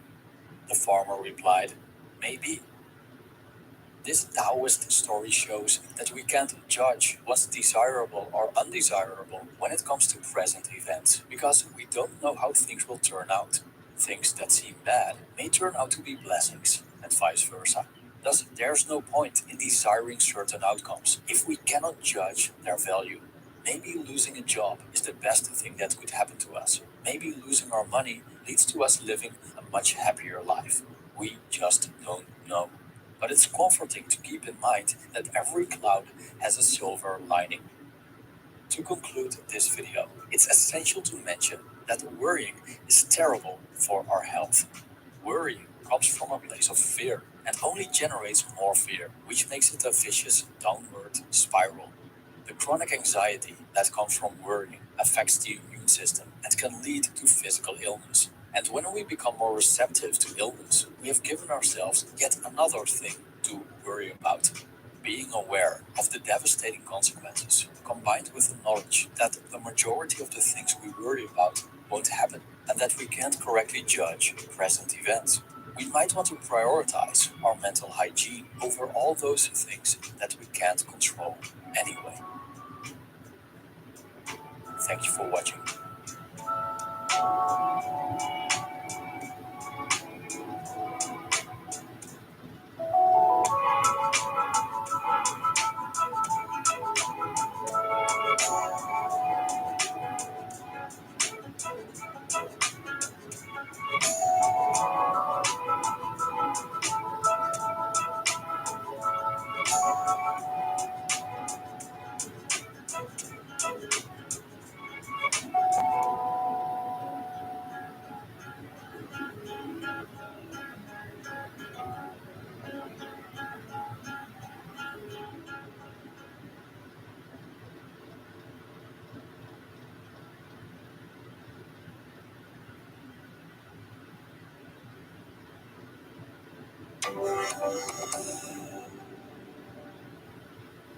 Hi, I'm Kyle Kittleson with MedCircle, joined today by clinical psychologist Dr. Ramani. Dr. Ramani, wonderful to see you. Thanks for being here. Thank you so much for having me. Now, when most people, or at least when I think of mental health, I think of depression, and we hear that term used all over the place. Severe depression, though, is much different than what we would consider just a standard mild depressive state. Feeling severely depressed can be debilitating, but it's not always caused by major depressive disorder, which is what many people assume. From your perspective as a psychologist, can the signs of severe depression get misdiagnosed or lumped together under major depressive disorder? They can. I mean, I think the tricky bit to remember when we get to the more severe levels of depression, depression's on a continuum, okay? So at the milder levels of depression, you might see somebody whose energy is a little lower than usual. They might be sort of having negative thoughts about themselves. They definitely can see a change in their mood. They are, feeling something's wrong, something's not right. And in those milder levels of depression, you're much more likely potentially to see either, if not a misdiagnosis, a co-occurring diagnosis. That depressive symptomatology may fit better with, for example, grief or an adjustment disorder or even a personality disorder, or might be co-located with anxiety. When we start creeping up to the much more severe levels of depression, what we see is much more of what we call the vegetative symptoms of depression. And by vegetative, we mean things like real impacts on appetite, sleep, concentration. And people who have very severe depression, you might see really major self-care deficits. So they actually literally stop eating properly. They might just shove like 3, whatever was close to them in their mouth and go back to sleep. People who are severely depressed might be what we call very hypersomnic. They might sleep all the time, like 18, 19 hours a day. Their sleep cycles may be completely distorted. Their windows blackened, very little contact with the world. And then again, augmented by these terrible feelings of worthlessness, just a slowing down and absolute apathy. They really don't get anything done. They won't bathe. They probably don't change their clothes. They won't brush their teeth. They cannot function. They will not be working. They likely don't have any human relationships.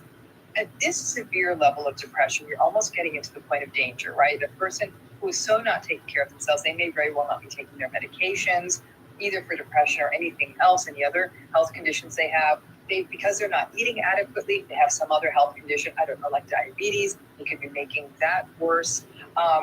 If there's anyone else in their purview, honestly, even children or pets, those may not be getting taken care of properly. It's just literally a person who cannot function. When we have that severe a depressive presentation, odds are that is a major depressive episode. Now, it's conceivable something else may have been happening in that person's life. For example, they may have endured a major loss, right? So maybe there was the loss of, and it's horrific, like an entire family or something like that.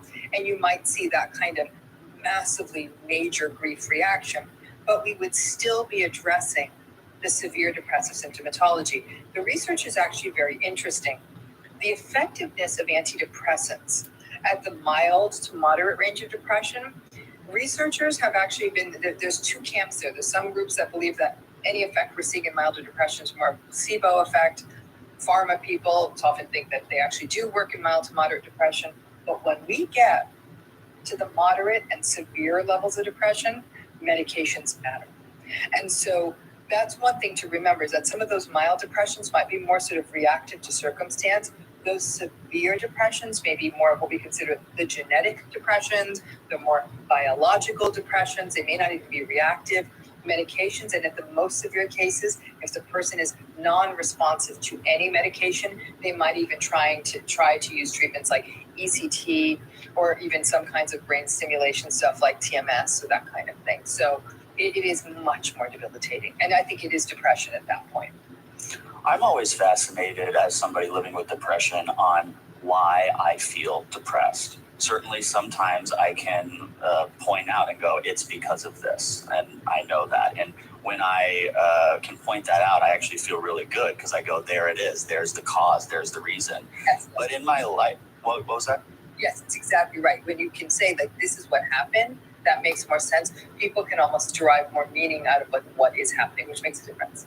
Yes, but many times in my life, and really 3 times in my life, it was, I was bedridden. I did not do anything. And I couldn't pinpoint why. And you mentioned that could be a more genetic depression. Can you speak to what causes that? So there's some people that actually believe that the onset of a first depressive episode, and that can be very reactive. Something happens in a person's world. They have a breakup, they lose their job, something goes wrong, and they have a depressive episode as a reaction to that. There's actually one hypothesis out there, the kindling hypothesis, that says that first depressive episode almost sets up a kind of a sort of a a reset of neurotransmitters that makes a person more vulnerable to ongoing depressive episodes that would happen without a trigger. As though that first episode kind of booted the brain into sort of depression's an option kind of a place, then the neurotransmitters came along for the ride, which is why those first episodes of depression are so important to prevent, and why things like stress management and all of those issues become so important, especially in adolescence, because that going into early adulthood is when we often see that first depressive episode. All of that said, is that there's many people out there who experience major depressive disorder, which is recurrent major depressive episodes, right? They have an episode, there's a break, they have an episode, there's a break. That some of the episodes, they can sense, yeah, there was some sort of trigger, but as time goes on, they'll see that they do kind of come spontaneously. People are trained, if they're in, and they should be in therapy and getting psychiatric support, to start identifying sort of the downswing, that you can start feeling the difference, the change in the prevailing winds. Because at that point, it becomes really important to work with a psychiatrist and a therapist about maybe upping the number of sessions, maybe changing the level of medication, so you can be almost responsive to the recurrent major depression. And so I do think you can see a mixed bag. This is me shooting from the hip, I'll be frank with you, because I think that, I don't have the sort of the chapter and verse of the science in front of me, but there's one belief that if a person's having more of what we consider like a biological depression, genetic depression, it's not reactive, you tend to see more of the kind of low energy, high apathy, sleep appetite shifts, almost like more of those vegetative symptoms that seem to speak to more of a neural origin to the depression rather than the cognitive symptoms of depression. I'm no good. Nothing's ever going to go my way. The world is a hostile place. Life is always bad. Why should I even try? And so it has a different flair. Now, with most people with depression, both of those things come together. They have both the vegetative and the cognitive. But I think at the milder levels, you may see a little of low energy, but not as much as you see at the higher, moderate to severe levels, which may speak to sort of different kinds of depressive symptomatology in terms of the way the central nervous system is working. Interesting. I can hide my mild depression great. I show up to work, I smile, I shake hands, I'm pleasant, I'll attend your dinner, and then I'll go home and sulk and then go to bed and repeat, okay? I cannot hide my severe depression. It's impossible. It's an impossibility. So are there any people out there who could be hiding their severe depression, be severely depressed, and their loved ones wouldn't know? I would find it incredibly, incredibly unlikely, Kyle, unless the loved ones didn't live with them. I think if you live with someone who's severely depressed, there's no way you would miss it, right? If somebody didn't live with someone, and especially if they already had a pattern with them where they didn't see them that often, right? They don't call that much. That might go, I suppose, unnoticed. But if you have eyes on the person, it's unmistakable. I mean, you see it. Their posture changes. They're slumped. Their faces will often look quite unhealthy. They might look very unkempt. The complete loss of energy that accompanies severe depression means that in many cases, a person doesn't even engage in the self-care. So a person will notice like, wow, they don't look that good. Now, a person might think they're physically ill. Somebody looking at them saying, I wonder if they're sick, or they have some sort of medical illness, and may not identify it as depression. But I would say, other than in the rarest of cases, and it does happen, Kyle, is that some people might be able to mask their severe depression through things like routine. Their routine is so set that they can roll from point A to point B to point C to point D and get things done. And all the while they feel like they're dying inside kind of thing. And so it's possible. And I think that more that there's routine, they're familiar with that routine, and the less that there are caring people who are watching them, because those people would likely know, the more that a person might be able to get away from. Tonight, during our live panel, we're going to talk to Dr. Ramani and our other MedCircle doctors, and we're going to focus more on supporter strategies and treatment options for severe depression. If you're interested in attending that live panel, use the links below or go to medcircle.com for more information. Are the signs and symptoms of severe depression different in a child compared to an adult? Yes. And so one of the challenges is with children and depression, Adults tend to be a little bit more consistent in how they present emotionally, right? I know what to expect. For example, I've known you for a long time. I know what to expect, so I could probably sense if there's a dip or a raise because you're consistent. Kids aren't. Kids are kind of all over the map. They'll get exaggeratedly sad at something and exaggeratedly agitated. That's kids. They're sort of like this big bucket of unregulated moods, as they're supposed to be. That makes diagnosing mood disorders in children very challenging because we don't have what we call a good baseline.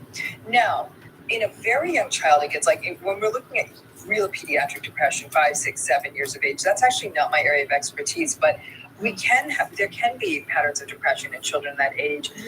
And I always tell people with children, what you're looking for is change. So you know what this child's habits are in terms of when they wake up, how they eat, how they play, how they might interact with peers or siblings when they go to sleep.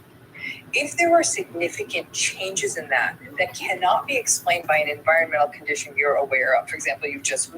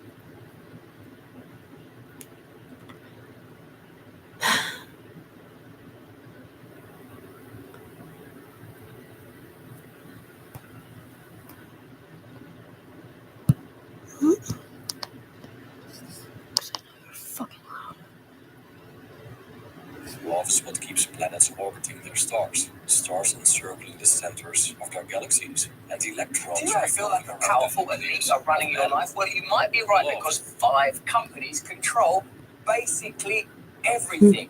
I had a conversation with Jack Peretti on my podcast, Under the Skin, available on Luminary, and he explained to me how there is a centralized network, a cartel, a gang, other words that you associate with elites that are running things.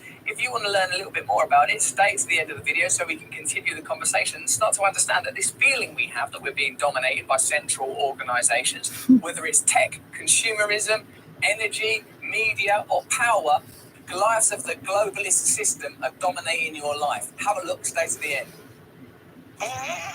Who are the most powerful global corporations? Well, when we talk about it, it used to be the oil companies and the mining companies and the retail and the food, Unilever. So Unilever, Monsanto, Nestle, Coca-Cola, those companies run the big ones. Yeah. And sugar, fat. And what's extraordinary, Oxfam did an amazing graphic where basically what they've done is taken the 600 or so biggest companies on the planet, and then they've drawn their connections to the bigger company that owns them, right? So it's like this extraordinary family tree, which ends up with literally 5 companies running everything.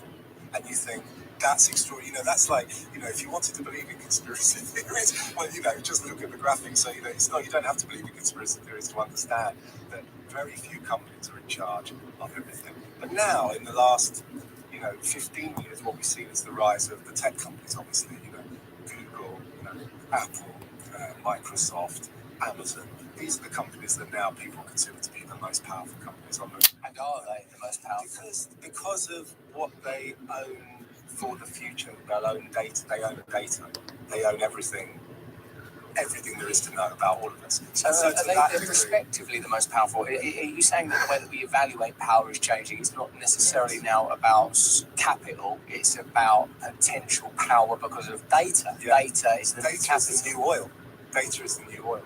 Because it's why? Well, because it's the most precious commodity on the planet. If you own data, that means you can market specifically to people, you can control them, and you can control their consuming. Once you've got Russell Brand's house, and Russell Brand's house's heating is controlled by a phone, which collects all the data and then collects all the data on what you buy, collects all the data on where you've been for the last 48 hours. They know absolutely everything, or will know absolutely everything there is to know about you. What you buy, what you do, what you like, what you dislike. That is power. Because what I heard is that maybe the word I heard was sort of the Uberification, that people will know that the way if once they know your habits and your patterns, then like there could be a sliding scale of, you need a plumber, do you? Well, it's Christmas Eve, that's £1,000, you can afford to pay it. That you can have a kind of a flexible capitalism that's responding to the consumer and extracting as much as possible.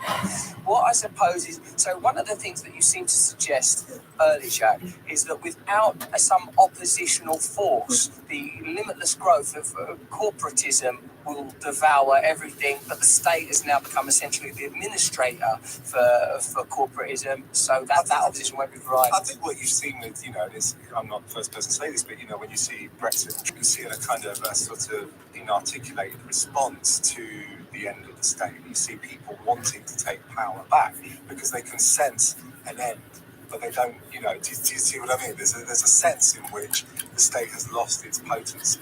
Yes, before we can articulate it, we know it. We know, this doesn't work no more. It's felt, and people understand it. So, but I think what someone said, one entrepreneur said rather chillingly and brilliantly to me. He said, what we do is we invent a problem and then provide a solution.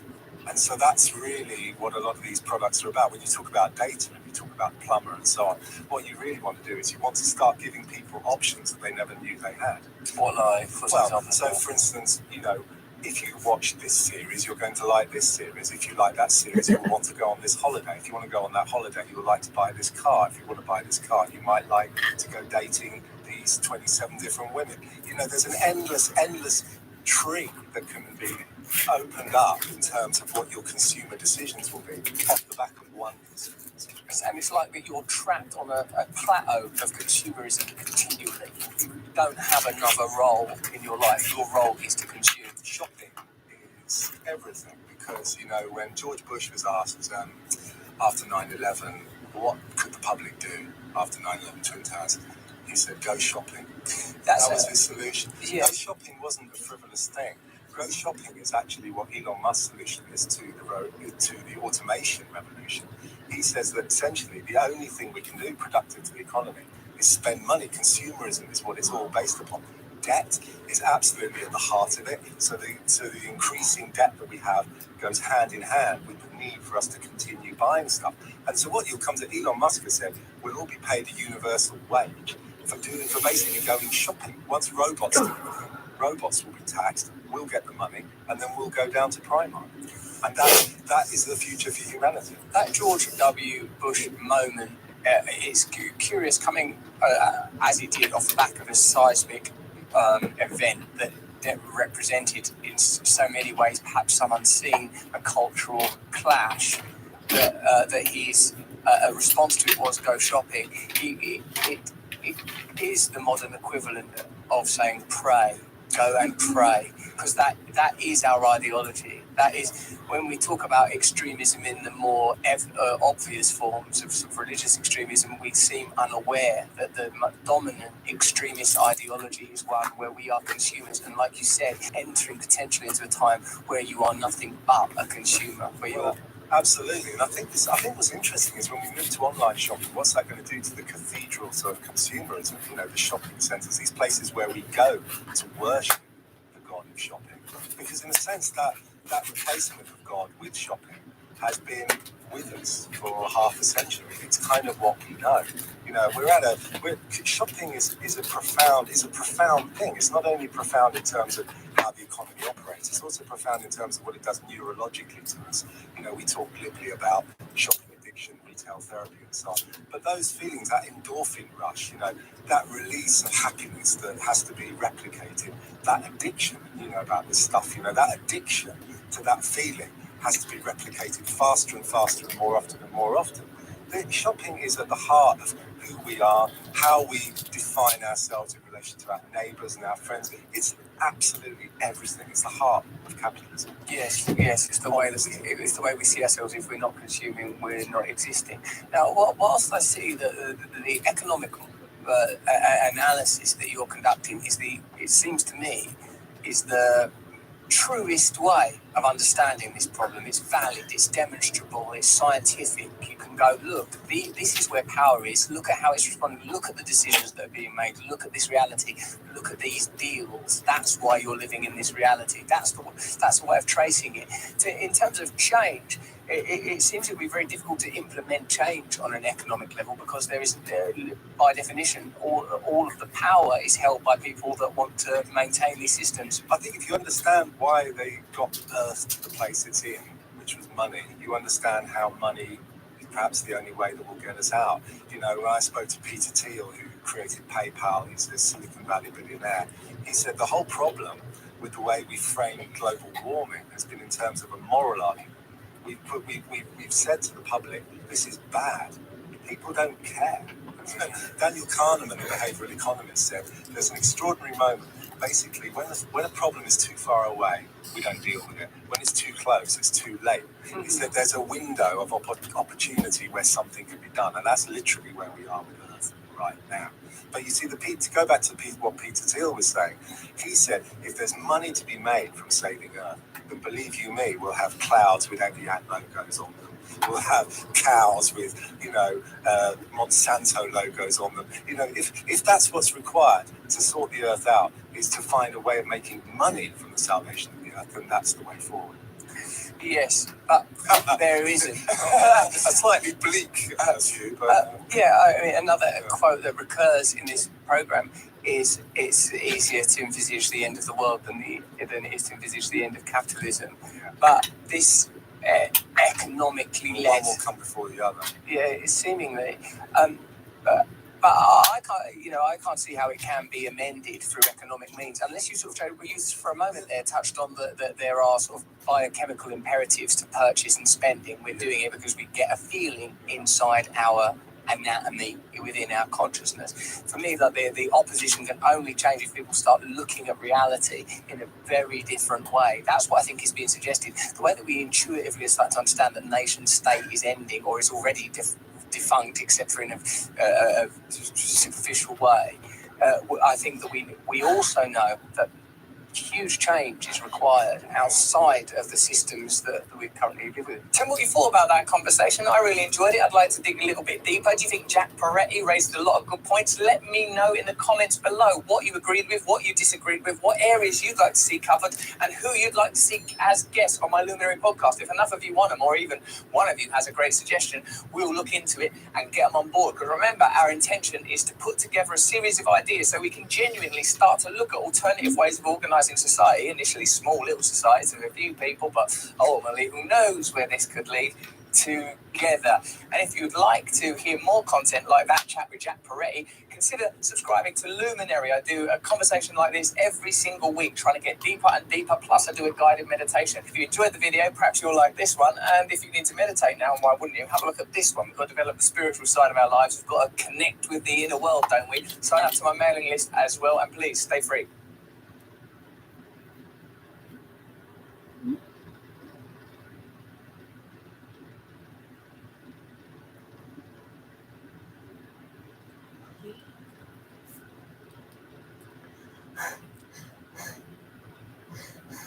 To recognize that so much of modernity has been amazing for humanity and has given us the level of comfort and productivity and connection that we have. And that is, we do not forget that when we also point out that the amazing rate of change that we ourselves have created is itself deranging us and making it very difficult to understand how to be human and how to remember how to be human.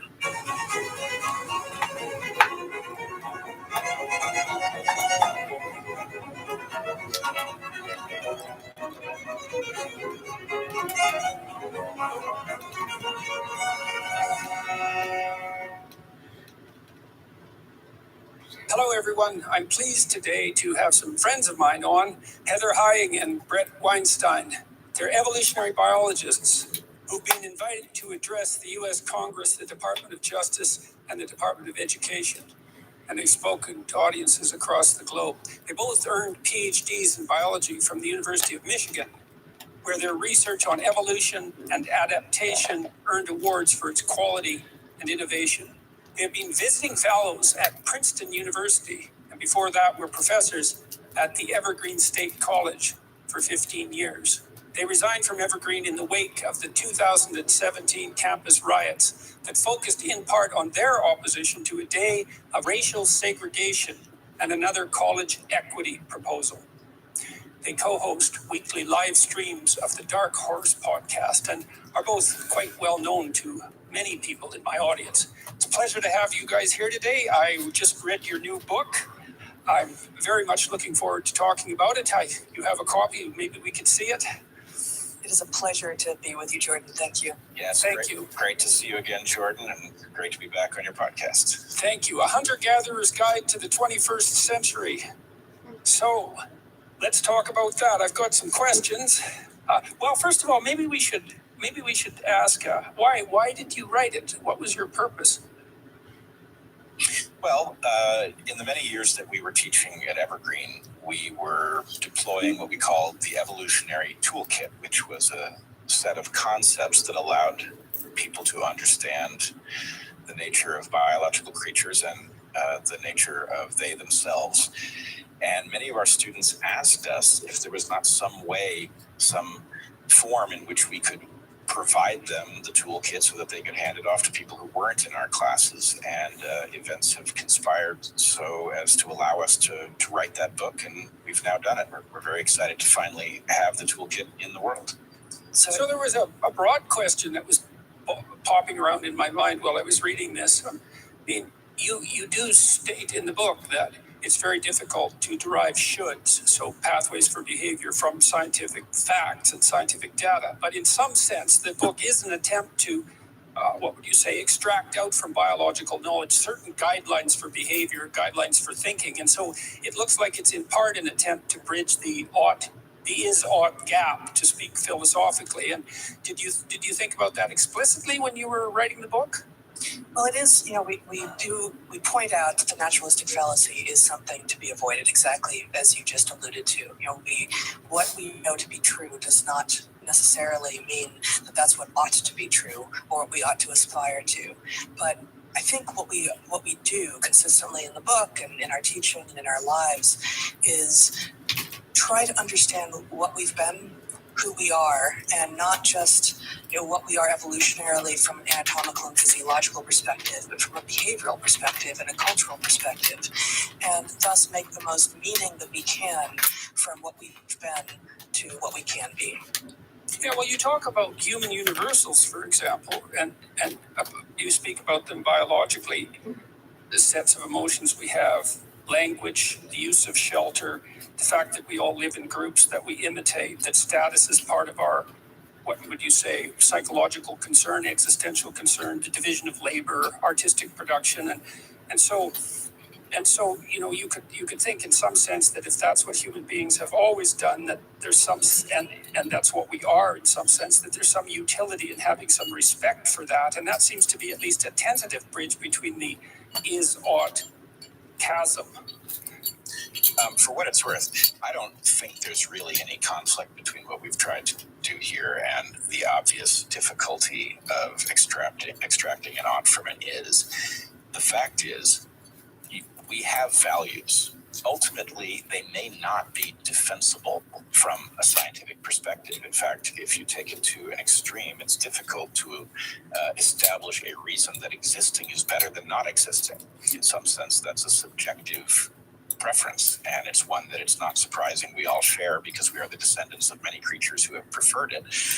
But in an absolute sense, it may not be defensible. So what we do in the book is we inform the question of what ought to be with a scientific understanding, and we believe that any credible ought needs to be informed in this way, at least in modern times. And where we arrive is at the conclusion that we cannot, in fact, go back.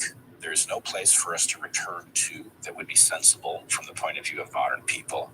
And we cannot go forward in a chaotic way. We have to recognize that there are many things about what we were that need to be preserved and updated. There are other things that need to be jettisoned, and that it is that renegotiation of our relationship with each other and with the planet that is the focus of where we must go. And you talk at the beginning about the new landscape that sits in front of us, and you also discuss that in relationship to the human niche. And so one of the issues you confront very early in the book is this notion of hyper novelty. And I mean, I've been very ill for a long time, and so I've sort of woken back up. And I have all this new electronic stuff around me that I don't know how to use, and it can do so much, but it's very, very hard to figure out how to make it work. And I know perfectly well that problem is not going away. Like, it's going to be twice as bad in a year and twice as bad again a year after that. And so what's this idea of hyper novelty in more detail? Well, at one level, and I'll let Brett continue on after I answer, but at one level, the book is an invitation to consider trade-offs in all things, to recognize that so much of modernity has been amazing for humanity and has given us the level of comfort and productivity and connection that we have. And that is we do not forget that when we also point out that the amazing rate of change that we ourselves have created is itself deranging us and making it very difficult to understand how to be human and how to remember how to be human.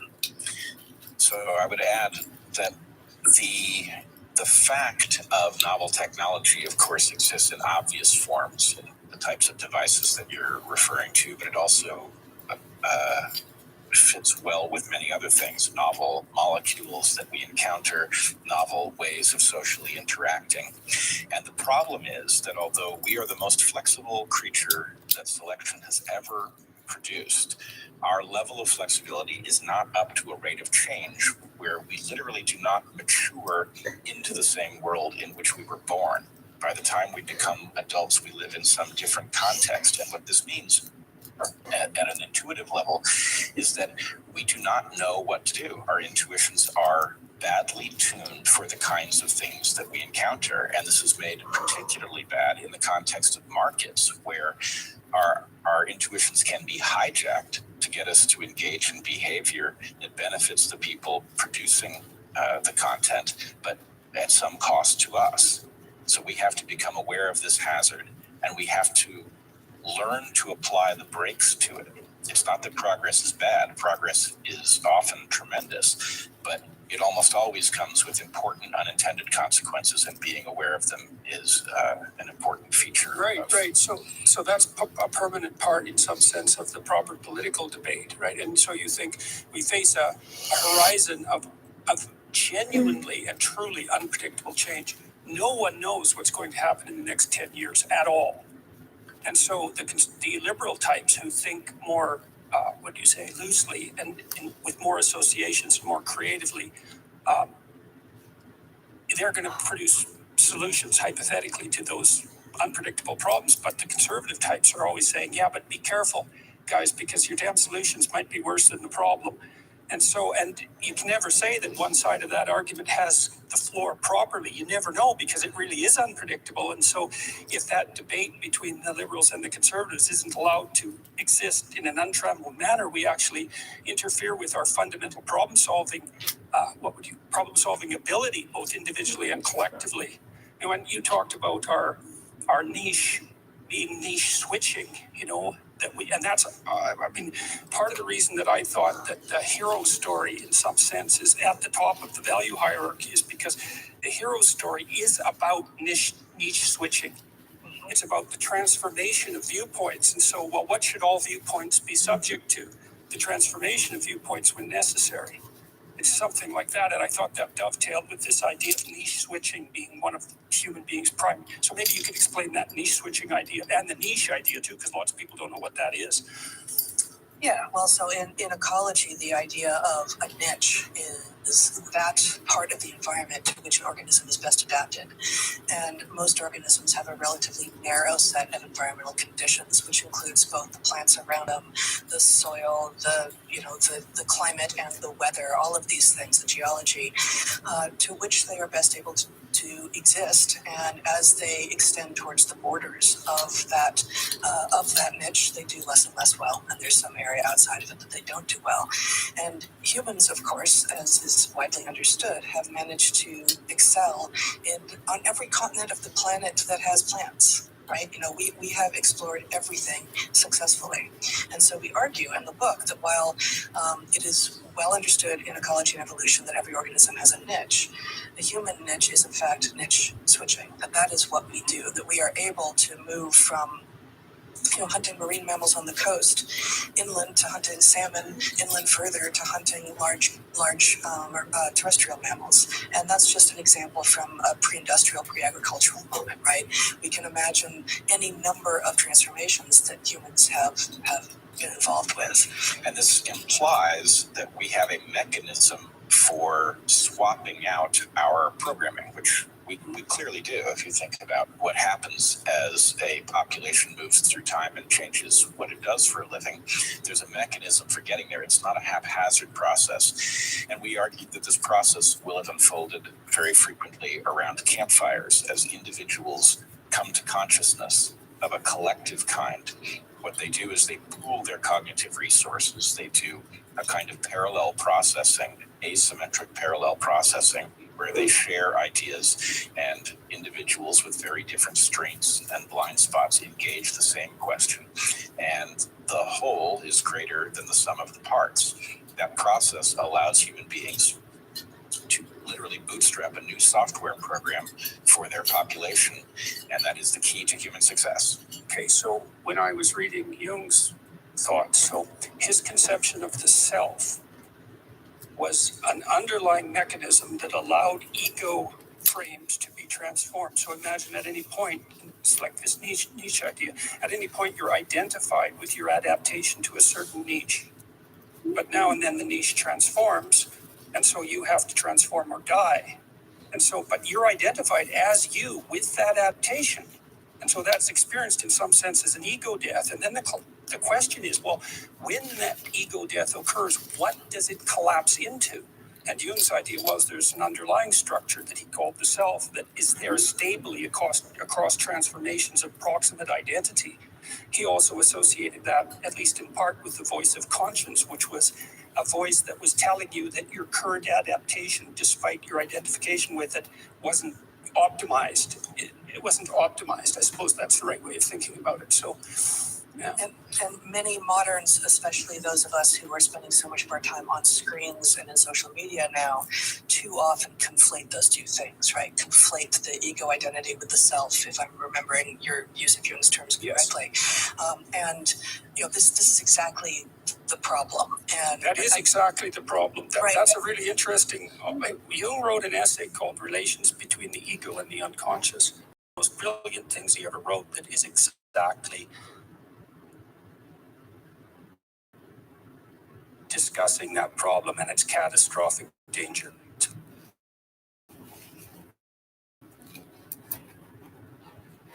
Brilliant, but it's very hard to figure out what it's about if you don't have this initial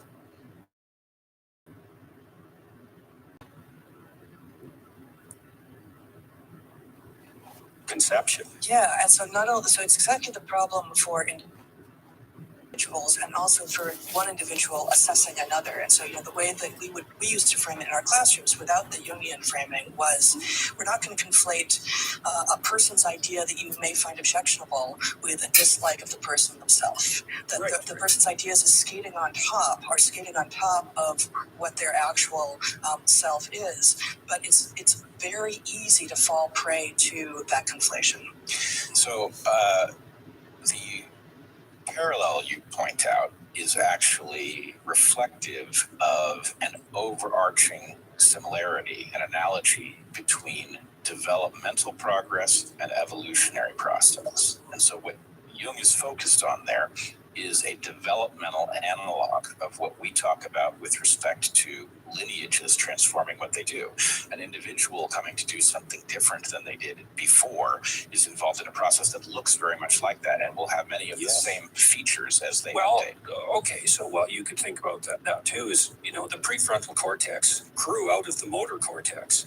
And so what that means is the prefrontal cortex has basically evolved to abstract out patterns of action in abstraction so that they can be assessed and killed, dispensed with before being instantiated in behavior.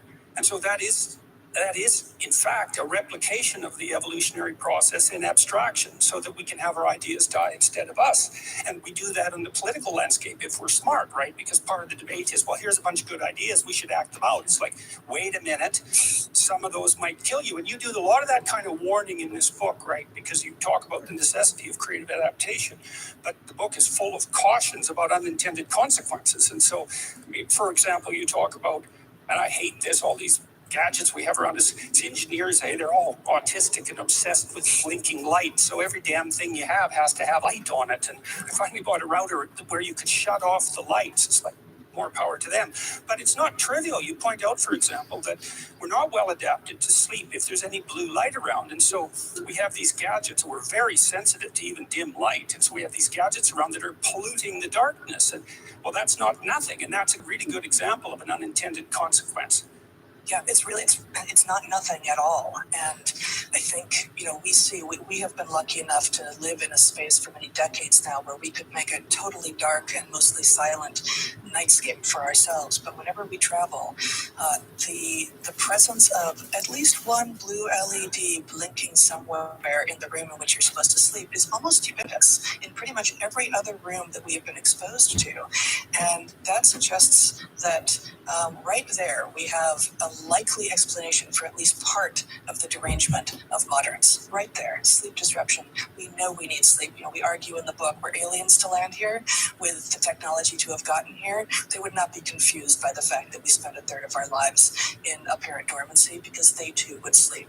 Sleep is necessary. Yeah, well, one of the first things you do as a clinician to treat people with depression is to try to regulate their sleeping, because it's such a basic biorhythm that if it's fouled up, then your emotional regulation deteriorates tremendously. And so these small, hypothetically small changes, and of course, light at night is not a small change.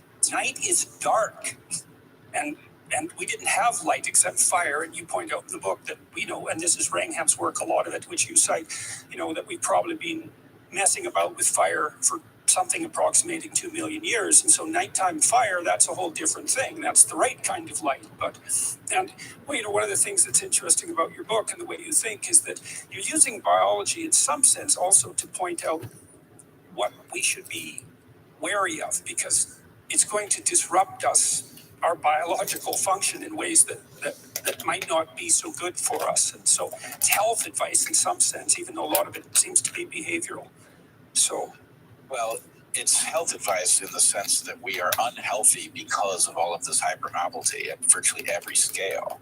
And so when you say that light in the middle of the night is not a small matter, we point to the possibility in the book that in some sense, wavelengths of light that tend towards day, that include a lot of blue, misinform us about when we are active. And for many of us, we may be able to tolerate that if we can get past the simple sleep disruption.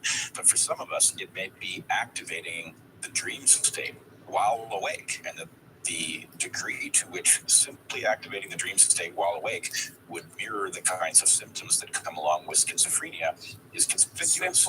Simply activating the dream state. Simply activating the dream state. Also, there's a question about, given that we have these cycles of sleep, and that we wake very differently under natural circumstances than we do under modern circumstances, it is an open question as to how much cost there is to awaking arbitrarily as a result of your alarm suddenly triggering your ability to interrupt these cycles immediately if there's an emergency, right? That can't possibly be good for you.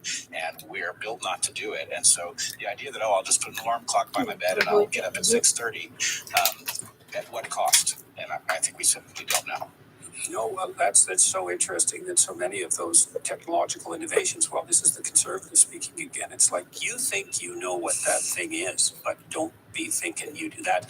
The existentialists called that alienation, taking a page to some degree from the Marxists, and in a much broader conception, which was, well, you're alienated from your creation in some sense because it has a life of its own, because it contains way more possibility than you thought you packed into it.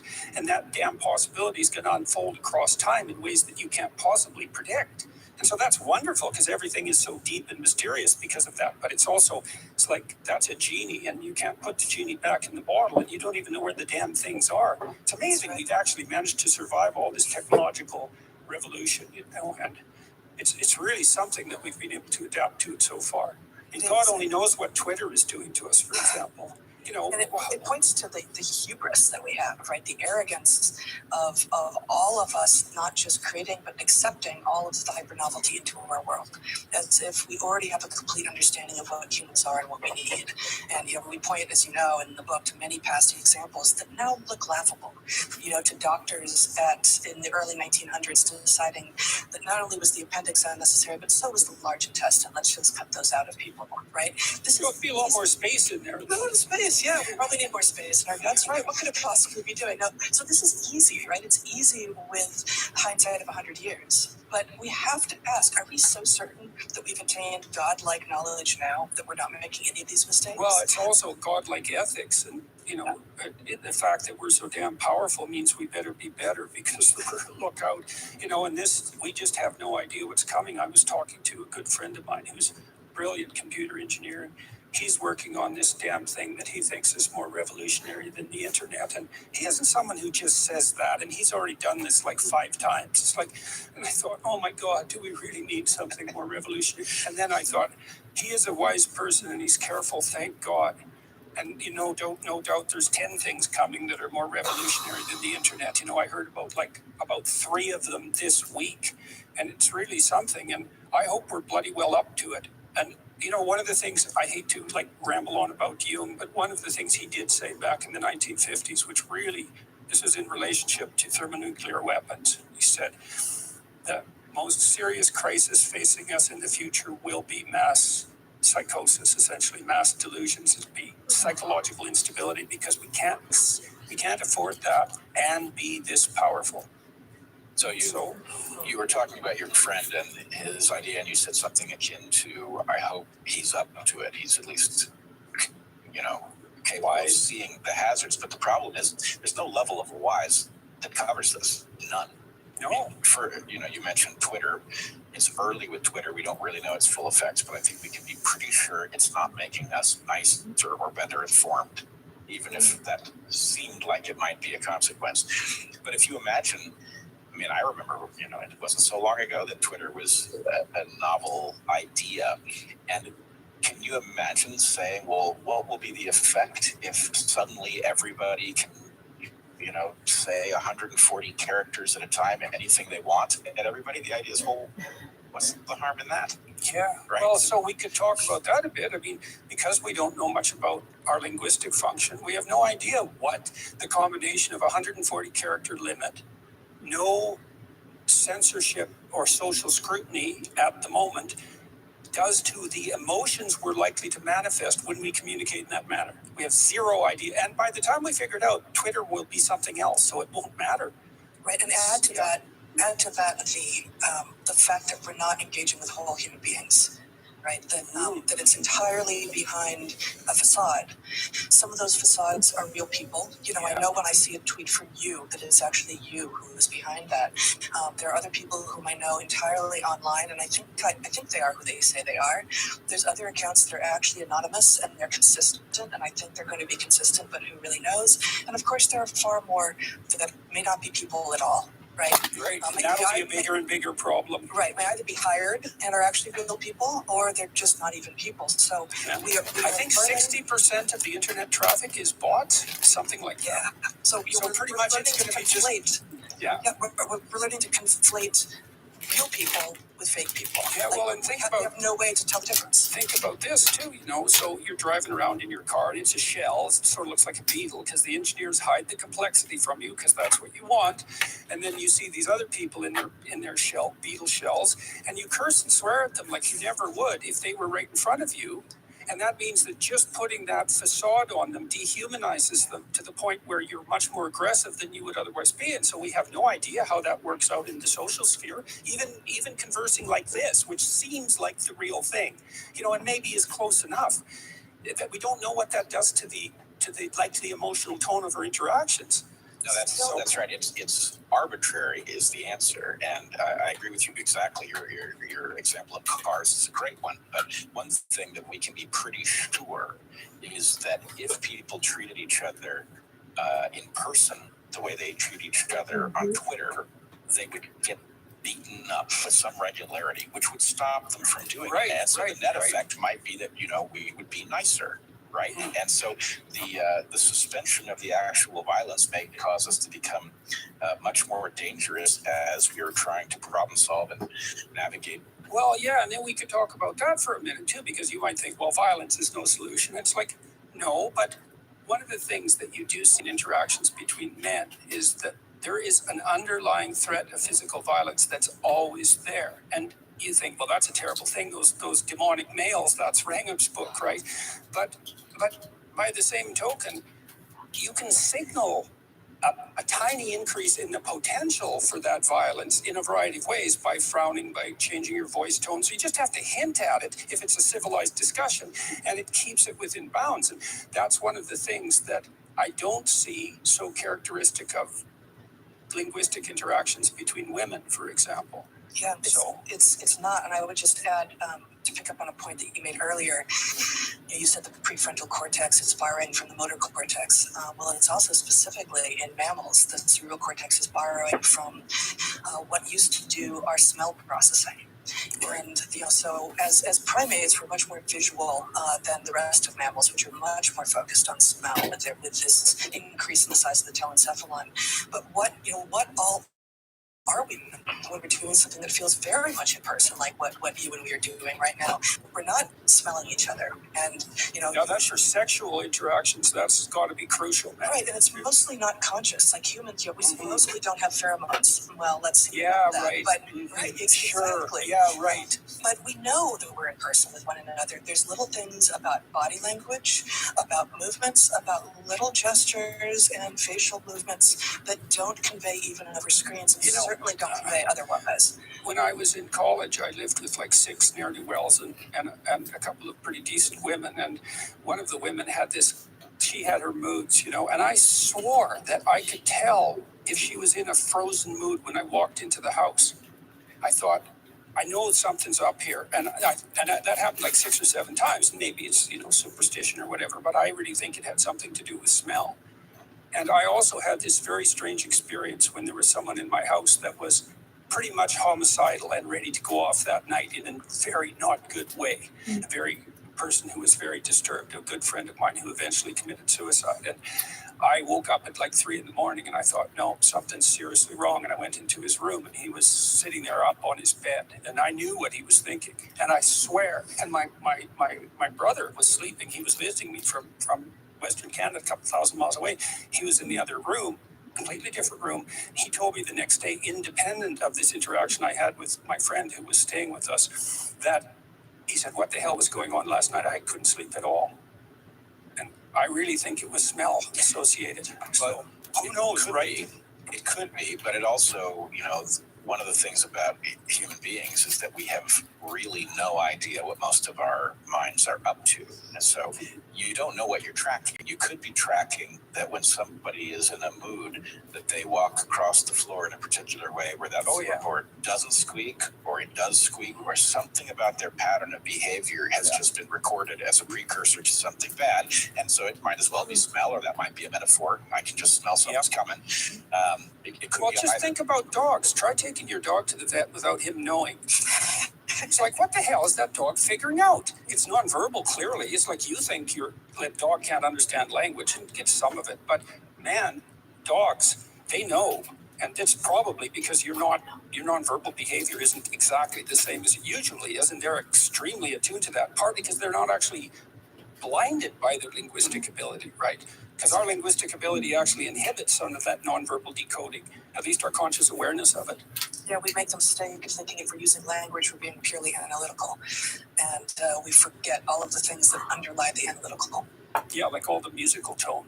Mm-hmm. Yeah, in fact, this is my hypothesis for why we have these greetings that carry zero content in them, is that it's very hard to hide from somebody who knows you that, there's something on your mind. If you say, I'm fine, right? But you just don't get the tone color exactly right. They're not fine. Exactly. But there's an awful lot that's communicated. And you see that with small talk too, and I've talked to a lot of hyper intellectual people, and I was kind of like this at one time. It's like small talk, who's got time for that? It's like, no, you probably don't want to be around anyone who doesn't have time for small talk. And because small talk is, well, first of all, it isn't energy requiring, and that's actually really quite nice. And it's also an indication that the person has some social skills. They know how to just have an introductory conversation and not jump right into what's dead serious, and all those things we do to smooth the waters that a technology like Twitter just eliminates. And we also don't know how Twitter samples people. Like, Twitter may only allow people who are irritated about something to talk. That's right. And to your point about small talk, I too have dismissed small talk in the past as something, not worth my time. And I think I've come around, as you have, it sounds like, to the idea that it's actually much like you maybe could smell, or you heard the floorboards or something with your friend who was in an apparently homicidal mood that night. Small talk allows you to take the temperature, metaphorically, literally, maybe, of the mood, of the interaction, and get a sense for, okay, how am I, as we go deeper, how should I play this? Like, do I go in guns blazing? Do I take it a little easy? What kinds of things is the person that I'm interacting with likely to be able to engage, able and willing to engage right now? Well, it's probably a form of play. So when kids get together on the, say, two kids of roughly the same age get together on the playground and decide if they're going to play, they start with little and play that's below their developmental level, and then they both ratchet it up to their own developmental level. And if they match, then they're good play partners. But they start, with something that's actually quite beneath them. And then they also tend to evaluate, if they're dealing with someone who is developmentally much delayed in comparison to them, they'll tend to find another play partner. And of course, we do that as adults. That's right. As we make our progress through the social interactions. So, yeah, that's okay, fascinating. so let's also talk about objections to evolutionary theory. You biological essentialist types. So how do you respond to those sorts of? And there is a danger, right? Look, there's a real danger that we should address here. We hear follow the science a lot, and we hear these unthinking claims that, well, the science will just tell us what to do without any intermediation of such pesky things as politics.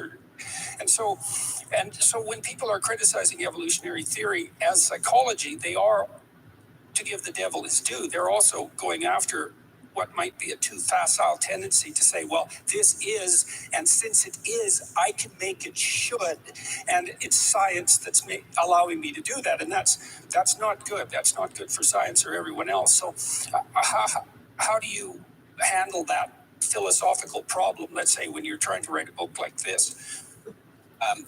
2 points, which are really probably facets of the same point. One, we are very early in the study of biology, unlike things like physics and chemistry. And we are also in a different kind of scientific realm. Complex fields function very differently than simple fields. And unfortunately, our model of how science works is built on the places where we succeeded early. And we're going to have to revise the way we do science for biology and psychology and all of the related disciplines. And I would say a couple things. One, I think there's a perception in certain camps, very frequently they are non-academic camps, in which there's a recognition that there's something missing from evolutionary theory. And what I would say is, we agree there's something missing from evolutionary theory. What we tend to disagree about is what is there. And from our perspective, there is a missing layer of Darwinism. In other words, the Darwinian story we tell about how a creature like a human being arises through this process is an incomplete story, and many people detect that incompleteness. The question, though, is that an indicator of some divine force, a force outside of physics, something like that? Or is it an indicator that there is a Darwinian process that has yet to be described? Okay, so I really want to ask you guys about your opinion about this, because that's a real crucial issue as far as I'm concerned. So, as far as I know, Darwin outlined both natural selection and sexual selection, and he put a fair emphasis on sexual selection. But when biologists started to unpack Darwin's ideas for about 8 decades after he wrote his great books, most of the emphasis was on this blind natural selection. And the thing that's so interesting about sexual selection, and I think this is true as organisms become more complex, is that it implies in a very non-trivial manner that consciousness is directing selection through mate choice.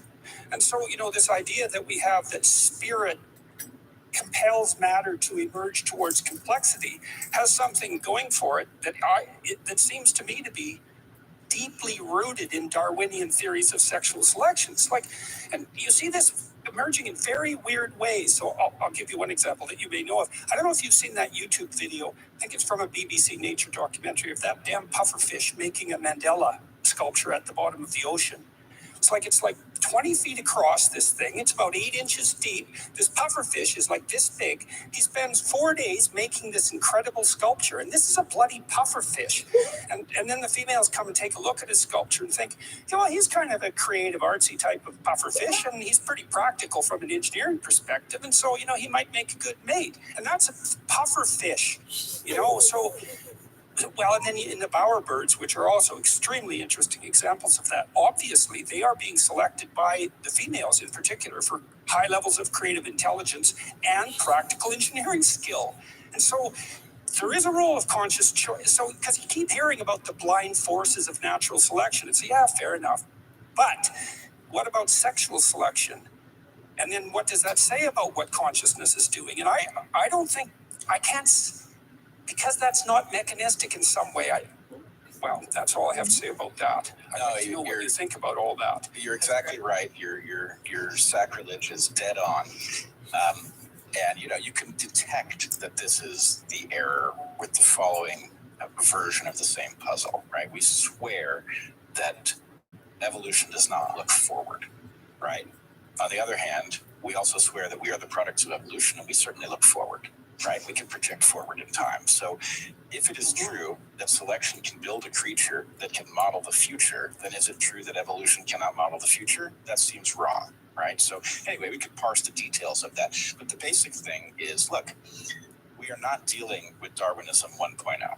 We're dealing with Darwinism 10.0 or something like that, where the original crude haphazard process has built refinements that allow it to function much more effectively than it otherwise would, which is exactly why we say there's a missing layer. And as a placeholder for that, the terminology which I've used, which has gotten me in a ton of hot water, is explorer mode, right? The idea is, how does Evolution 10.0 explore design space in something other than a haphazard fashion? Because, of course, a lineage that explores in a haphazard fashion is a terrible disadvantage. Okay, I got to say something about that. So I had this vision of play.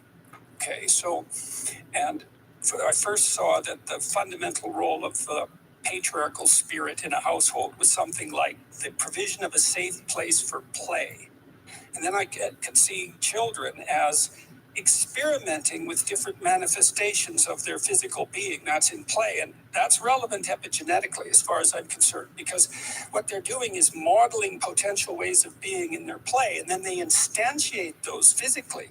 And I don't know how deep into the biology that goes, but it's not trivial. Because they are playing with alternate forms of being in play. And of course, we are neotenous adult human beings, and we play a lot. And so we've retained that ability into adulthood.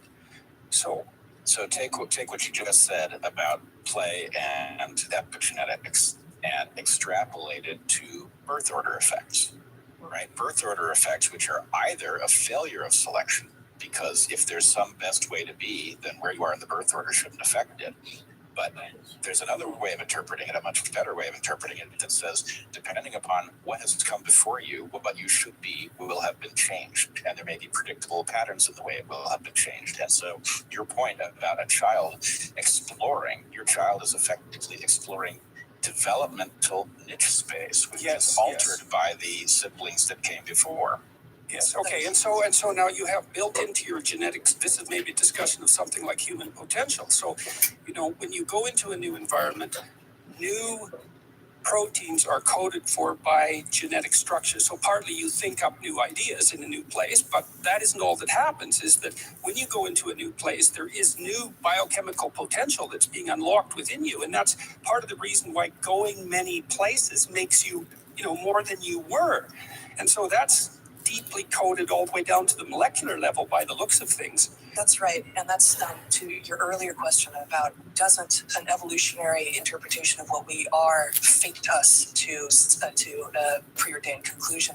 Well, no, it doesn't. And part of the answer to why is this concept of reaction norms, where you can start from a very similar starting point, you and someone else, and end up in a very different place because of the environment to which you were exposed. And so some of the examples from non-human space of this would be tadpoles of some species that, if they are raised raised among kin, they become sort of docile vegetarians with small mouths. And if they are raised among non-kin, they become carnivorous cannibals who eat. I'm going to tell you a story about that, if you don't mind. So when my daughter was very little, we went to a pool, a swamp, on someone's farmland, and she collected about 50 tadpoles and brought them home, put them in an aquarium. And one tadpole lived, and it ate all the others. And then it turned into a frog, which she had for about 3 years. But I had no idea tadpoles were carnivorous. But apparently, if you adjust the niche properly, then there you go. So I didn't know it was only non-kin. It's different in different species, but it's a density-dependent response to the environment, density-dependent and kin-dependent response to the environment. And this suggests that, just to say that we are evolutionary beings does not fate us to one particular thing. We have to be paying really close attention to what our environment is. And just one more story that's a bit similar here with regard to the bowerbirds that you brought up and play and explorer modes is that in one species of bowerbirds where the males build these beautiful bowers, much like palaces for the females to come by and assess, the males know as they build them which direction the females are going to come through. And in fact, they, in some cases, sort of build the pathway so that the females always come from a particular direction. And they actually build forced perspective, just like human artists, forced perspective into their bowers, such that from the place that the females will first view them, they look bigger and grander than they actually are. And this, again, is the way that males can modify what females will think of them and enhance their chances. So let's think about that really seriously. Let's just talk about the birds. So what exactly is it, do you think, that the bowerbird male is demonstrating, and what is it exactly that the female is looking for? Because you might think, well, what the hell does nest building, artistic creativity have to do with a bowerbird? But something, and there's some analogy to, human beauty, because they actually make beautiful things, these birds, and they look beautiful to us, which is, kind of peculiar, all things considered. What are they selecting for? It's a very good question.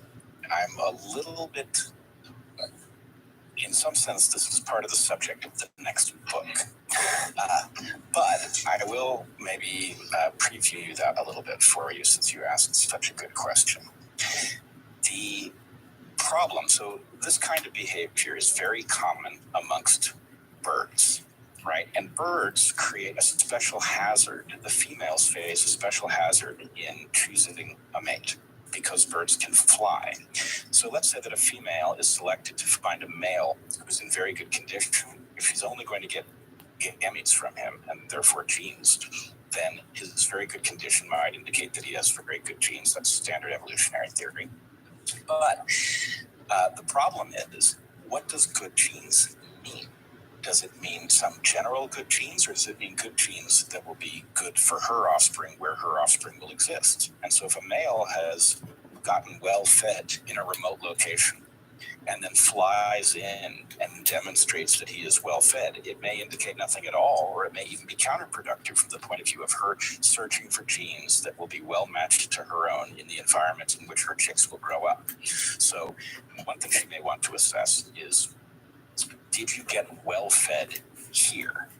And the thing about bowerbirds, we could go on for hours about this, but the thing about these bowers, which have no function whatsoever, they are not nests, they don't provide shelter, they just simply are these structures that demonstrate something, is that males will steal from each other. So a male who is not present will lose materials, and his bower will degrade as a result of theft from neighboring males. He will also typically have a behavior like a dance, right? And he will perfect in the exact location. He will dance around the objects of his bower. And so if a female, let's say that a male does the worst. I want to see my etchings. I want to see my etchings. But let's say that a male flies in, right? Or a well-fed male flies in from somewhere where food is abundant. And then he, because he's a big brood, evicts a local male who's built a beautiful bower, all right? And then a female comes and she assesses the bower. Looks great. Then she assesses the dance. Won't look great because he hasn't practiced it there, right? He just flew in. He's a faker, right? She'll detect that, okay? Wow. Whereas if he's... You're a thief, and you're a thief from far away, furthermore. Right. Now, let's say that he flies in and he gets the bower, but he has to stick around long enough to learn to dance around this bower that he didn't build. Well, he's going to have to spend a lot of time foraging away from the bower, right? And so he may look well, but the bower may be degraded, even if his dance looks good. Also a no-go. How about a male who's, again, done the worst thing and he's evicted the local resident, and he flies in, he evicts the local resident, he manages to feed himself but spend enough time at the bower that he can defend it and practice his dance. Well, then even though he's stolen the bower, the female is getting a proper indication that his genes are well suited to the local environment. He's feeding himself well here. He's been here long enough that he's learned the dance. He's defended his bower. Probably a good bet. So even in the case that the bower isn't his construction, it might be an honest indicator of his genetic quality. So one of the things when I was reading evolutionary psychology and trying to parcel out differences in sexual attraction markers between men and women, I'll tell you a brief story as an intro to this. So when I was an undergraduate at the University of Alberta, I had some success with women, but not much. And then I went to McGill and I was a graduate student, and nothing changed really in the couple of months between when I was a senior undergraduate in Alberta and when I was a low-level graduate student in Montreal. But how attractive women were to me changed a lot. And I thought, well, that's not you, that's something about status. And I already knew that the evolutionary theory there, and that women are more affected by, let's say, social status in relationship to sexual attractiveness than men are.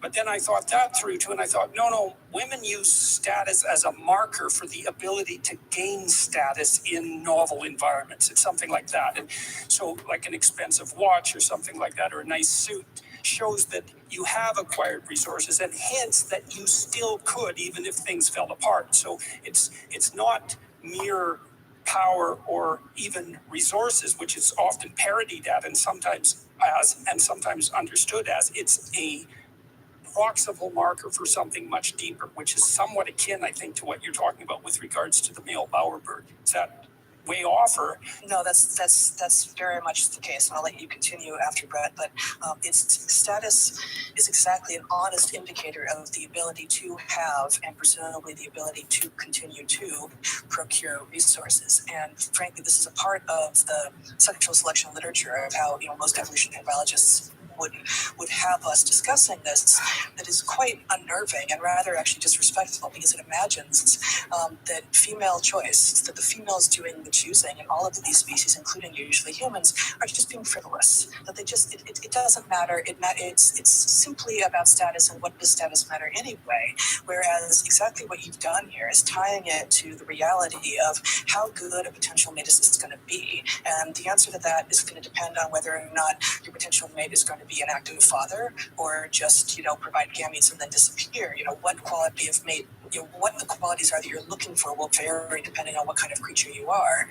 But the idea that females are just being frivolous. Well, that we can talk about status for a minute too. So, like, if you look at human social hierarchies, and this is true across the animal kingdom, and then you rank order individuals in terms of their relative status, even in relatively non-social creatures that have to occupy the same territory, those that have the best local niches have offspring that are much more likely to survive. They have much lower mortality rates. And then there's something else too that psychologists have figured out that I think is right, that has a biological underpinning, which is that your serotonin system is more effective at modulating your negative emotion given a certain level of stress the higher you are up in the social hierarchy, because you're actually safer.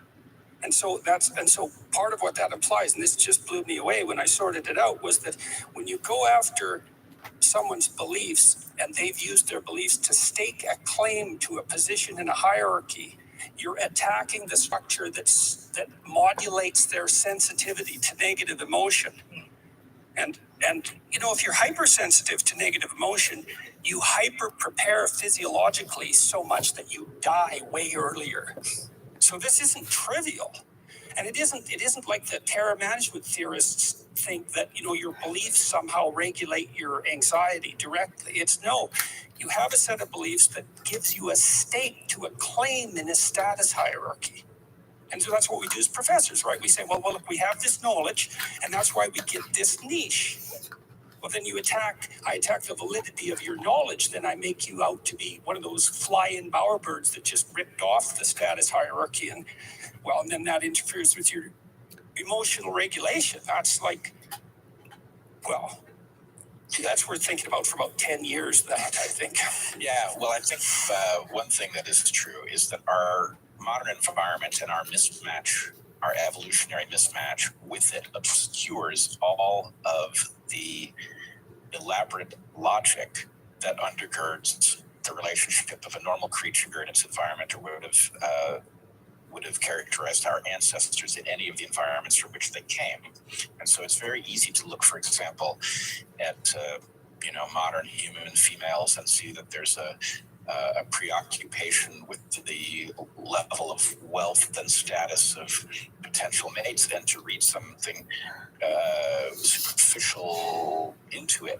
But the point is, no, this is about deadly serious stuff, and it may not be deadly serious stuff in the modern environment. But the point is, the sensitivity to those things has everything to do with females in a past environment, sussing out small differences that had large evolutionary implications for their lineage going forward.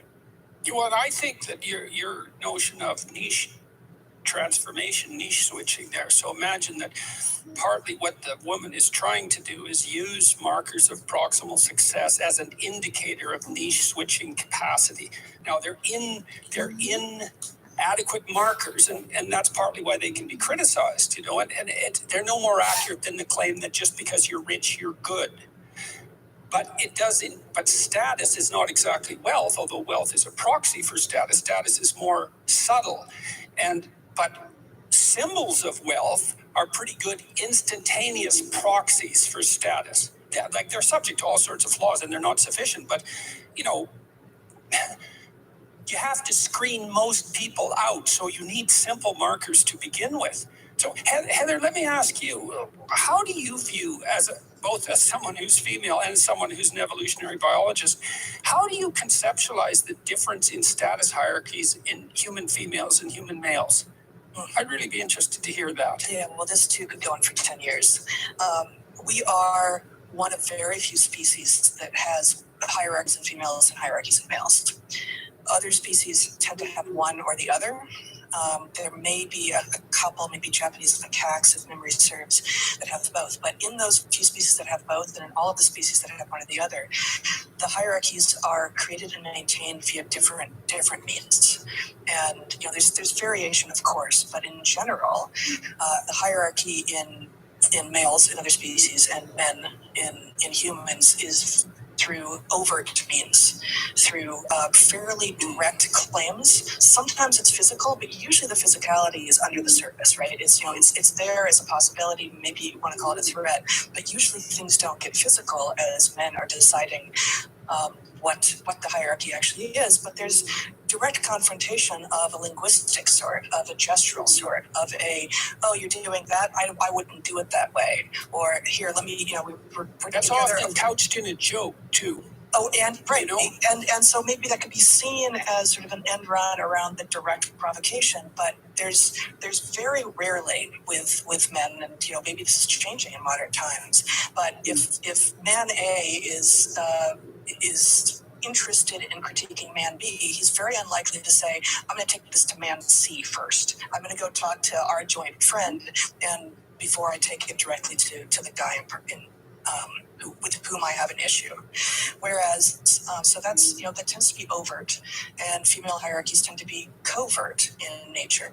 And, this probably originates in part through the fact that even though we seem to be moving more and more towards a monogamous mating system, and we are therefore losing our sexual dimorphism in humans, we still are sexually dimorphic and are still, on average, smaller and less muscular and less powerful.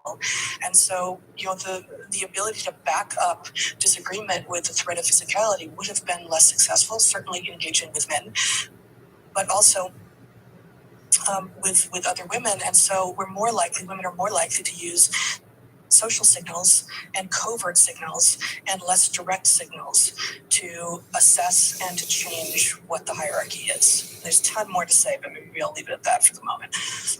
So let's switch. You have a chapter on sex and gender, and that would be fun to talk about. So first of all, I'm really curious about if you think those terms are importantly different, and if they are, why, and what they both mean if they're different. So let's start with that. All right. They are different, but the way in which they relate actually you can deduce from the Omega principle, which we haven't talked about yet. But essentially, the way of conceptualizing it is, Heather and I say this slightly differently, but I would say that gender is the software of sex. And I tend to say that gender is the behavioral manifestation of sex. And what this means is that these things are housed at a different level. What it does not mean is that they are pointed towards different objectives. So the Omega principle, which is one of the important principles that undergirds the logic of the book, is that epigenetic phenomena, including culture and all of the software layer, is more flexible than genes and therefore more rapidly adapting, but it is also subordinate to the genes in terms of objectives, because genes are in a perfect position to shut down anything behavioral or cognitive that does not serve their interests, which it won't do instantaneously, but over generations it will. So what we find is gender has to be serving the interests of the genes, and therefore sex and gender should be pointed in the same direction. Now, there's a lot of variation in the gender layer, but it is not a completely independent phenomenon. It is not superior to the underlying genetics. So let me ask you about that in terms of personality then, because Sure. I've been thinking a lot about the sex and gender issue, the idea that there's an infinite number of genders. I like to give the devil his due as much as I possibly can. And one of the things you do see in the personality literature in psychology, which is reasonably well developed, right? I mean, we have a pretty good model of human personality, 5 basic personality traits. Maybe they're subdivisible into 2 sub-traits each, so that's 10. It's 5 dimensions of variability. That's a lot. Reality only has 4 dimensions of variability. So what you see is that there are reliable differences between men and women in aggregate in personality. And one of the big differences is that women are about half a standard deviation more sensitive to negative emotion. And they're about half a standard deviation more agreeable, so more compassionate and polite. And it's not that hard to point out that, well, that might be a logical consequence of sexual dimorphism. So women should be a bit more sensitive to threat because they're a bit smaller, but also that they have to, I don't think human adult female personality is adapted to human adult females. I think it's adapted to female infant dyads. And a female infant, because here's why. You don't see those personality differences emerge till puberty. Now, that's also when you get sexual dimorphism, but boys and girls under 12, 11, they're not different in terms of sensitivity to negative emotion. But then puberty hits and the transformation seems permanent.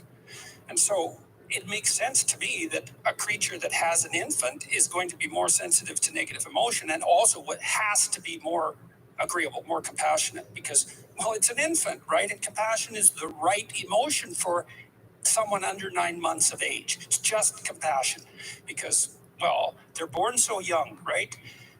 We have a very short gestation period, and so they're completely helpless. So of course it's compassion. Okay, so now having said those differences exist, and there's some other ones, but they're more trivial. There are lots of women who have male personality patterns. So you find women who are low in negative emotion and low in agreeableness. They're quite masculine that way. And there are men who are quite feminine in their personality characteristics. And then you could also say, well, insofar as personality is associated with gender, well, there is tremendous 10-dimensional variation. And so the idea that gender is fluid in some sense and that it's, not exactly tied to the underlying sexual structure, there's some, when it's not pushed too far, when it's not political in its intent, there's some validity to the claim. So what do you think about that biologically? Yeah, no, I think this is exactly right. I would, before I answer that though, I would say that no woman who had ever brought a child to term would claim that gestation was short in humans. But, but I do know what you mean. I get your point. But it feels interminable when you're actually undergoing it. With regard to sex versus gender and the sort of, gender is way more fluid than sex. It is. Sex is binary. We are a binarily sexually reproducing species with two and only two types of gametes. The intermediate type of gamete, which has a little bit of cytoplasm and kind of moves around a little bit, a little bit eggy, a little bit spermy, doesn't work. There's lots of good reasons for this, but the evolution of anisogamy, the two different types of gametes, is well understood from both a theoretical perspective and it just manifests, right, in plants and animals, right? So that is true. Sex is binary. And then the expression, the software to use Brett's framing or the behavioral manifestation of sex to use mine. Of course, behavioral manifestation only works for animals. It doesn't work as well for plants. But we see the same kinds of sort of cultural behavioral manifestation of sex, even in plants, even with regard to eggs being more choosy than pollen in plants with regard to who to mate with. So, of course, there will be a greater manifestation of ways to engage the world when you're talking about, say, the behavioral manifestation of what your underlying sex is, than there will be for what your actual sex is. And I say that as someone who was gender non-conforming and who was never confused about whether or not I was a girl. This is the conflation these days, right? The idea that gender dysphoria. It's weird how it's flipped around too, because there's an infinite number of genders, so let's say, but if you're kind of acting girly and you're a boy when you're 3, well, then your sex is wrong. Well, wait a minute, I thought that gender was fluid, and it's that it isn't binary. It's like, how come it's linked to sex so tightly all of a sudden when we're talking about, non-stereotypical manifestations of behavior? It's super regressive too, right? I mean, the idea, growing up in the 70s, I was a girl who didn't like dresses, and the idea that made me a boy would have been considered completely anathema to the second wave feminists among whom I was growing up, right? I was just a girl who liked to get myself dirty and play in the dirt and go look for salamanders.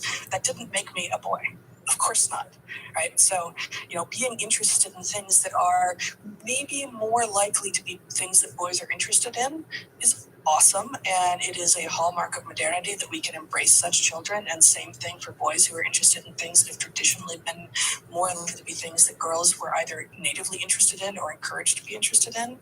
But it doesn't change the underlying sex at all. When my son was young, 3 years old, my daughter, who's about 4.5, and her friends used to get together and they'd dress him up as a princess or a fairy, and then he'd prance around the house. And he's quite a masculine boy, by the way. And this actually bothered me, And so I sat down and thought about it for a long time because, I didn't know why it bothered me exactly. And then I came to the conclusion that, wait a second, because I didn't want him to get confused. Maybe it was something like that.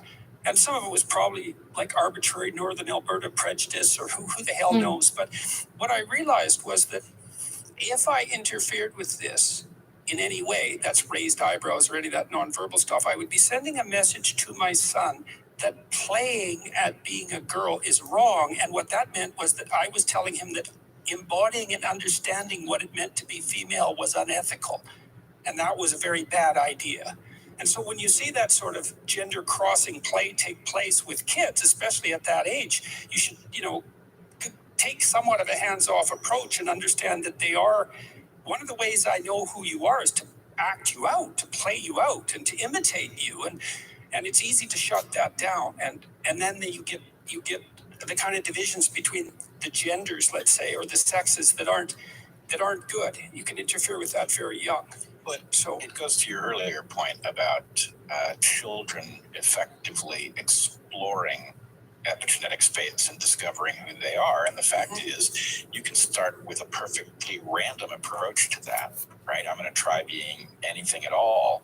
And the point is, certain things land somewhere where there's something useful to be done, and other things don't land at all. And some things are fun for 5 minutes. And, Heather points out, I think it's a lovely point that, we don't rush to get the child who declares themselves a dinosaur to the transition clinic, right? We just maybe think that'll pass. And the fact is, we know enough, or at least, as Douglas Murray might say, we knew until 5 minutes ago that kids should be allowed to try out different gender stuff, and usually it just works itself out. My granddaughter, she watched Pocahontas a lot, and she had a Pocahontas doll, and she insisted for about a year and a half when she was, I think, 3, that she was if you asked her if she was Pocahontas or Ellie, she has 2 names, Ellie or Scarlet, she would insist that she was Pocahontas for a long time. And I thought that was remarkable, that she caught something out of that movie that attracted her so much that she was trying to embody that spirit. And well, that is the point of these sorts of animated movies, is to put that spirit forward. Well, exactly. It was remarkable how committed she was. And if you think about that, over a year at that developmental stage, she's not Pocahontas anymore, by the way, but I tested it for a long time. And so that play, that's really deep. That's a really deep phenomenon. So, and it gets to the human imperative to create story, to create meaning through narrative. And, there is, we've talked about this a little bit, there is not, the hero's journey is extraordinary and universal. And in modernity, I think it can almost just as easily apply to many females' journeys, but there aren't as many universal stories for girls and women. And so, Beauty and the Beast is pretty good. I think it's the best Disney animated film, and Beauty's really smart because she doesn't pick Gaston. He's got all the markers, right? Right. She actually wants a beast who can be civilized. That's right. And he's the one advantage that Gaston is all persona, so he's all the fake bowerbird. Now he's a big guy and all that, but even that's fake. But and she's wise because she doesn't fall for the status markers, and he's completely nonplussed by this because he's devoted his whole life to just developing the status markers. And so I think it's Beauty and the Beast is there's a hero's journey in that that's very deep. And some of these fairy tales, some of them have been traced back like 12 to 13,000 years. And so if it's that old, it's like 100,000 years. Right. Right. But this actually goes to a point that you and I have been dancing around forever, Jordan, which is the point about to what level are these very ancient things effectively timeless, and to what level are these things in need of change because we now face an environment for which they were not built. And so the hero's journey, I would argue, just painting with a broad brush, the hero's journey is timeless. What does the hero's journey look like? Well, it can look like Odysseus, or it can look like the Fellowship of the Ring, right? Those are very different versions of the hero's journey. And in fact, at the moment, one of the things that we need are stories that are not built by the market to fill some need, but that actually reflect the transition in what males and females do in the world. That in some sense, one of the positive things that has flown from birth control is that women, because they can now engage in family planning that works, are free to compete with men in every realm that isn't physical. Yeah, well, one question we're wrestling with is, well, are women just men then? They are not. Right, since the birth control pill. Well, but they are in some way, which is just what you said. They're way more like men than they were before 1950. We are free because they have control. Yes, exactly. And so part of what we are trying to sort out in our culture is, well, to what degree are they just men, or better men even? I mean, look what's happening to university enrollment, for example. And so we don't know. And that issue of universality. So a student once asked me in one of my classes at Harvard, it's like, well, if these stories are archetypal, why don't we just tell the same story over and over? Like exactly the same story. And I thought, that's a really good question. And then I thought, well, there's actually an answer to that in Christian symbolism. So one of the things that's really strange about Christian thinking is, well, there's God, so he's the sum of all good. Very abstract, though. Maybe he's a father, but he's way out there, and who knows what to do with him. But he's really abstract. Well, you have to take that abstraction and make it concrete. You have to make it embodied, right? You have to make it incarnated. And so I'm speaking psychologically about the story, not religiously. So to bridge that gap between the ideal image, which is archetypal and universal, and the particularity, the way the Christian imagination solved that problem was to say, well, that ideal was embodied in a particular time and place, which seems extremely arbitrary. But that's us, right? Because we are arbitrary embodiments of that, whatever that abstract humanity is. We have to particularize the universal to our time and place. And that's why we need new storytellers all the time. Right. You need new storytellers, and you need effectively a process of selection.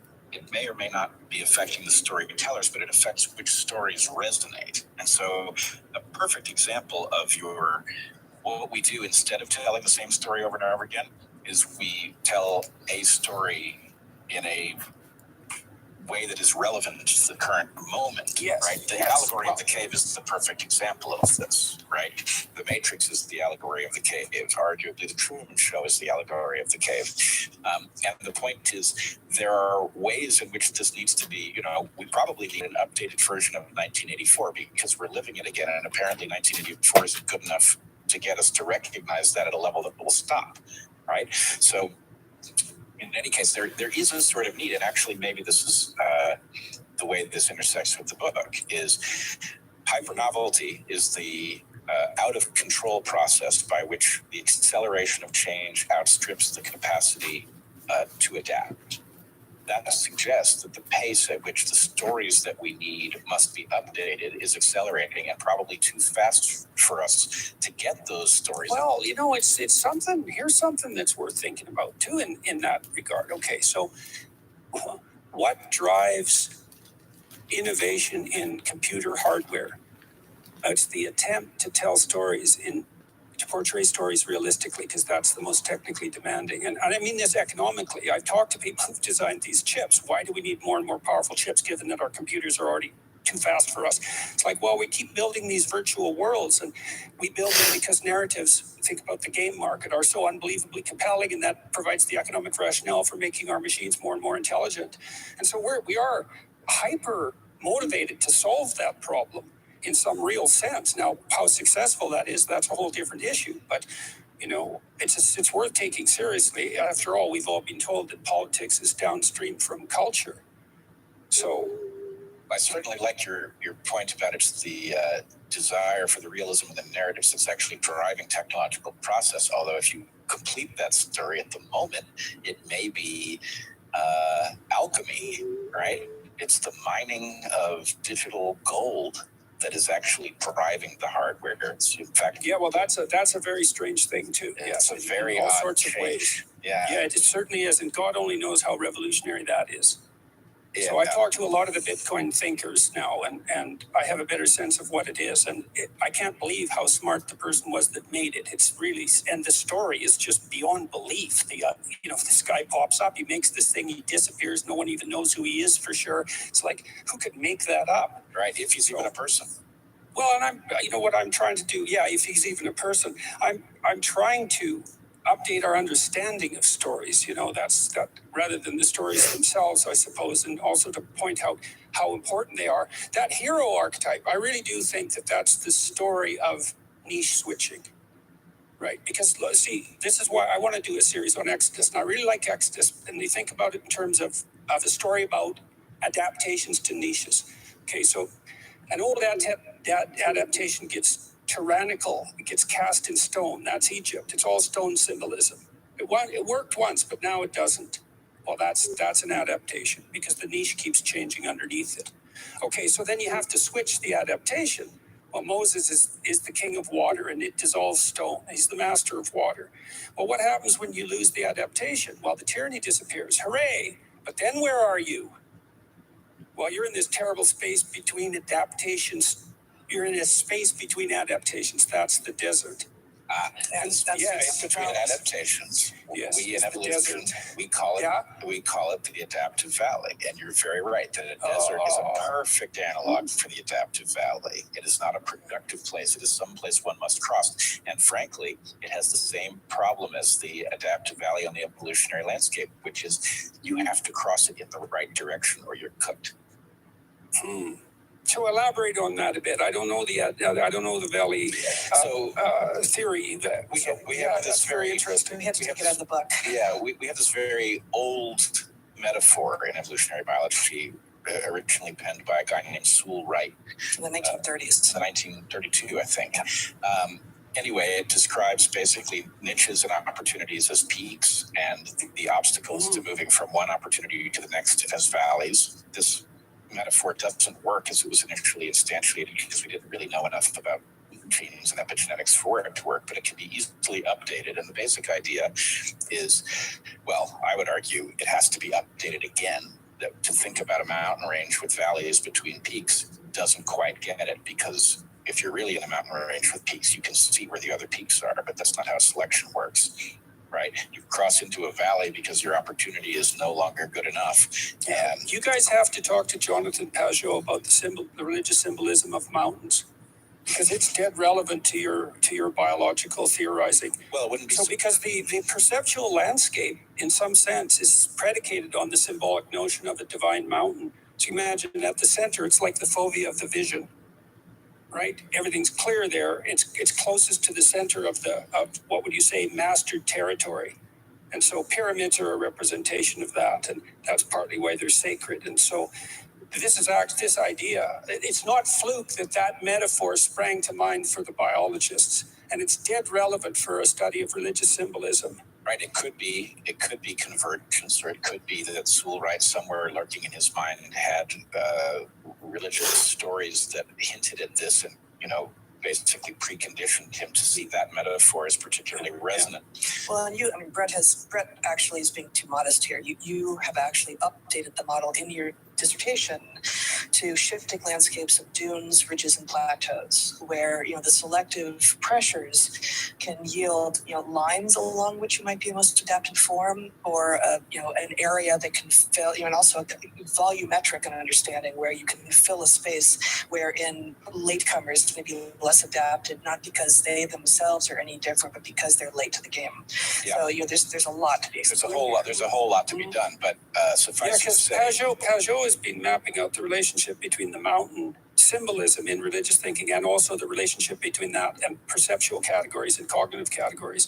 He's the only person I know that's done that. He did that part because he spent a lot of time talking to John Vervaeke, who's an expert in the cognition of perception and also interested in religious ideas. But there's a biological So then back to the niche switching idea. So imagine these mountains and valleys in the adaptive landscape in some sense. Well, you want someone who is at the top of the mountain, but more importantly, you want someone who can travel from one mountain peak to another. And even more than that, you want someone to travel from a lower mountain peak to a higher one. Well, so boy, there's a whole lot here. One thing is that the skills that allow you to ascend a mountain tend to be in a trade-off relationship, an important trade-off relationship with the skills that allow you to cross these valleys, right? And so in some sense, those who are good at starting up businesses aren't necessarily the people who should manage them, right? Yeah. And of course, openness versus conscientiousness. That's what that boils down to, basically. Right. I once heard a very good discussion about whether or not this is why God kept Moses out of the promised land. Exactly. Yeah, because that was going through the back of my mind. He was the valley crosser, right? So there's a lot to be said for that. But the other thing is that biblically, he wasn't Christ. That's why he couldn't get to the promised land. Yeah, that's the Christian version of that. And so, and it's related to this. It's related very much to the idea that you just put forward. Different skill set in some sense. Yeah, I mean, he wasn't David most fundamentally, but yes. But let's just say that if all creatures are caught in this adaptive landscape issue where they can't see the other peaks and crossing happens as a result of some process, human beings are in a special condition. And this is exactly what we talk about in the second to last chapter of our book, which is the consciousness, the collective consciousness process actually allows us to effectively debate and discover the probable location of future peaks without having been there, right? Yes. To know that a peak ought to lie in that direction, and to move in that direction in some coherent way. This is a uniquely human capacity. It is why niche switching is our special gift. And, hopefully it's dependent on the free exchange of ideas, which is no different than thinking. And we do it collectively. Yes, we do it. That's the thing, that not every free exchange of ideas works this way. It is a collaborative free exchange of ideas where people who are agreed that what we need to do is get into the future. How best to do that is the question around the campfire. Yeah, this collaboration involves ideas being exchanged, which can be altered by the exchange. Yes. As opposed to read only, receiving I think, information. okay, so I think that's why. See, I think that's why the ancient Egyptians worshipped the eye, Horus's eye, because it's open. They weren't worshiping intellect; they were worshiping attention. It's different. It's really different. And intellect, that's Milton's like authoritarian demon. Attention is different because when I pay it, and I really learned this in therapy, the best way to help someone move forward is to listen to them. Is to listen, because then they can talk.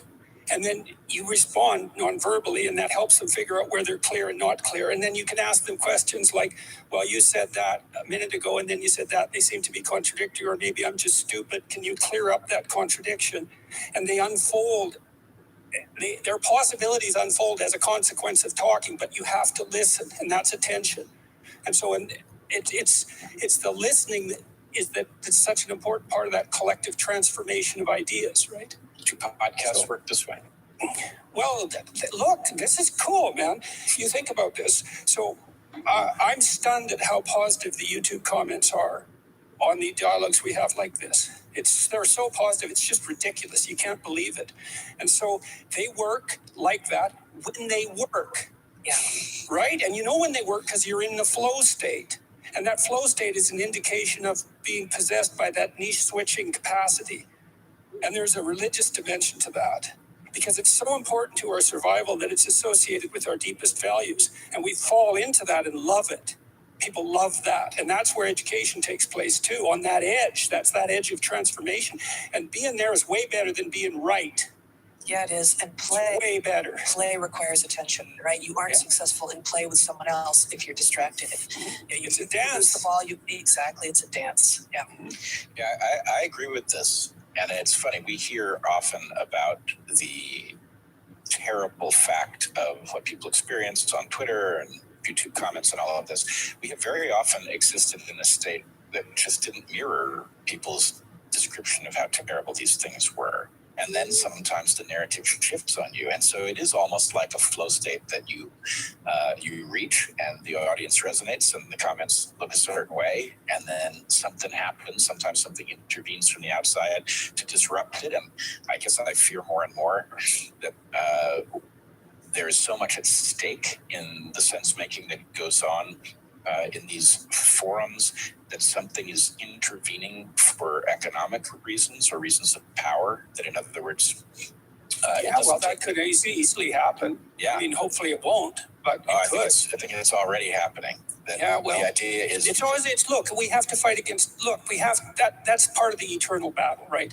That the imposition of what's right against that flow state, that's there forever. I mean, the ancient Egyptians knew that. They had Osiris, their god Osiris was a representation of that totalitarian proclivity. That's the evil uncle in The Lion King. It's this, and it is the existential psychologists, who I like a lot. One of the things they did was lay out thrownness. It's right. Well, what do we always contend with? Well, we always contend with the evil uncle. That's the tyrannical face of history. And it's always something against which, the hero battles, for example, and then often incarnates in his old age, unfortunately. But I mean, I'm optimistic about this, and it is play. And that's and so people love to be invited. That's what's cool about this too, is you invite people into this, you entice them into this, you don't tell them they have to do it. And then they're so happy. It's so cool. It's so wonderful to be able to do this. And then you also think you want to have someone you actually disagree with to talk to, because you can actually play with them more deeply if they're being honest, partly because they're way more unexpected than someone you already agree with. And that also means that flow state can be deepened because you get farther, right? You get more novelty that gets incorporated and understood. And so that's really That's fun too. What you just said reminds me actually of advice that we got from Bob Trivers, who's one of the greatest living evolutionary biologists, and who was our undergraduate advisor when we were looking to go to grad school. He said, if you end up going on to being academics, to going on to being professors somewhere, you should find a place where you will be regularly exposed to undergraduates, because it's by engaging with the minds of people who do not already think they know something about your field where you will learn the most. And for him, although he didn't say it as part of what he was telling us, it was also part of the sense of play. You know, he was just an extraordinary lecturer. He had a ton of fun up there. And, you know, we first met him as undergraduates, and you know, watching him play, indeed, with questions that came at him from people who were engaging in good faith but didn't know what they were supposed to ask, was extraordinary. And that, of course, that's where we learn the most and where we can also have the most fun. Yeah, it was really interesting to hear that Trivers was like that, because I know of his reputation. I mean, I know that he's very well regarded by psychologists as well, particularly for work on self-deception, among other things. So I guess I knew that you guys were his students, but it didn't quite sink in. That was quite the privilege, eh? It was very much a privilege, and he was a marvelous lecturer. I mean, just the man in a piece of chalk in front of a board was something else. I should also point out that Bob is a good friend of ours, and he was the officiant at our wedding. So anyway, that was an interesting experience, and one I think we're both thrilled to have had. And interestingly, actually, he's a man of faith. He has. Think he talked to me on my YouTube channel? Very likely. Yeah. Hey, that'd be great. Let's do that. So maybe you could introduce us, because I'd love that. I really like to talk to him about self-deception, well, among other things. He's extraordinary. But he asked us the day before he was to marry us up in the mountains of California, the Sierra Nevada, some questions, just like a clergy person would. You know, he really took this role on very seriously. This isn't something he'd ever done before, nor I think since. But he specifically wanted to know if we intended to have children. We were in our late 20s at the point we got married. We've been together for a long time, and we never said anything to him about our intentions or not. And he knew that he would be giving a different wedding for us if we said no. I don't know if you have children. Do you have children? Oh, yeah. 2 teenage boys. Absolutely. Well, good, because you should have, and so hooray. Well, I see. I've seen very many couples that decided not to have children, and you know, I thought you could have had some remarkable kids, and you would have been remarkable parents, and it's really too bad that happened. And so, well, I think the right way to say it is that children will destroy your life and replace it with a better one. Yeah, right. Well, one of the things I love about kids is, well, first of all, they're ridiculously funny and playful. Ridiculous. They're little clowns. That's so mind-boggling. They have sense of humor like at 7 months. And I don't understand that. And that's so funny. And they're always playing weird tricks. And then the other thing that's cool, and I think this is part of the theory of mind issue, is that, so you look at the world through a layer of latent inhibition, right? So mostly what you see is memory. You don't actually see what's there because your brain wants to take visual shortcuts because it's so goddamn complicated to look at things. And so, you know, by the time you're 50, you've seen 1 million houses, so you don't see any anymore. But then you go for a walk with a 2-year-old. And because you can adopt that frame of reference, the world re-novelizes. It's like a little mini psychedelic trip. And that's something that the infants and children can, you know, that's part of the reward they bring you for having to take care of them. Humor, play, that re-novelization. And then the other thing I loved about having kids is you can have the best relationship you've ever had if you're careful. Yeah, you absolutely can. It is a unique relationship because, obviously, parenthood is very, very ancient and has nothing to do inherently with human beings. But the degree of what it is to be a human being that is transmitted after you are born through interaction, and not even explicit analytical interaction, but by modeling what it is to be a human being and them extrapolating and them throwing out the stuff that maybe is no longer relevant or wasn't that useful as a mechanism for you and replacing it with something else. It's really an amazing privilege to be part of an ongoing transmission of adaptive information, down past the generations. Spoken like a true evolutionary biologist. I think it's really funny that you got married by Robert Trivers. That's just exactly right. That's very cool. So look, I think that's a really good place to stop. We've been going for an hour and 45 minutes and it like zipped by and we did stay on your book pretty good. So hooray for us. And it was really fun. And I would like to talk to Bob Trivers. That would be great. And I wish you the best with your book. How's the book been doing? And tell them about the book again. Hold it up again, because I don't want people to forget. The book has been doing spectacularly well. In fact, so well that it is now a victim of its own success. It sold out in 3 days back on September 14th, and people are getting them, but they're struggling to keep them in stock. Yeah, that's a terrible problem that you've got there. It's like, oh my God, we were too successful. But so you can buy it on Kindle and you can get the audio version. And Absolutely. so, and I think you said Barnes and Noble still has some in stock, so that's a good deal. And then you said it hit the number 4 in the New York Times bestseller list. Yep, we sure did. Sure did. So we're very pleased with that and just love that people are reading it and having conversations about it. And this conversation with you is fabulous, and we are grateful for it and for all of the conversations that we are hearing that the book is spurring. It's really exactly what we were hoping for. Great. Well, it's really nice to see both of you. You look great. Younger even, I think, maybe. So that's a good accomplishment. We are getting, that's the third book we're going to write about how one gets younger. If we aren't dead by then. Right. Yeah, well, all you need is like social isolation and, pressure on your job and the collapse of your life and all that. And hey, you're rejuvenated. So if you're lucky. There you go. Right. Yeah. Like a phoenix rising from the ashes. All right. Well, thanks so much, Jordan. It's been great talking with you too. Yep. More, and I would say talk to Jonathan Pajot, man. He's deep. And there's this linkage of ideas way down there under the surface that's really worth investigating. He's something. So you'd have a great conversation. He and I are overdue for a talk. We've been talking about having a talk for some time. Yeah. I think, and then to concentrate on this issue of the sacred mountain, that would be unbelievably. I just saw a talk he did to the Union Society in Montreal that was just bloody brilliant. I'm going to put it on my YouTube channel, and so I think that could be a killer discussion. The mountain idea and its role in biology, and that'd be something. Cool. All right. Wonderful. Ciao, guys. Thank you, Jordan. Hopefully we'll see you again soon. Wouldn't that be nice? Indeed. All right. Bye-bye.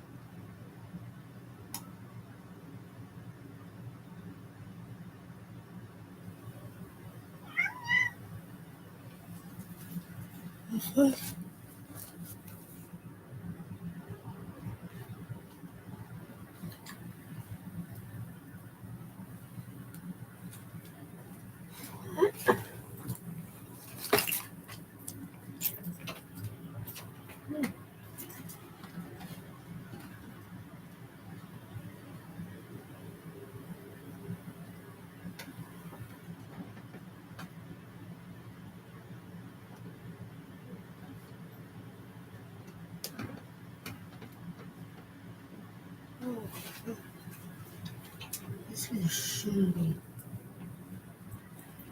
Oh, fuck.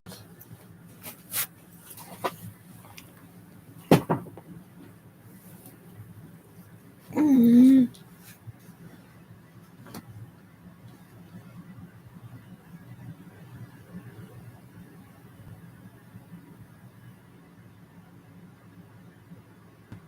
Mm.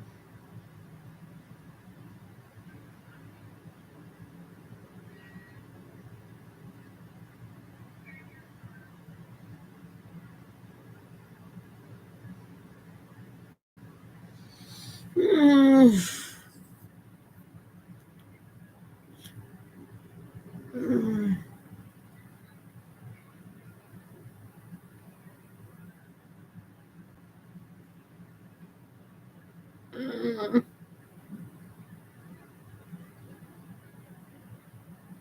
Mm.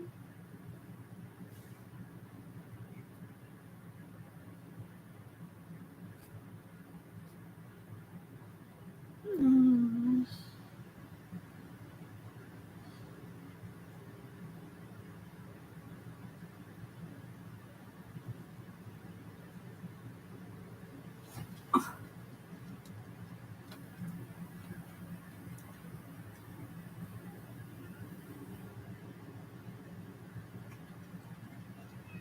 Yeah, I got it. Ah, yes, I know.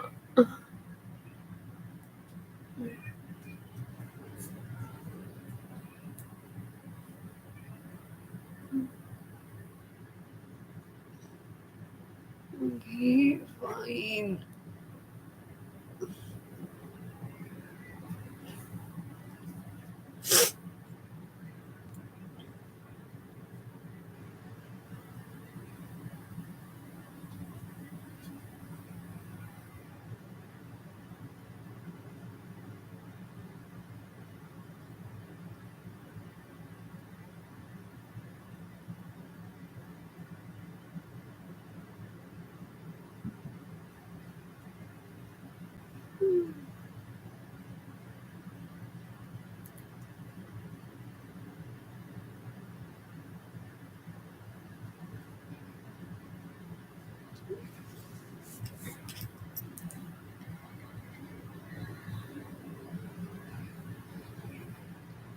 Mm.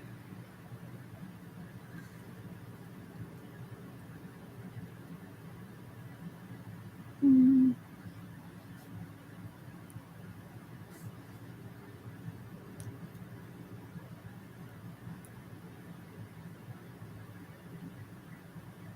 Mm.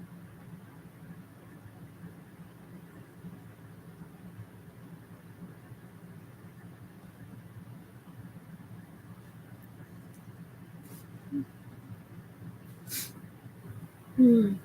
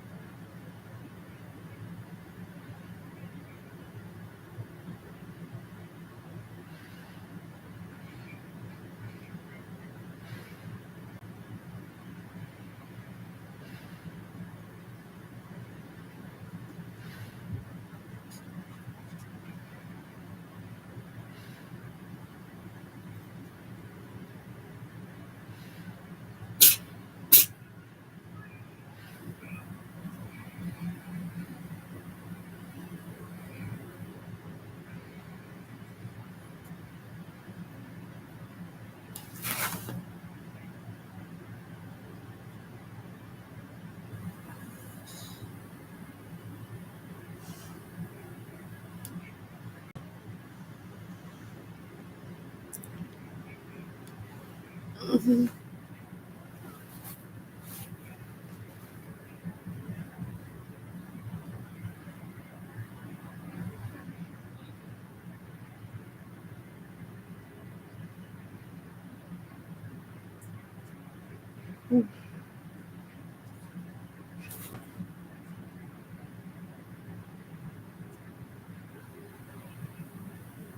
Okay.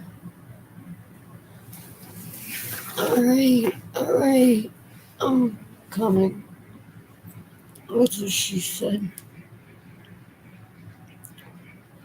Oh, okay. Got it. Ow. Mm. Mm.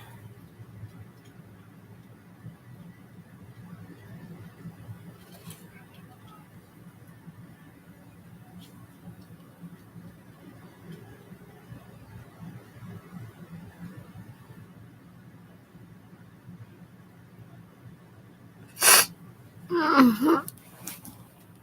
Mm.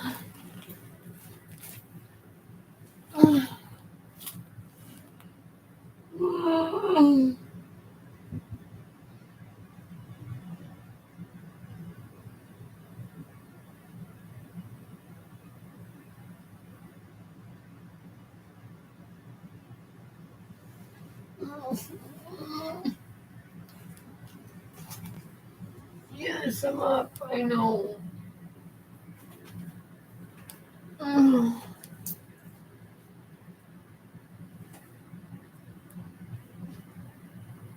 Okay. Um.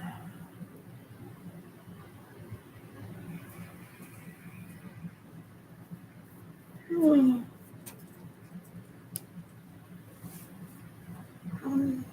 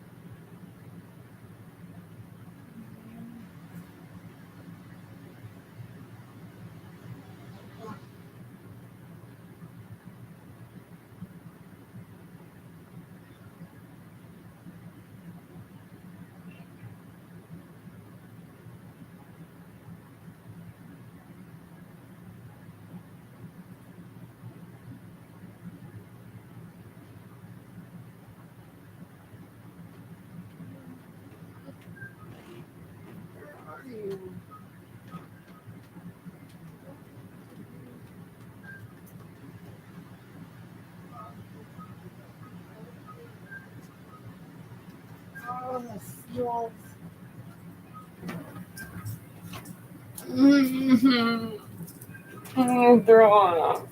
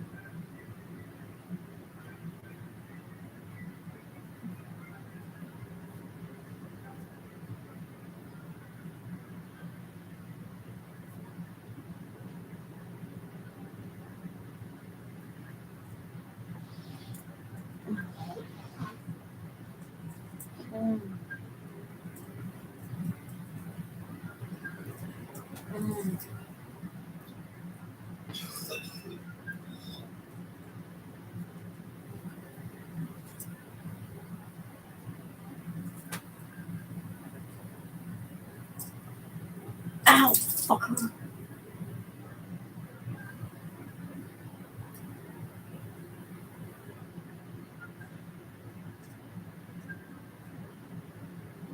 Oh, God.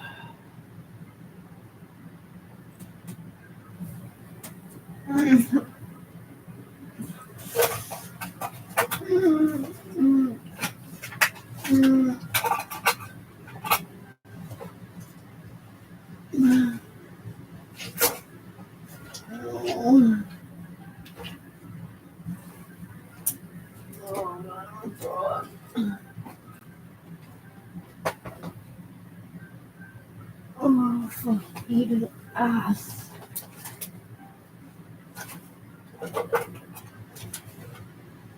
Oh my god.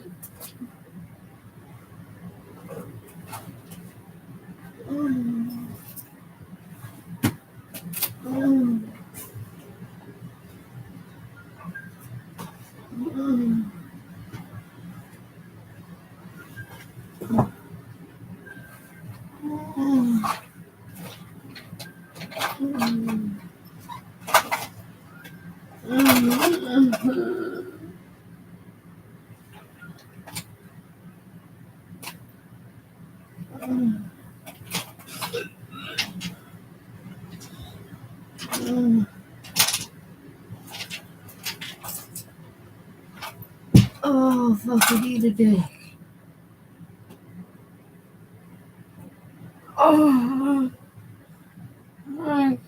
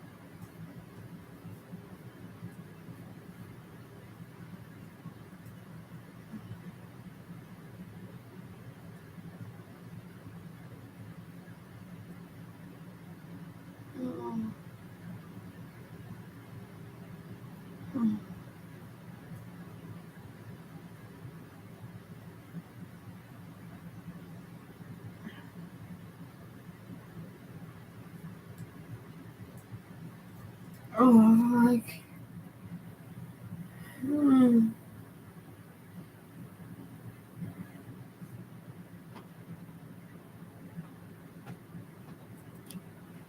No.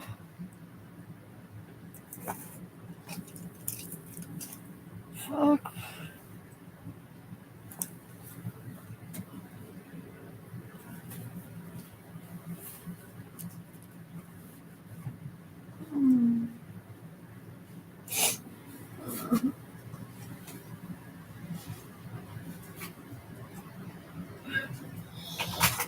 Yes, in my mouth.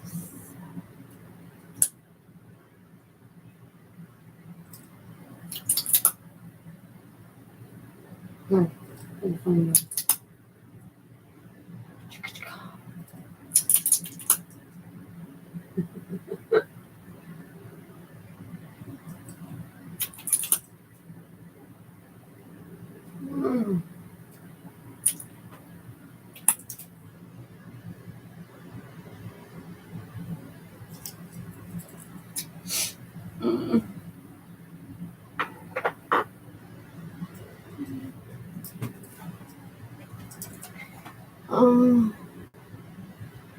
Fucking lame.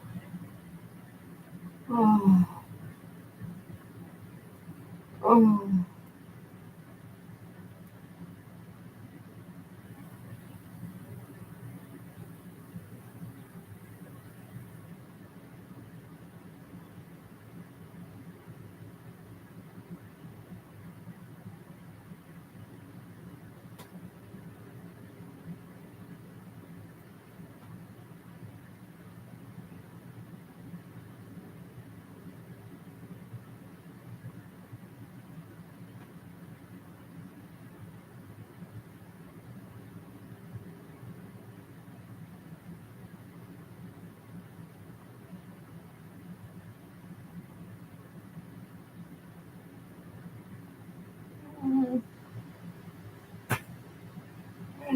Like,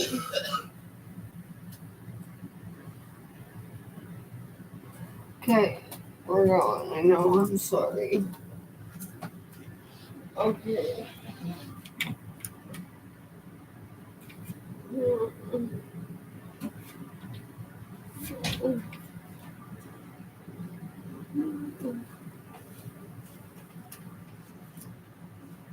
JJ, I need my coat.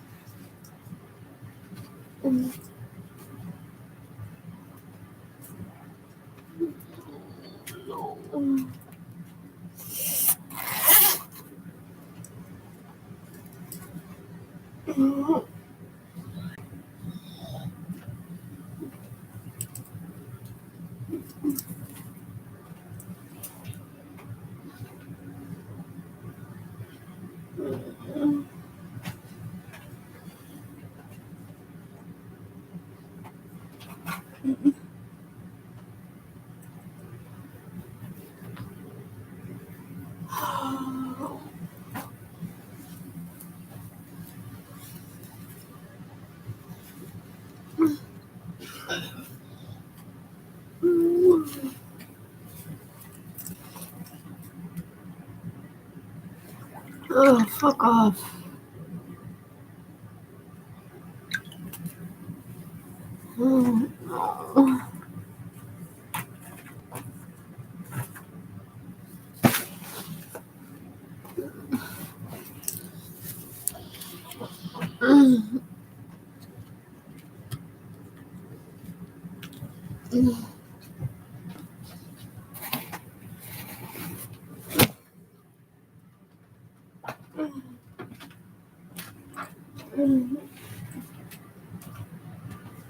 My coat.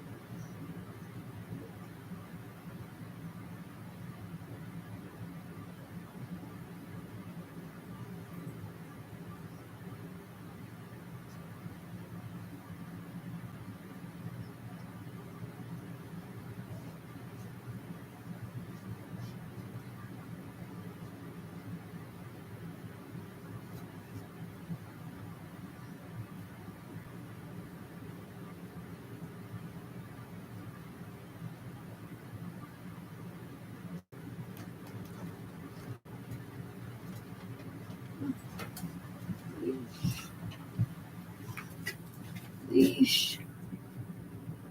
Oh, for fuck's sake.